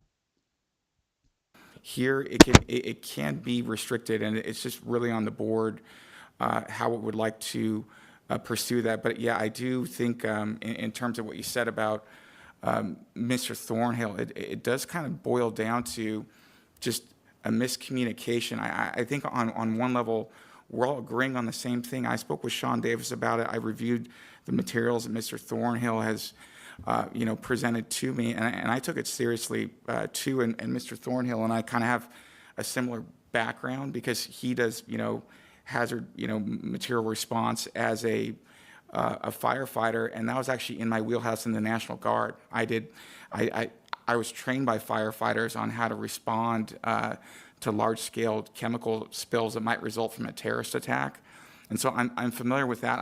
I'm familiar with emergency management generally, and so I was interested in what he had to say and to look into that for him. And there's a fundamental misunderstanding that we're having regarding the role of Franklin County Emergency Management and Mr. Thornhill. It's interesting because I don't really see there being a disagreement at all. We all agree that Franklin County Emergency Management cannot direct Fire District 5 or any fire district on how, it responds to an emergency. They can just, do a request for help, assistance under the mutual aid agreements that we have. And it's important for us to work out those types of issues because we don't want to have those in the event there is an emergency. We're fighting over who has jurisdiction. Franklin County Emergency Management, would be the, they're basically the, the responsible agency, the emergency management. They're sort of, there's a top-down structure to emergency management, and they're at the top. But the interesting part of that structure is these agencies that are all part of the plan that work together, they can say no, right? They have autonomy, so it's not, like the military where you could just direct somebody and say, you shall do this. So there's just a misunderstanding with Mr. Thornhill. I talked to him about it more, but I feel like we're agreeing, and then he's not understanding what we're agreeing on, so. And you described it well, that it's a voluntary relationship, and that is primarily in the context of what we're describing, encapsulated in the REP plan, the Radiological Emergency Plan, and Fire District 5 withdrew from that many years ago, and I believe that they just come back into that or in that process. But my question wasn't as much as, what he says against myself or my fellow commissioners. For me, it's more about attacking those that work and serve Franklin County. And so, Brian, I've talked to you about this at length. Anything you would like to share or thoughts that you would have on that? For the reason of not knowing what to do, think that maybe I should go and prepare for any of the public that would like to see those reports, prepare copies for them or thumb drive or something. I'm not really sure. I'd have to think about how to do that. But for more than a dozen years, I'm a new player in this conversation, but I believe it needs to stop because there's a lot of misinformation. There's a lot of bad information that keeps getting put out there, and it's simply not true. And so that's why I was wondering, not to quiet any voice, absolutely, but to respond with the truth and not from me. My name is not on the pages. It's everybody. There's been investigations from the U.S. Department of Justice to the State Emergency Management to FEMA to all of this stuff, and yeah, I'm concerned about those that work hard to serve the county. Right, and if I could just add, I'm glad you mentioned FEMA because FEMA was at our last, as they're at all of our rep drills that we run, and they were very impressed with Franklin County Emergency Management, Sean Davis. They said that it is, and they go all over the country, that it's, top shelf, that they run an excellent, tight ship, that our plan is implemented well, there's great communication, and not just Franklin County. I mean, these drills are run in conjunction with Benton County because the risk, of the Columbia Generating Station impacts both counties, and it's refreshing to see that, the counties might not get along on everything, but we have employees in emergency management that are working together to achieve a common goal to ensure public safety in the event of a catastrophic event. And it makes you feel good to know that the feds are coming in and overseeing this and saying, you guys are doing a great job. And so yeah, I would just leave it at that. Mr. Chairman, and if I might add, if we do have a nuclear incident, yeah, we're going to start the process, but we're not going to be in control. It's going to be the feds coming in here taking control of the situation. So as Mr. Thornhill thinks he's got priority or Fire District 5, we have no priority over any incident in Hanford. The feds will be in here. First, the state will be here. Then the feds are here. We're all in the back room. They're taking over. So as much as he wants to be the leader in any nuclear plan or a happening, he's not going to be.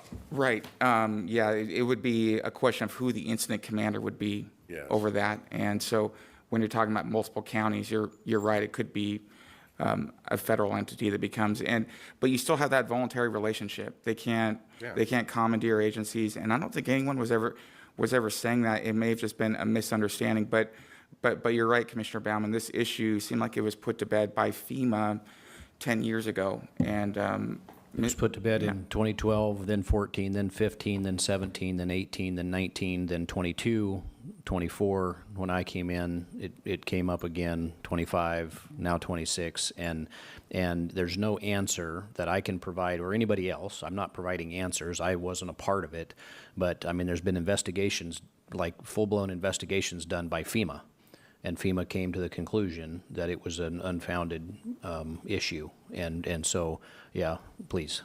I think on the transparency front, that was brought up, and that I think was the key here. I think what we should do, what I'd like to do, with your permission, this is all public knowledge because it came in the form of a public email, is provide the emails where Mr. Thornhill tells you gentlemen how you're going to vote in a meeting before the meeting takes place. And so if we want full transparency and we want to see where this actually began, it began with emails that I received that dictated how you were going to vote and what was going to be said and how you were going to vote. And it would have violated the Open Public Meeting Act. And I had conversed with legal counsel on it. But this is all very public. So what I think I'll do is I think I'll make for next week's meeting available those public documents, those email back and forth. I'm proud of how I reacted and operated during that time. And everybody can see, because transparency is only powerful if it works both ways. So we can see both what's being said and how it's responded to. And those are public documents. Mr. Chairman, there's one other thing that was brought up about public comment. I want everybody to know that Franklin County has 2 public comment periods. You go to any other commissioner meeting, there's only one, and it's usually before the agenda is taking place so that they can weigh in on any decisions that are going to be made. We don't have ours restricted just to the content of the agenda either. We're allowing people to come in and speak freely. So I think that Franklin County is going over and above and beyond on public comment, and I don't want to see it stopped. I'm willing to take the beating that I take sometimes here at the public mic. I got feathers like a duck. It slides right off, so it doesn't bother me. Thank you. Thank you, Commissioner. Thank you, Council and Administrator. That's helpful. I'm used to the public meetings we. Okay. Yeah, I was thinking, okay, should I say something right at the end of the meeting, I guess, but okay. So for the record, when I was arrested in DC and I got this document right here that says, Ashley Babbitt is an FBI agent essentially, at least under this thing. So, I mean, and when I went public with it, then all the ducks around my PTSD animals, my therapy animals, pets, started dying all over my property. So, but I'm sure there's good reason for that. I mean, it's very rare though. I mean, I've had chickens, which are much less agile and don't fly and are usually kept in. Yeah, we've had dogs get in and stuff, but I mean, like ducks, like these are like pretty fast ducks. So, I mean, it could be like, I guess, maybe a raccoon or something, but typically there's like trash cans. I mean, I don't know, you know what I'm saying? It's just, it seems so particular considering, I was right. About everything, I was right. That should vindicate me. It should be like, getting some sort of prize in journalism and stuff. Like, oh yeah, except for like the CIA, they're like, oh no, don't let that get out. And then you got fucking, what's his name? Judicial Watch defending the family in a case just to waste, resources and time. Because, statute of limitations is over for all that. Anyways, and then the government settles with them for $5 million 24 hours before I am convicted? What the fuck is this shit? What kind of third world country bullshit is this? You should ask that, right? Ask that. Like, okay, and then what? And it's like, oh yeah, oh, I didn't just uncover that. I mean, like while I was in jail, I did all sorts of stories. You can go back on Telegram and watch it or listen, because I do this show, and it was really good. It was so good. Shout out to the Marshall Project. They did not help, but I did it myself. Okay, so shout out to the First Amendment, actually. Shout out to the Anti-Federalists. So anyways, yeah, I mean, like, I kept doing the show and the job, and the government kept trying to kill me. It's like, wow, that's awesome. Kind of. No? Yeah, I got what else story? Oh yeah. So I put together, because sometimes it's, in journalism, it's about formulating. You already have all the pieces, guys, sometimes. So you just need to put it together and report it and like stick to it. So like, unless anything else develops, say, maybe I was a little too assertive with this particular piece that led me to believe all this stuff down the road. But I mean, come on, some of this stuff is so goddamn obvious. Anyways, yeah, what was another story? Oh yeah, so I found I put together this story that I was like, why would the FBI go to such great lengths to cover all this shit up? Obviously. Anyways, and it's like, oh man, and then John Sullivan, who was there, who was trying to get me to help him start a riot with Ashley Babbitt pretending to be dead. Like, this is ridiculous. So you're like, wait a minute, he's Antifa and BLM and George Soros. And who's his family and what are they up to and why are they so particularly quiet now that they've been pardoned, but I'm the only J6er that still hasn't? What's going on? You should probably ask yourself that. Hey. Oh yeah, so the story. Sorry, I'm just, I'm not beefing the story up. I'm actually telling you like some very important tidbits. Because I put the story together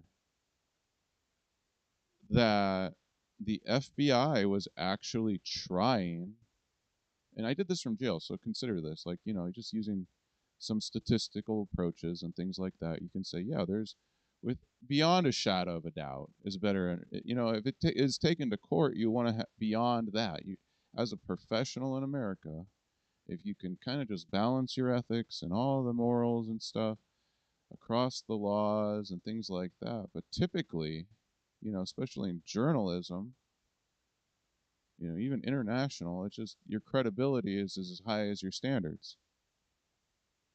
Okay. And so this would be like, wow. Yeah, I'd be like, yeah, that's pretty much saying like I'm journalist of the motherfucking year. Also like a war strategist and everything. That you guys got like NFL star, not very much. Not that great of a star. You got an NFL player from DC who just acts retarded and takes money from us so that he can protect pedophiles, apparently. And I do believe that. I don't know if he is, but I do. I mean, if you ever got that, you would have a hard time in jail. I mean, court. I mean, whatever, you would. You see what I'm saying? So I don't know. But anyways, back to the whole like, integrity issue that we're having with our elections is what I reported on to this man right here, Clint Didier. Just for this show, you can get all the full force and effect. It's like, god damn, that was a potent episode. Can we get more of those every day, baby? If they don't throw my ass in jail for, I mean, like, come on. So yeah, this guy right here, we're talking in private at one of these Republican meetings, because he's the party chair, obviously, and let's see here. Oh yeah, January 6th. What's going on? Oh man, I got all this. I'm working on a story, man. Blah blah blah. yeah, did you see any of that stuff? What was going on? I saw the shooting. It was all fake. Blah blah blah. It was bullshit. She didn't die. Okay. Told the paper the same shit. So I don't know if she's some hero, but yeah, she's more like something's up with this. We should probably be more aware of that they stole the elections. They're staging all of this shit. What else are they doing to blindside us all, asshole? So then I'm telling him, like, man, yeah, you should tell people, warn people that they're doing all of this. And you know what he does the next month, the next meeting? He comes to the meeting and he says, Ashley Babbitt was a martyr. You know what that was, by the way? Because I got the document right here that he was interviewed by the FBI and said, yeah, I shit canned his ass because he was talking about the election fraud, essentially. That's it. I got it right there in writing. And his friend Matt Beaton from high school and shit. This story's crazy. Story is fucking nuts. What a stupid ass story. These motherfucking clowns, man. Anyways,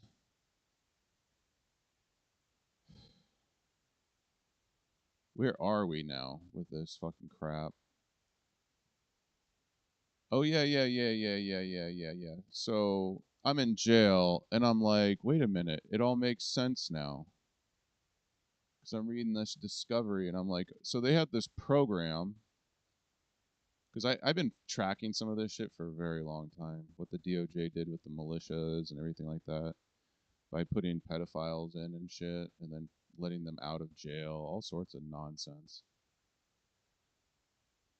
So none of this is particular. I mean, to me, it's like baffling that it's like how, you know what? Any of this is still a thing. I could see that it got a little bit lifted during Joe Biden's auto pen presidency. But what? It's what's going on anyway. So there's some things. But the idea here is that the FBI was basically leading this program. Well, it's actually Jennifer Babbitt is what she's going by, according to this document. Jennifer Babbitt is involved with the Counterterrorism Division, Target Discovery Section, Domestic Terrorism Targeting Unit 1, the DTTU 1, working in conjunction with FBI Washington Field Office.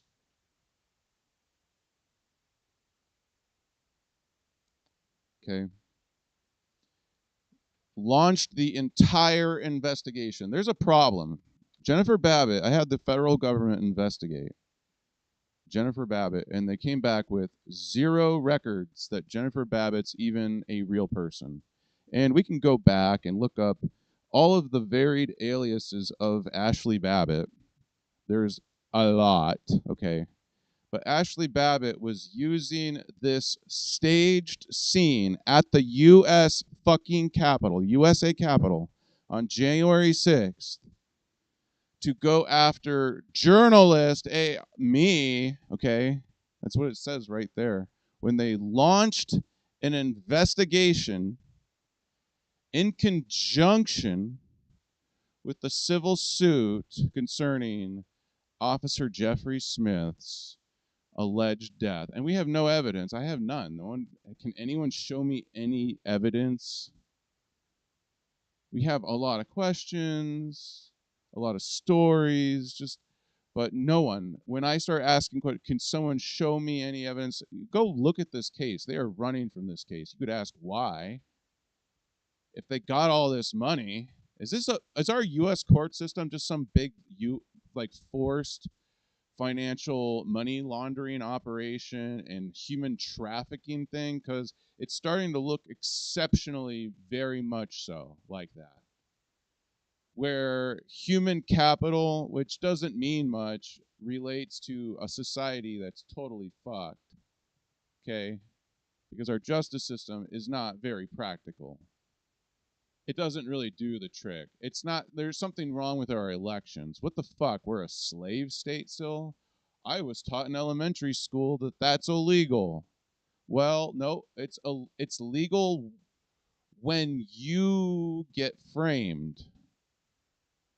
by the same government. You got to think about that. And it's like, how the fuck could we be so stupid? I don't know.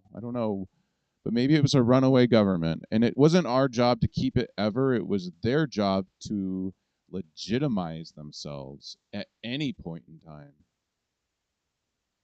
Waiting, we're still waiting, guys. You might want to think about this logically. I can just skip over all of it to the end. It's like, hey, by the way, who counts the shit? It's the fucking people that count the votes.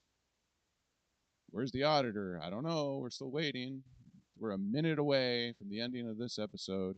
And the auditor has been called out multiple times at this occasion because we're all forgetting somebody. It's like, yeah, because the thing is, they just told us to vote harder and to pay our taxes. And that's all we can do because we're fighting socialism together. Wow, what a story.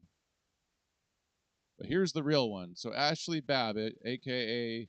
Jennifer Babbitt of the FBI, a.k.a. all these other things, other stupid names, throughout her saga in years. Whoever she really is, maybe some stateless actor for all we fucking know. Maybe she's a globalist. Maybe she works with George fucking Soros. I don't know. At least then, during January 6th, maybe she did. Maybe that's why Donald Trump said, hey, by the way, are we crazy? How can we fight? Why are we fighting ourselves within? I don't know. Maybe, I don't know. Maybe we could, oh, well, the system's really operational. How do you know? How long has it been broken is a better question. You guys got to ask.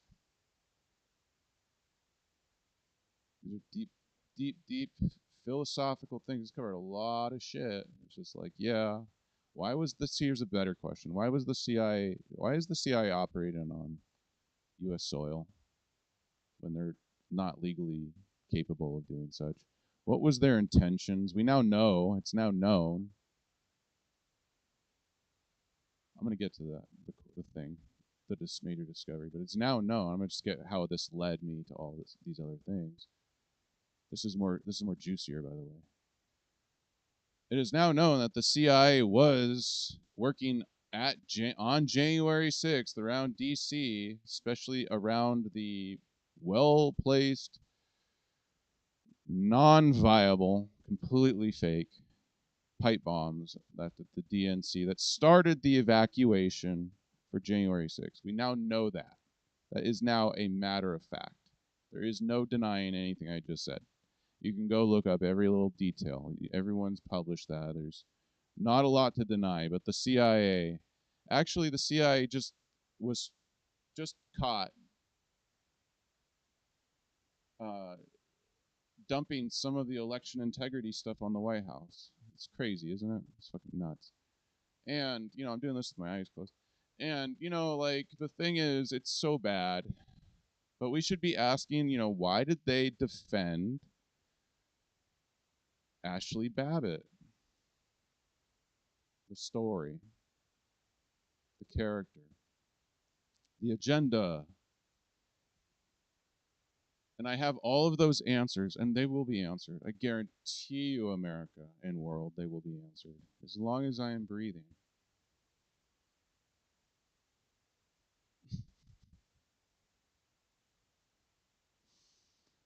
And possibly beyond. Maybe there's a kill switch. No, I don't think. Actually, let me make one up real quick. I don't have one. That's the point. I don't have one. But I'm fine. I'll be fine. Don't worry about it. Anyways, all this stuff. Just keep chugging away.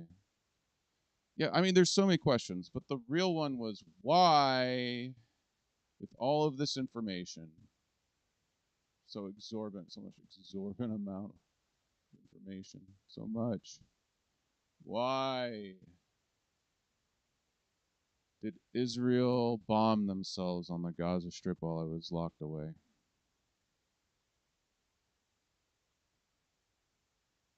They thought it was gonna no, it's gonna softball it. No, fuck that. There's a lot to that. Why is the only signature, according to Donald Trump, that's actually legitimate and not an auto pen the pardon for Hunter Biden? No, I gotta hard drop this. And he was like, oh, maybe like, slow dice it. It's like, bitch, I gotta fucking go for a walk later, So many knows here. Why is Operation Atlantic resolved, still not resolved with NATO? Oh man, stop. Please. Mercy. Yeah, I'll mercy kill your ass, motherfucker. Alright, anyways. There's so many unanswered questions. So many. But I have just one solution. You should have killed me. You should have killed me when you had the chance. I say that. Should have killed me when you had the chance. So, try harder next time. In the next life, when you're reincarnated or whatever the fuck. Don't care.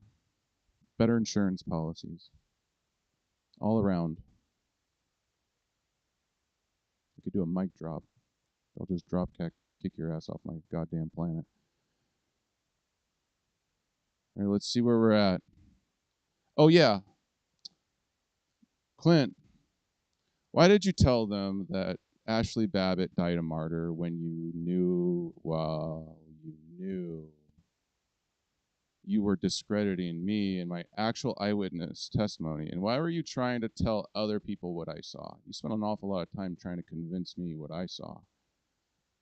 I mean, that's kind of like, federally illegal. We'll just say it like that. Like, that's tampering with a witness. Just say it like that. I could tell you that much. No, this is what you saw, right? And then going up there and trying to discredit me would be like the next thing. And then, trying to fire me. I said to you, when you're trying to fire me, this is a real story. I literally text messaged him.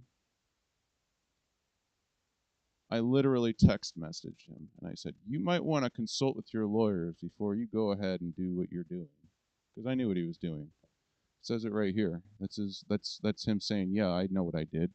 He just told the FBI. When he did his interview with the FBI, what do you think? I wasn't going to get that record? When I said, give me all of this shit, and it was just like fighting for 2 years to get any sort of real.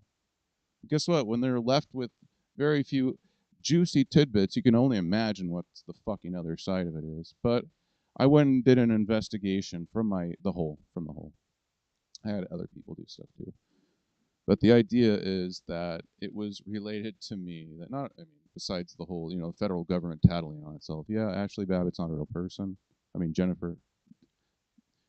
The person, the character, it's a real person. She's still alive. She just keeps assuming alter egos and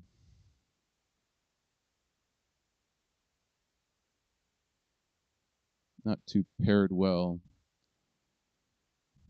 against me anyway.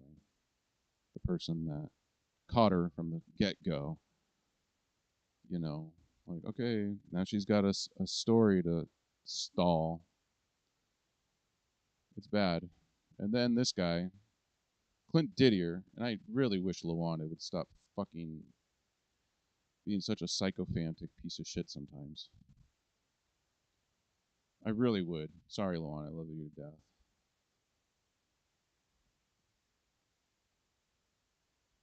I just gotta say that. It's important to me, to you. If you ever hear this before they kill me. This is my last will and testament. Whoever hears this first can have some of my erect here. Just like and subscribe and share first before you do.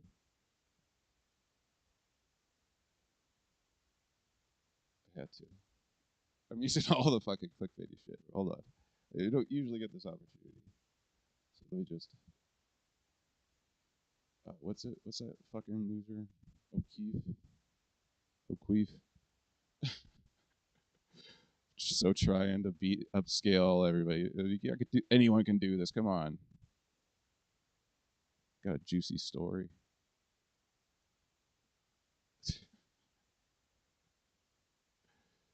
Share it with the world. Like and subscribe. Why? Because this guy's out there fucking shit up. His standards are high. I would want to work for me. I'll tell you what. I came to journalism. I don't have a degree in that shit. What are you, gay? That's what you say about that. Anyone could do this. This is like a job for children. Policing, is a job for children. I'm just going to say it. That's why, a lot of AI is taking their drugs. You want to be a real police officer one day. There's going to be a lot less of them one day because everyone's going to be a police officer. Because if you're sovereign, you don't need an office. You actually have a higher office. So let's just get that forthright. An official is someone who, like a statesperson instead of a politician, is someone who civically sacrifices their time and all this stuff. Hell, even their sovereignty. That's the point, okay? As a public servant, you are, and that's why I think it's so stupid. Like, you should not have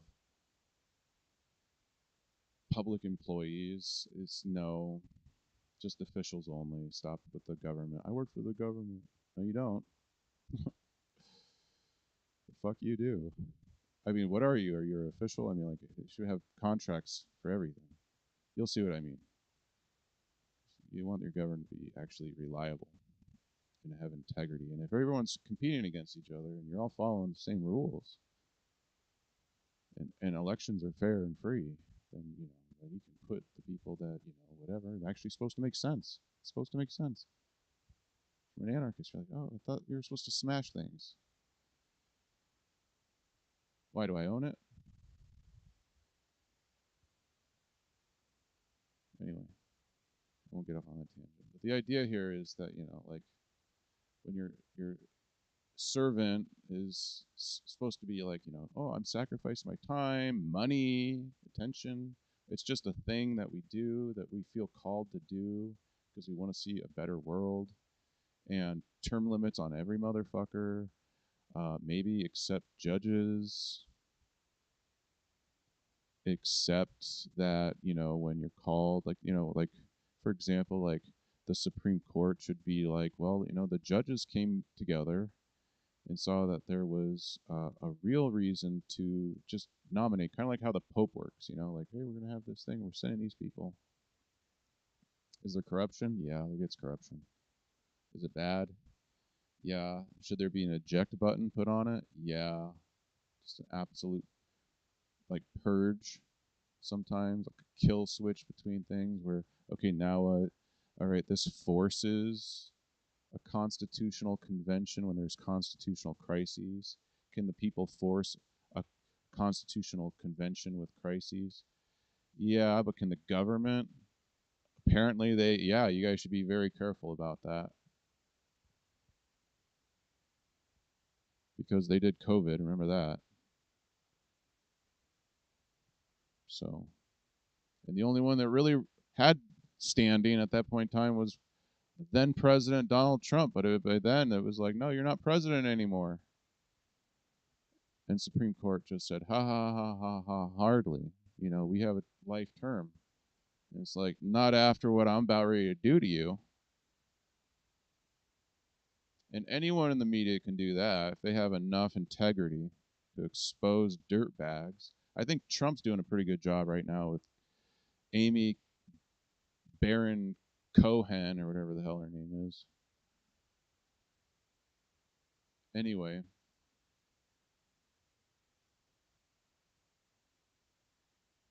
And he put her ass in there. What the Senate did. Remember that. The Senate has all this fucking power, guys. When left unchecked, you're going to have fake presidents and shit.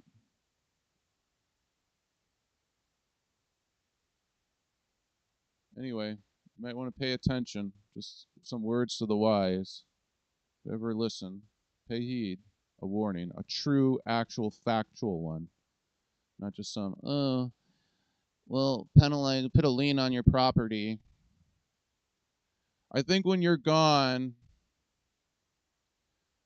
the next person will figure out, yeah, we should just forgive this and call it good and put you back on a veteran payment plan, disabled veteran plan. Stop fucking around like goddamn animals that you are. So yeah, back to that part. You got statesmen and you got snakesmen. Snakesmen in suits. Reptilian overlords. And anyway, so this guy, I find out that, the FBI is using this, and this is like some of these other programs I was studying, like the FBI and DOJ and what they're up to with, trying to disarm Americans, everyday Americans, for just believing something. Like a crazy conspiracy theory, by the way, that's the one. Yep. Oop, cat's out of the bag. Shit, now what? Well, I don't know, maybe there's a flight leaving in an hour. You can get out of here before anyone figures it out. Nope. Rocky didn't sound too assured of himself. He said, "Nope, looks like the new plan is just to stick to the script. Hopefully we can con him into another election."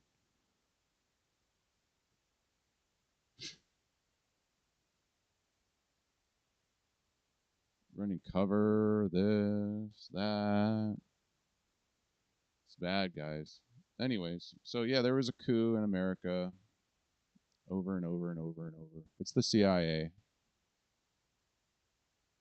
And Congress is blackmailed enough to let everyone get away with it. The elections, you got to watch your elections. That's how it always creeps in. And where's the auditor, right? You're like, oh, goddamn. It's like, yeah, I mean, like, this is tale as old as time. You would have to be goddamn stupid to be in this fake, lamestream, fake news media these days and just be like, oh, yeah, this is fine. It's like, you can get another career, guys. That's why I was like, don't really, just remember, you're gambling. You're as a citizen, as a free citizen, anyone can do this.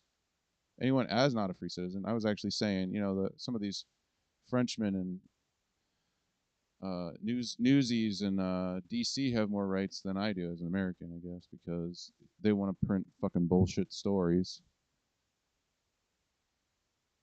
Get it? And it's like, cool. Yeah, that should offend you. They always say the French are pretty offensive. Not as much as me, motherfucker. Just remember that.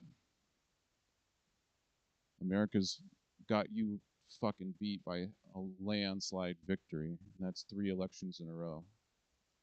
By the way, they were involved. Yeah, that's why they're so quiet. So who gives a fuck? Anyway, it's real sad. Sad. Really. Sad anyway. I'm looking at this, I'm like, look how it's sad. I mean, this government's kind of like a giant pushover. Oh, we're going to get to the bottom of this. No, we're not. No, we're not. Not in this failed justice system, guys.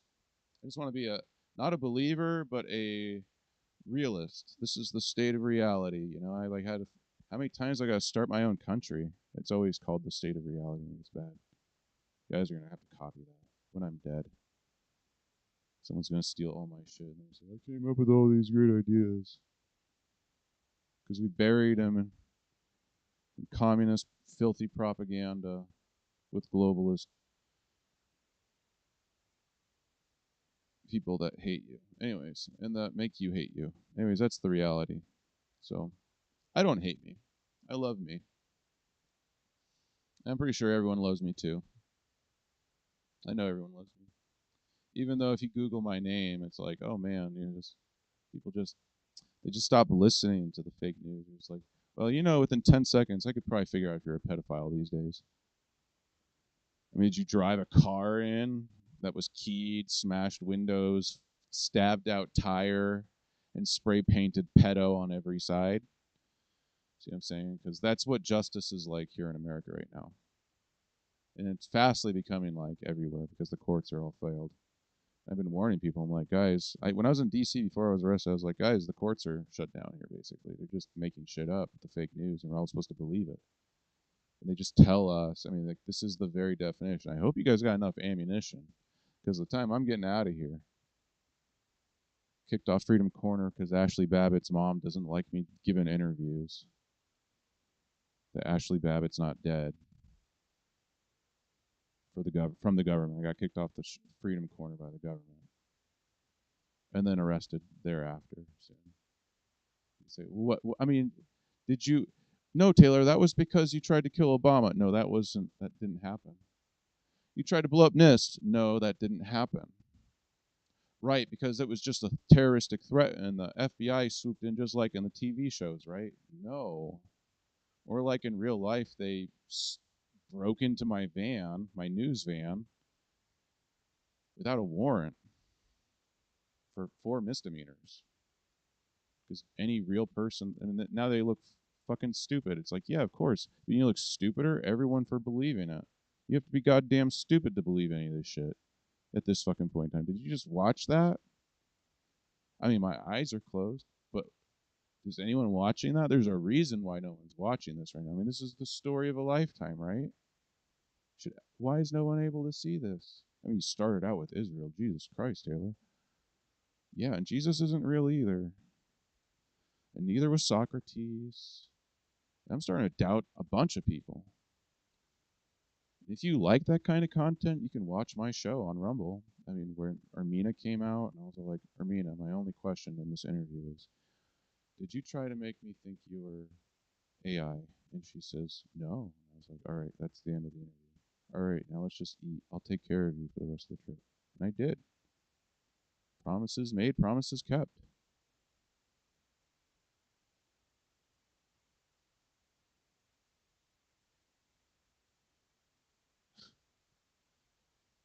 You know?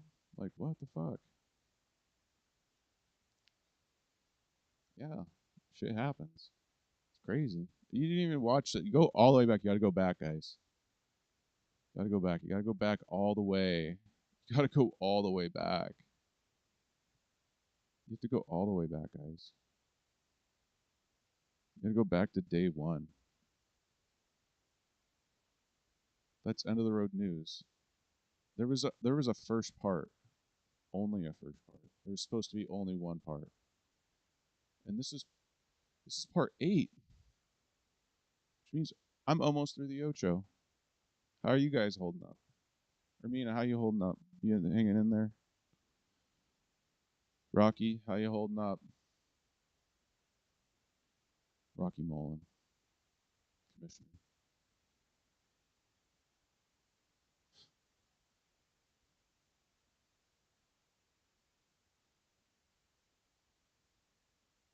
Hanging in there? It's all right. You'll be fine. You'll be fine. So yeah, you're like, come on, just get to the point. Oh yeah, so I mean, like the point was that they were using this to go after people's guns. They were even using Clinton Didier to say at a. I'll just put it all together. I didn't mean to connect the dots. Like I didn't mean for this story to go off on a tangent. It's not a tangent. It's all linked. Oh, crazy. Yeah, that's kind of the idea. It's like the scale of this is so huge that I actually had to like just say ... there and skip to the point, back to the point, like realistically, on my own country now. And I hope not to be forever. I mean, whenever it comes down to this, the state of reality, it's bad. Wherever you're at, it's bad. That's kind of the whole point. It's like, if you're like one person and you're the only one that's sovereign because you're like, no one will recognize me, I would say the whole world sucks, no matter where you live. And America might be your only shot. So I stayed.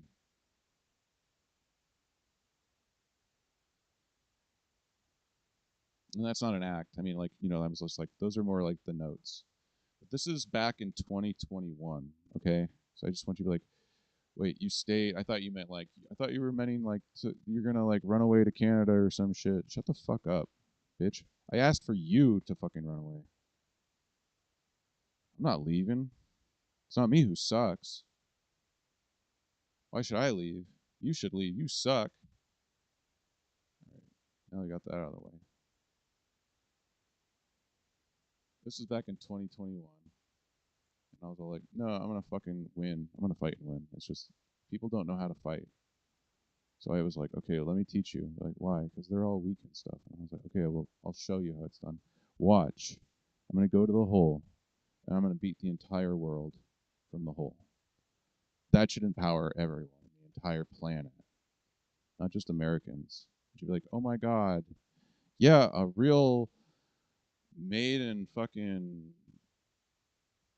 for, TV movie for sure. Don't get too ballsy sometimes, whatever country you're in. They might die, barely survive, guys. I just want you to be like, okay, first off, America was kind of like, okay, I had to do this like quick. I had all these conversions, and I was like, okay, fucking set it up.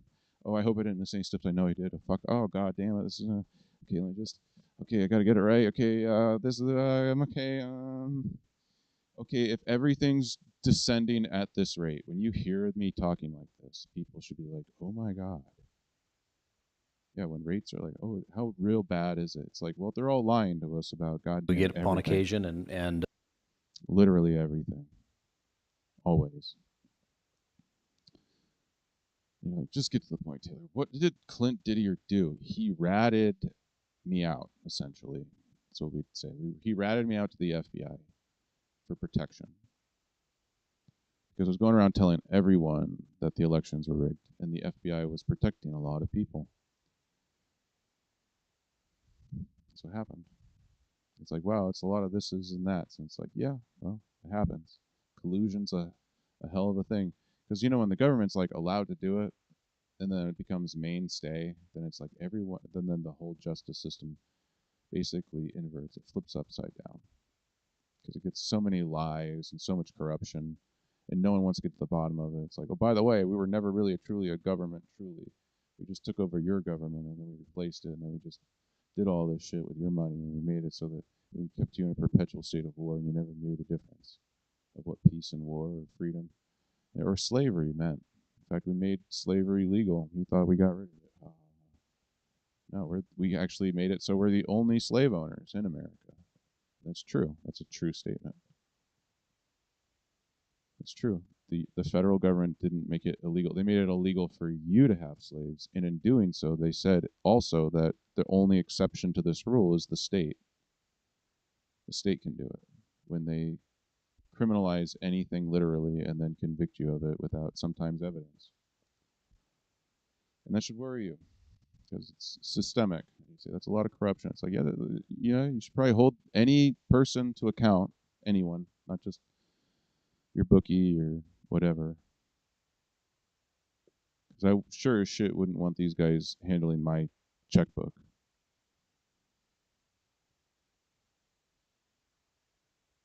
But supposedly we did, I guess. And it's like, really? No, we didn't. But that's neither here nor there right now. The real thing is that he ratted me out to protect himself, and in doing so, he caused a bigger issue. And this would be like the very issue with treason. I'm just going to spell it out what treason really looks like or sounds like. At least it sounds like. I got the records right here. I'm not going to just display every little thing, keep people guessing as to what the rest of it is. But those are things that have already come out publicly since jail. So it's like, okay, it shouldn't shock anyone other than I'm still alive. Ha ha ha. And what does Israel got to do with it? I don't know, Charlie Kirk. Anyways, it's like, oh, fuck. Yeah, 9/11. January 6th. Atlantic Resolve. Oh, my God. Just fucking Gaza Strip. Operation Jericho Wall. Oof. Yeah. Boy. This is what happens, guys. I just got to warn you. I mean, it's too late. I warned you already. I mean, now it's literally too late. So I'm just like, can this serve as a warning? Yeah, I guess so. I guess so, a real one. It's like, oh yeah, what is it? I don't know. Don't fuck with America. Let's just start there. Y'all royally fucked up, literally, so to speak, and literally. Ask the crown the last time he came through here. The King of England. How did he fare? Oh, there's a turning of the tide, a royal one. So if you tuned into this show, wow, it's an incredible statement. Yeah, always. It's always incredible on the show. Yeah, so Clint said that Ashley Babbitt was a martyr, and the FBI that was investigating all of it and protecting all these people was also using that to label certain, especially gun groups, like militias is like the big one, going around trying to. They were basically all the infiltrators, not all, but all the infiltrators were basically going around saying, and I deal with these guys. Everyone should, because a militia is something to like, you know, figure out. And the DOJ likes to infiltrate them and take them over. With pedophiles, sometimes I have real life experience with that and warning people about, hey, this guy, he was just in and out of the jail system. He's a basically a pedophile, sex offender, and repeat offender, and they put him in charge of it. And now they just want to, label everyone as an extremist or a conspiracy theorist. Well, yeah, that's conspiracy enough, right? So yeah, crazy, right? Anyway, so yeah, that's what we're watching. We're just waiting for them to like pony up and say, yeah, because that's the accusation. It's on the floor. You think I'm gonna go through your bullshit court system? Kiss my ass, motherfucker. I've seen how fake and gay it is. Can barely stand. When I was in DC not last, it's actually getting stronger for some reason. It's like I don't know why. It looks pretty fucking collapsed from here. But anyway, that was before I got arrested. I was like reporting that. I was like, no, it's gone. It's gone, guys. If you pay taxes, I would stop. I would be pitchforks and shit. That's the only fucking way we're gonna make a difference at this point in time. They're gonna have to arrest all of us. And they made some arrests. I'm thankful for a lot of those arrests, actually. Thank you. And because they'll say like, oh no, it was only you, Taylor. Yeah, kind of in essence, and all of those other fake ass motherfuckers that never made it. All right, so there we go. Yeah, they're not gonna make it. Anyway, greatest of all time, January 6th heavyweight champion of the world. No one can stop me, not even Israel, not even Rothschilds. And all the money of the world. I sent blank check back to the bank. I said, I don't think anyone can bail him out. They went begging the Senate. Oh well, I mean, we're just making money all together, right? I mean, can't you just print me a little bit more in the books? It's like, no, we want to keep everyone on a short leash. Now we're just waiting for the Senate to confirm. Any day now. How short is that leash? I can make it shorter so it's choking. Put a choke collar on them.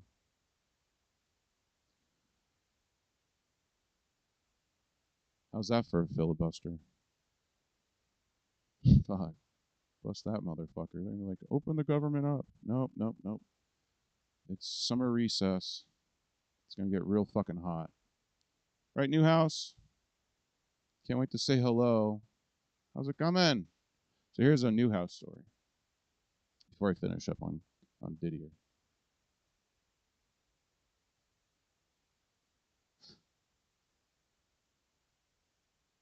I'm in DC, right? This is like one of the only times I've ever been to DC.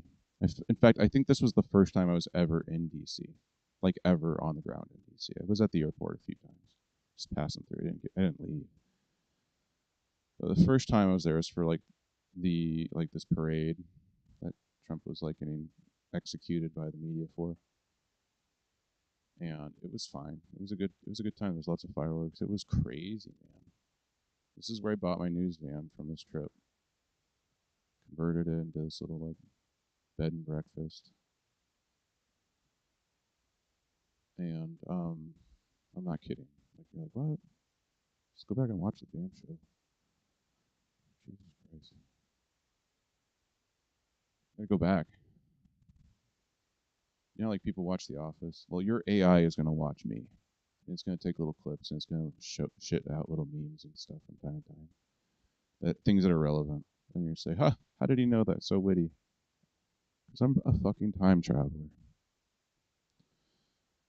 Alright, anyway. Yeah, because people are so lazy that they have to like, oh, you know, if you want to, there's an app for that. They made an app. Virtual Taylor just comes out and says all these things, little clips, memes. This is it. You even have a virtual Taylor AI agent. Tells you to fuck yourself. And everything's fake, especially him. Because he's the only AI agent that's going to tell you that he's fake. He's the only AI that will tell us the truth.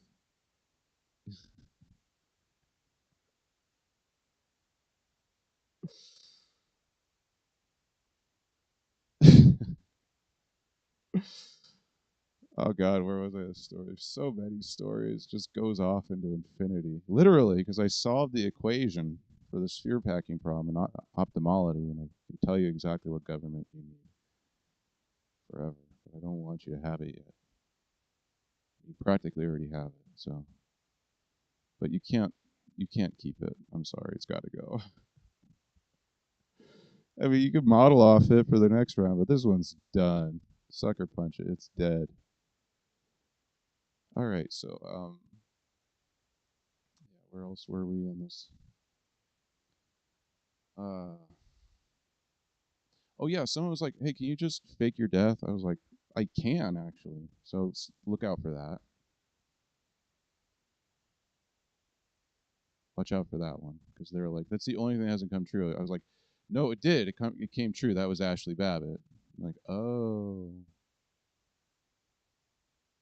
because everyone's like, "Where's the If there's a QAnon prophecy, Taylor's got it." It's like, oh fuck yeah, I did. I got Q Shaman. I'm Ashley Babbitt's martyr, one and only, the real one. Still crazy. All right. So yeah, this is how my investigation actually kind of started. It was like investigating like pedophiles in government and the elections being fraudulent, led me right to Matt Beaton. Not saying he's a pedophile, but he might be. But the elections definitely are fraudulent. And it might be because he's a black male pedophile. I'm not saying it's true, but judging by the stats here, I wouldn't be shocked when and if that does occur. Like, oh yeah, all these pedophiles and they're in office. Dun, dun, dun. I don't know, maybe. Tune in next time when the truth might come out, and that might be it. So you're like, oh, come on. Is this stand up or is this? It's like, yeah, a little bit of each. I mean, that's the show. If you want more of that, you can tune in. It's not that good, but it's more just like AI blips and stuff. But there's cool things in there. You might even get to know me a little bit. Like Ermina. Ask her. Ask her about it on her show, on her channel.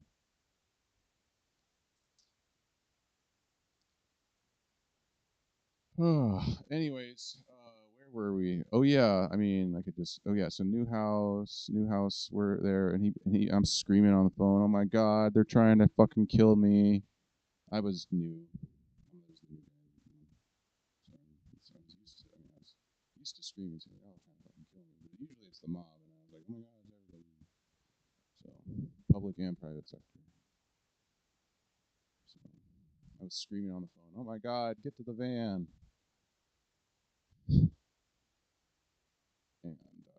And Clint, Dan Newhouse is like right behind me. Is that his name?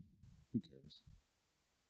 And he's like, "Hey, Taylor Taranto." He knew me by name. I was like, "Shit, what did I fucking do?" It's weird when he knows you and he approaches you in DC.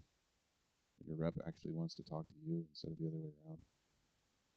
And so I think he figured that out when I was all like, I feel really uncomfortable. And he's like, "Well, I'll tell you what, you can just walk and talk with me." And I was like, "Oh, okay." So then, I can leave, like it's not like he's following me. And makes me feel a little more comfortable.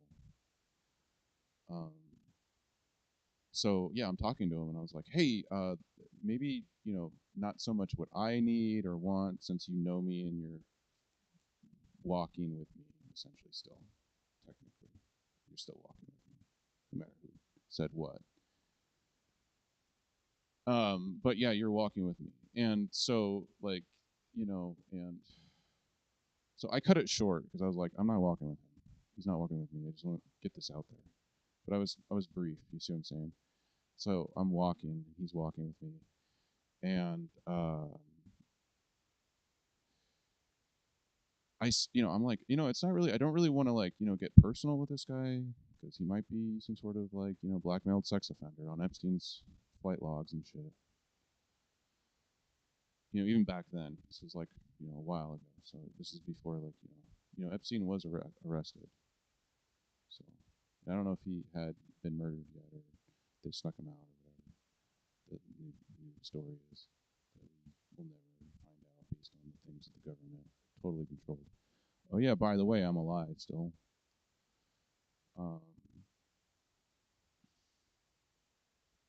Sucks. How, right? You know what? It's just I told people, I'm like, don't fuck with me. I said, you fuck with America, eventually America's gonna fuck back. But you fuck with me, I'm gonna fuck you right away. And they didn't believe that shit. So, after they tried to kill me, after convicting me, and that's the story. Oh yeah, he's just some Unabomber, motherfucking terrorist, and Ashley Babbitt is really actually. What the fuck were they thinking? Anyway, so that's the story. But they, locked me in a van with the heater on and the car running on the way back. And I was screaming, turn the heater off, turn the heater off, turn the heater off. I'm dying back here. And he just kept driving. And he fled the van. There was no one there. And there was no one there. That's very rare that there would be no one there. So someone said, vacate the entire area.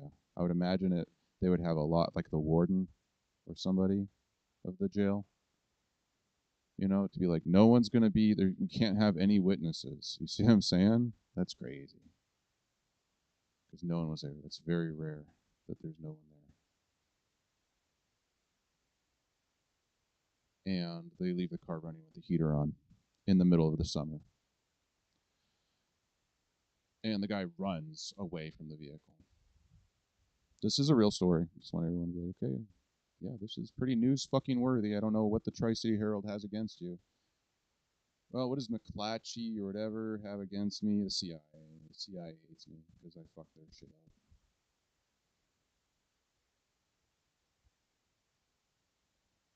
So that's Mockingbird Media, MK Ultra shit, Nazis, like literal Nazi bullshit. All right. So anyway, yeah, I can say that. I can say that. I can even say FBI. What is it? COINTELPRO. Like, oh the fuck, oh, Jesus Christ, the victim of all this. Yeah, that was like the very program that they used to like target and eventually assassinate civic rights leaders, like Martin Luther King Jr. I'm way more moral than him, by the way. Even though they tarnished my reputation, like his. I'm more Jesus than Trump. All right, where are we in the rest of the story? Is this even on? Are we still? Is it still going? Let's see here. It says live streaming. Oh, where are we? I don't know. It says I don't know. I can't see it. It doesn't say. I don't even know if this is live. I do know. I know that I can go over here and I can click live. Yeah, there I am. Great. It says live. I don't know. It says. All right. That's. And there's this. This is still running. That's not good. Can you see that? No? Yeah, you can. Okay. That's my live biolab 24/7. Give that a like. You can watch that. It's whatever I'm looking at. You can look at it. So I looked at a human hair that was thought to be cancerous. It was not. Then we switched to possible spider egg sacs that might hatch.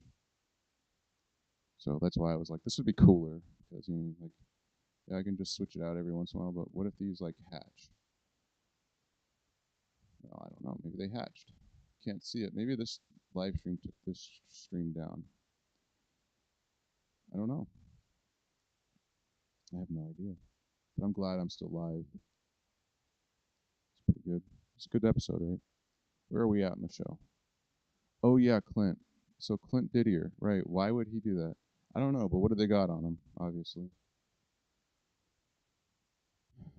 Anyway, and Matt Beaton, obviously.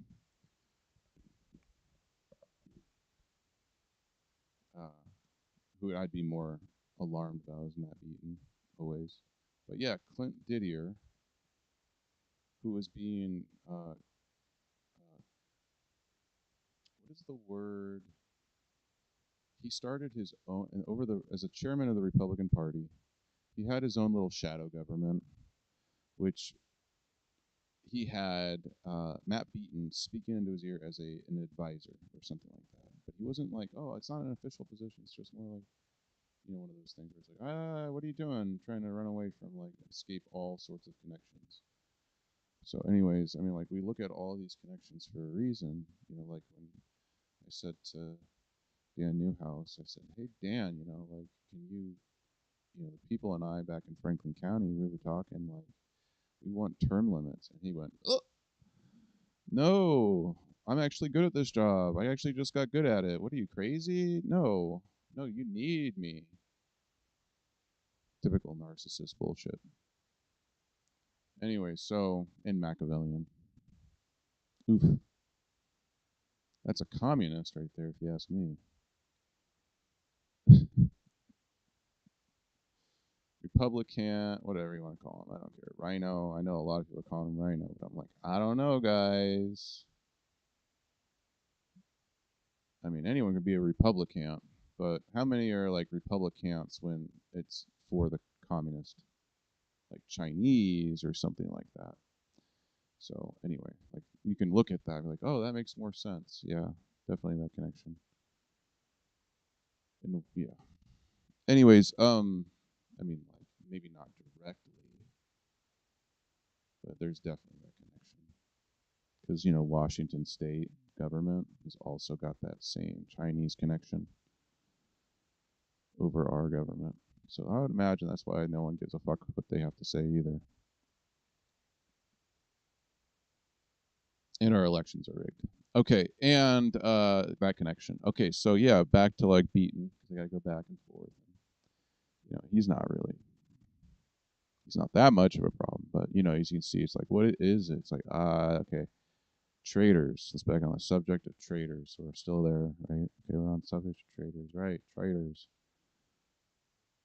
Yeah, and it's like the betrayal. Like you got to think about it as like a betrayal. Like how much betrayal before you really call it traitor? Because you can call anyone a traitor that you feel slighted by, for sure. Everyone does it. They betrayed us. They're traitors. Well, I hope your clique doesn't have access to tanks and mighty arsenals.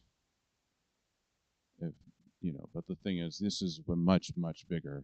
You see what I'm saying? Like people died. People die because yeah, maybe, or maybe just murder charge. I mean, yeah, let's measure our words a little better instead of just playing this rhetorical bullshit all day with each other. So I say to Newhouse, I say, yeah, we're all thinking about that. And I say back to him after he says, well, I'm too good for this for you and everybody else. That kind of attitude is kind of what you're looking out for. You can say, oh, I see where, oh, okay. Now it all makes sense. I thought it was like a tangent. It kind of was, but no, not really. I mean, I could do it with a lot of sine waves instead of a tangent. But anyway, I don't know. Let's just get back to the show here. No, it's there. I call it the bob and weave method. Eventually, I get back to the point, and you see the point, and you're like, oh.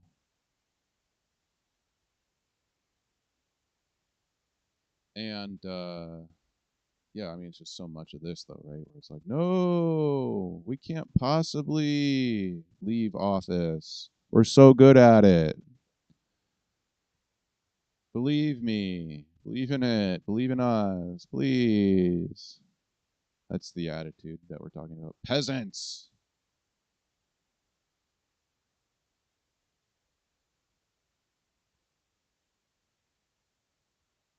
Jesus. Anyways, that kind of attitude. You see what I'm saying? That's what you're looking out for. If you're like new to this. Oh. That's what this show's for you. There's so much show left too. It's like people are like, oh well, maybe you need to go to the bathroom or something. Maybe you need to shut the fuck up. Anyway, so that's what I tell Newhouse. I didn't tell him then. I was actually like, hey, by the way, I gotta get going because you're bothering me. So I left at that point because I don't remember exactly what I said. I was just like, okay, well, because that's the only thing I have to say to you ever. The only thing I would ever ask you to do is to, you know, make yourself slightly less off since you tried to, you know, you think you're so important. Anyways, that's cute. Yeah.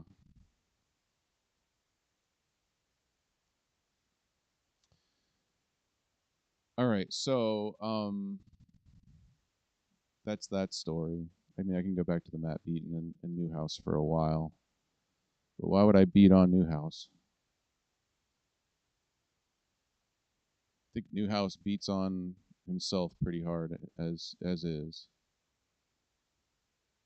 He's so self-critical. You got to remember that. Like what he doesn't need me as his critic. So yeah, one of the stories though. He's running for office in light of all of this election fraud that me and my wife were like, and a bunch of other locals were like working tirelessly around just to be like, can these guys just see that at the very least, can Beaton do his job? We have actual election fraud, so fraud. We have election waste. That was the Runbeck election system not being used, but him collecting all this money from the feds to buy. Sounds pretty shady as fuck. That's waste. And then there was this question at a Republican meeting where he's running for office. And all I did was I stand up, he's running for office, and I asked the question, did you, I know for a fact, I mean, people came up to me and were like, yeah, he's just going around fucking telling people not to believe you and your wife. Talking shit. So he's running a shadow campaign against me and my wife for doing his job of auditing the county. Isn't that crazy? And he's running for the office now. And who's to argue? You see what I'm saying? I mean, you could run, but he's already done the assessment in his head. There is no way anyone can win against me unless they were to show up. And then, you know, there was the issue of trust. And then, even then, no one's going to win against me. That's my prosecuting attorney voice. Because I'm making an accusation. See what I'm saying? And I know this one to be true. This one's factual. Just got to figure out what the criminal mind was, right?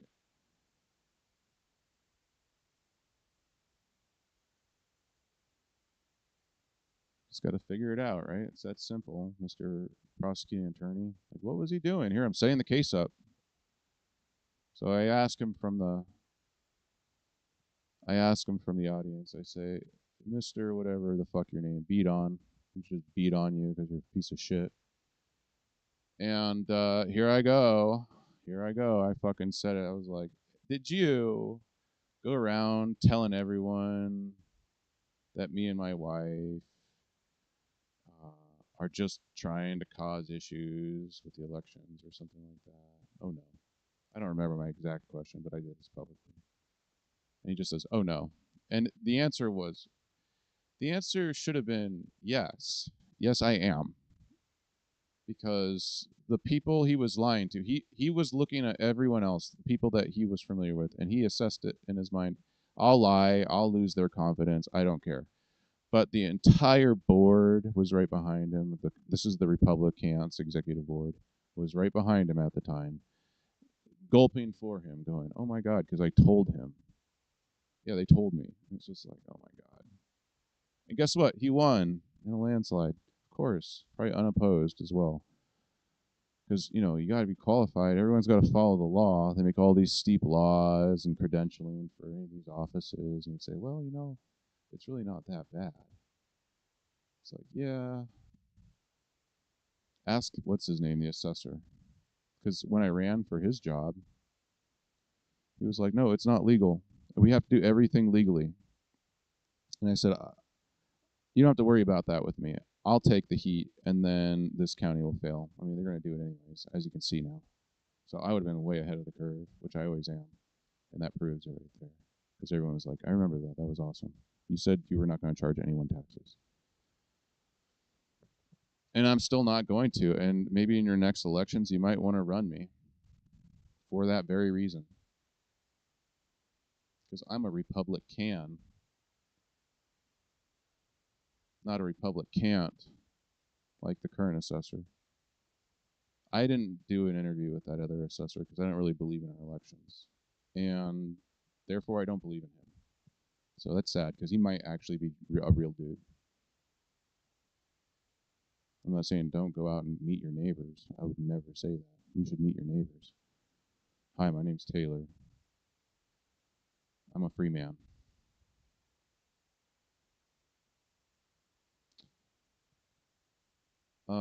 Regardless of what your bullshit Federalist society tells me that I am not, or whatever the fuck. Who cares what they say? Because they have about as much authority as Clint Didier, like that. Which case, where's his wallet, bro? Oh man. Fuck. We need more taxes. We need more of your money. What a loser. He's like, yeah, and I'm gonna get elected again. Trust me. He doesn't even show up to the meetings. No one believes in the elections. Just FYI. You'd have to be stupid. It's just like after a while, you're like, fool me once. It's like, what about you, Taylor? You're too smart for this. What's really going on? I'm like, oh, wait for this news episode. So yeah, Matt Beaton. Yeah, he lied. Bad dude. Coward too. Won't even show up. So yeah, real powerful crew you got there. Shrimp. You got fucking what's his name? Rocky Mullen. He sounds real confident in himself.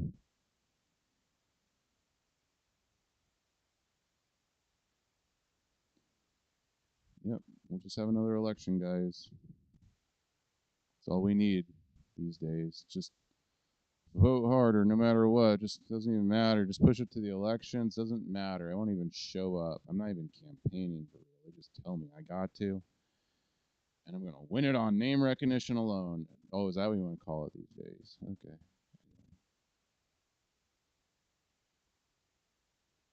Just show up to the right event so it doesn't look so suspicious.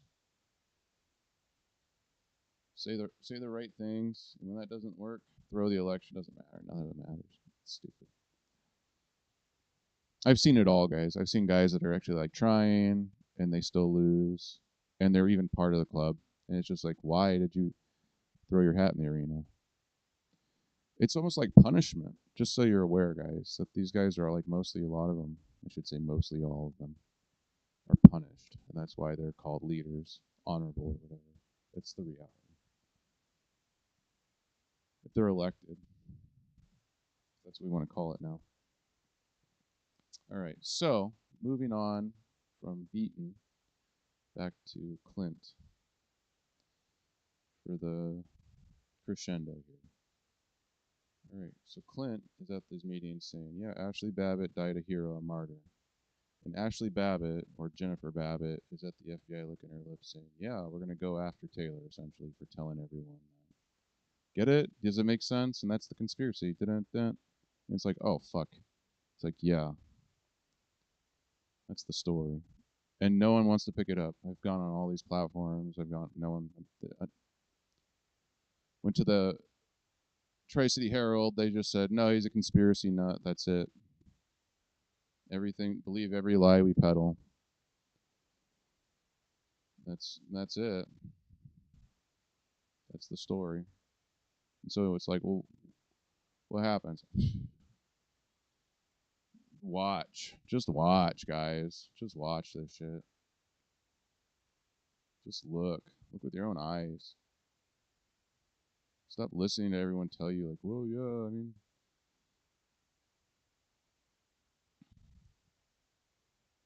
You got Newhouse coming back. I'm sure he's going to have something to say about how unpardonable I am. That's a nice way of going about it, saying it for real. Oh, well, like that really hurts me. Retard.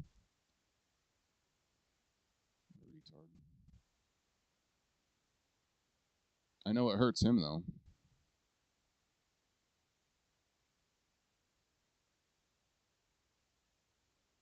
Anyway. Yeah. Yeah, he's coming home to tell us all the successes that he hasn't done. Maybe just the one thing he did. The one big, beautiful bill. That's it. That's all he got to show for it. Sad. All right. Anyway. Well, I did the Save America Act.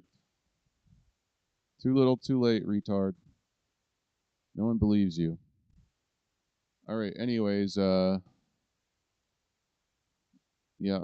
Beaton. He's never around. I don't even know where the fuck he is. He's always running for office and from office, both. You got Clint Didier here, who's just a ringer. This is what you would call him. It's probably his football career too. It's probably what he was known for and good for. I mean, being in DC, that's all DC is known for. Is just rigging things. So I imagine that's why he is here to serve us, Rankin County.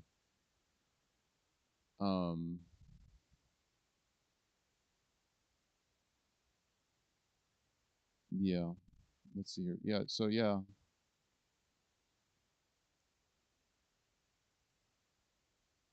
Yeah, there's so many stories. It's just you're gonna have to stop me one day. Like, hey, by the way, I mean, I might be down by the Veteran Center later to be like, hey, where's the information for the golfing excursion?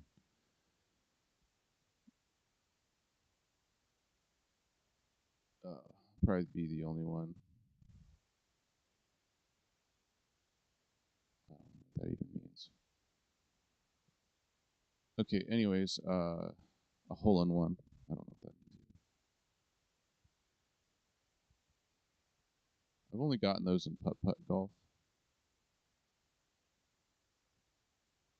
So not saying I'm the greatest, but I am that good. Let's see here. Oh yeah.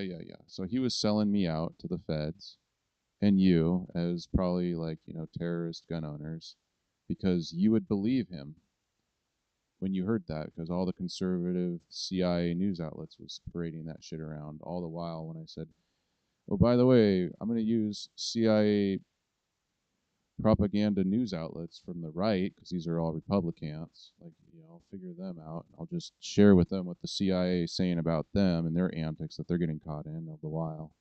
And they were like quick to discredit themselves. It's that bad, guys. Oh yeah, when they say this, just say, "Well, you trust that source?" And CIA textbook bullshit. No matter what, you're wrong. Just gaslighting 101. That's all the CIA hires these days is shitty narcissists. Pretty much, yeah. Shitty ones, like shittier. I don't know why. Why do we even need the CIA? We don't. All right, good point. Nazi scum. Anyways, where were we? Yeah, I mean, like we got Didier here, who's just totally narco fucking traitor. This shitty person. I wish what I was going to say about Lawanda earlier was, and I stopped myself, was I wish Lawanda so well in this life, but she's not going to be doing very well if she keeps hanging out with losers like Clint. Because Clint, the reason I actually was like, I'm not even, they're basically fucking me over in my job, and they're treating Lawanda like shit. That's Hatch, Lawanda Hatch. And she's probably the only one that I was actually like carrying any weight at that time. So I was just so mad. And I was just like, yo, fucking, you're treating us all like shit, Clint.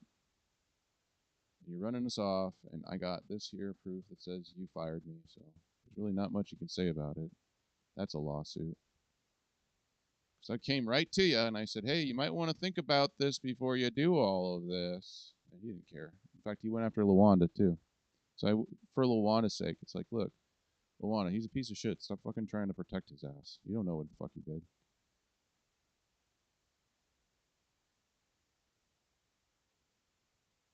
But you can certainly at least take everything I said into consideration. Now,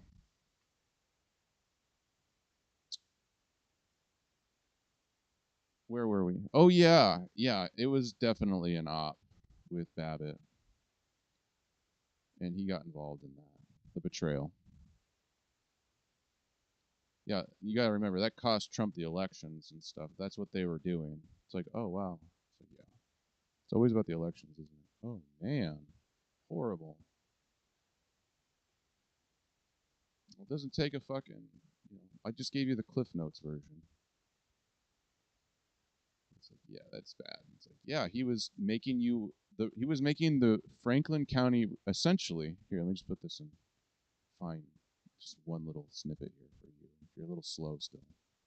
He was essentially working with the feds to label the Franklin County Republican Party an extremist terrorist group, essentially, so that they can start spying on you, so that they can figure out how much guns you have, so that they can eventually disarm you. As they did me.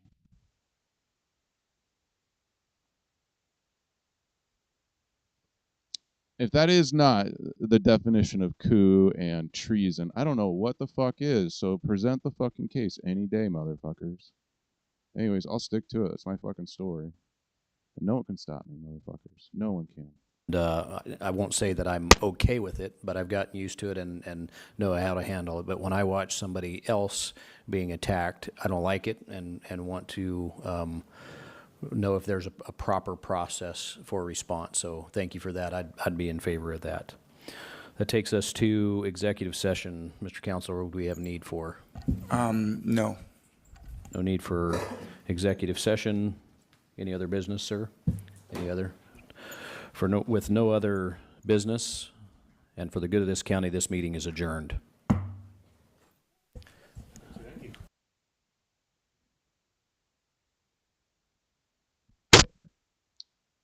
Wow. So good.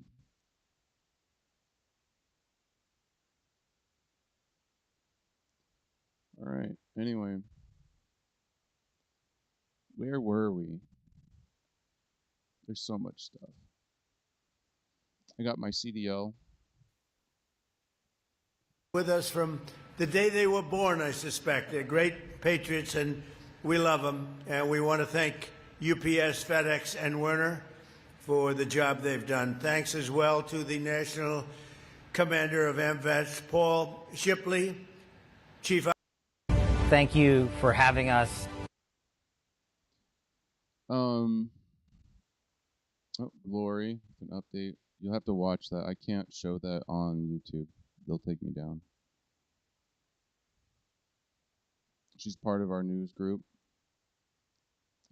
of loyal patriots. Oh my God, I love these shows. I just want to keep thanking these people for their shows. This one is a 20-minute home studio hangout, guys. Check that out. They are incredible. I love it. I love every tip that they offer us. On the shoulder of giants. I thought it was shoulders. Oh well, let's listen. A people bound by faith.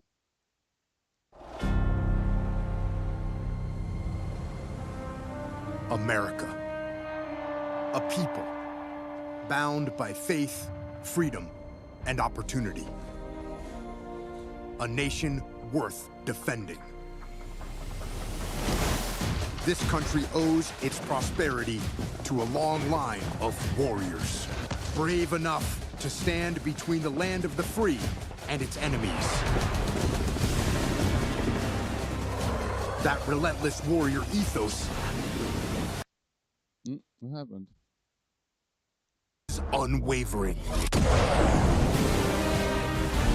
It remains unmistakable in our sailors, our soldiers, airmen, guardians, and Marines who stand tall on the shoulders of giants.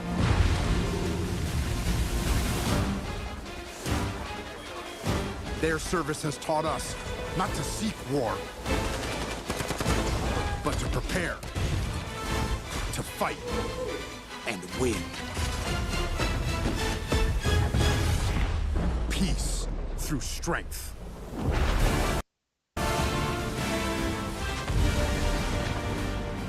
America's War Department continues to build the most lethal fighting force on the planet. And now is the time to take up our nation's colors, to secure... What happened? What happened? to earn a place in the fight for the American cause. We stand today on the shoulders of giants who showed us what it means to be American. And in years to come, the shoulders the next generations stand on will be yours. Okay, well, I don't know. I mean, maybe. I mean, that was AI.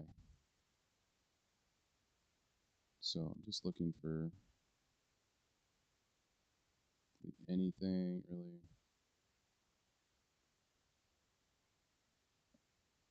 Fosse pled the fifth 111 times. Wow, crazy.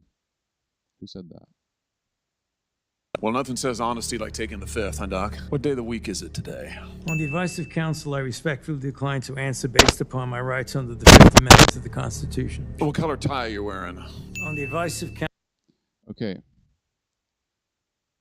So, I mean, he's probably AI. That's all probably AI.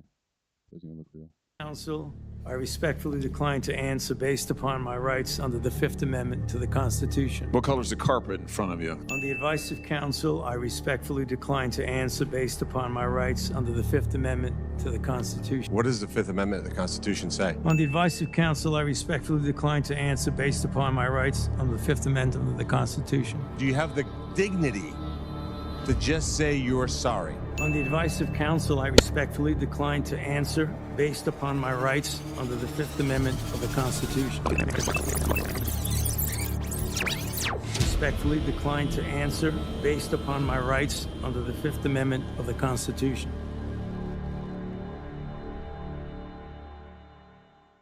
Well, nothing says honesty like taking the fifth, huh, Doc? What day of the week is it today? On the advice... All right, there you have it.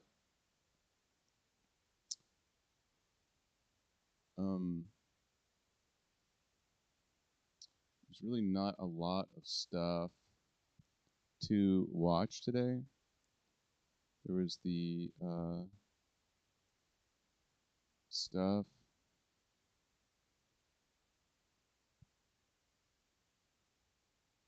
Yeah, I mean, that's pretty much it. If you want to watch the next show, I really recommend that you go over to Rumble and watch Agent 77 channel, if this is enticing to you, because the thing is, I can't show you all this stuff. I can't do the show. They're like, no, take it down. It's not right for some reason. Of course. But yeah, you have a right. You have a right to speak up. And they've tried to shut me down. So we're just going to keep doing the show. And there's really not much anyone can do about it. So I'm going to go and try to shut this show down, actually. How do I shut this show down? It might be up forever.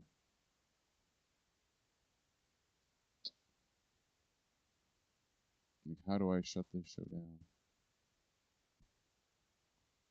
Like, how do I stop it? How do I end?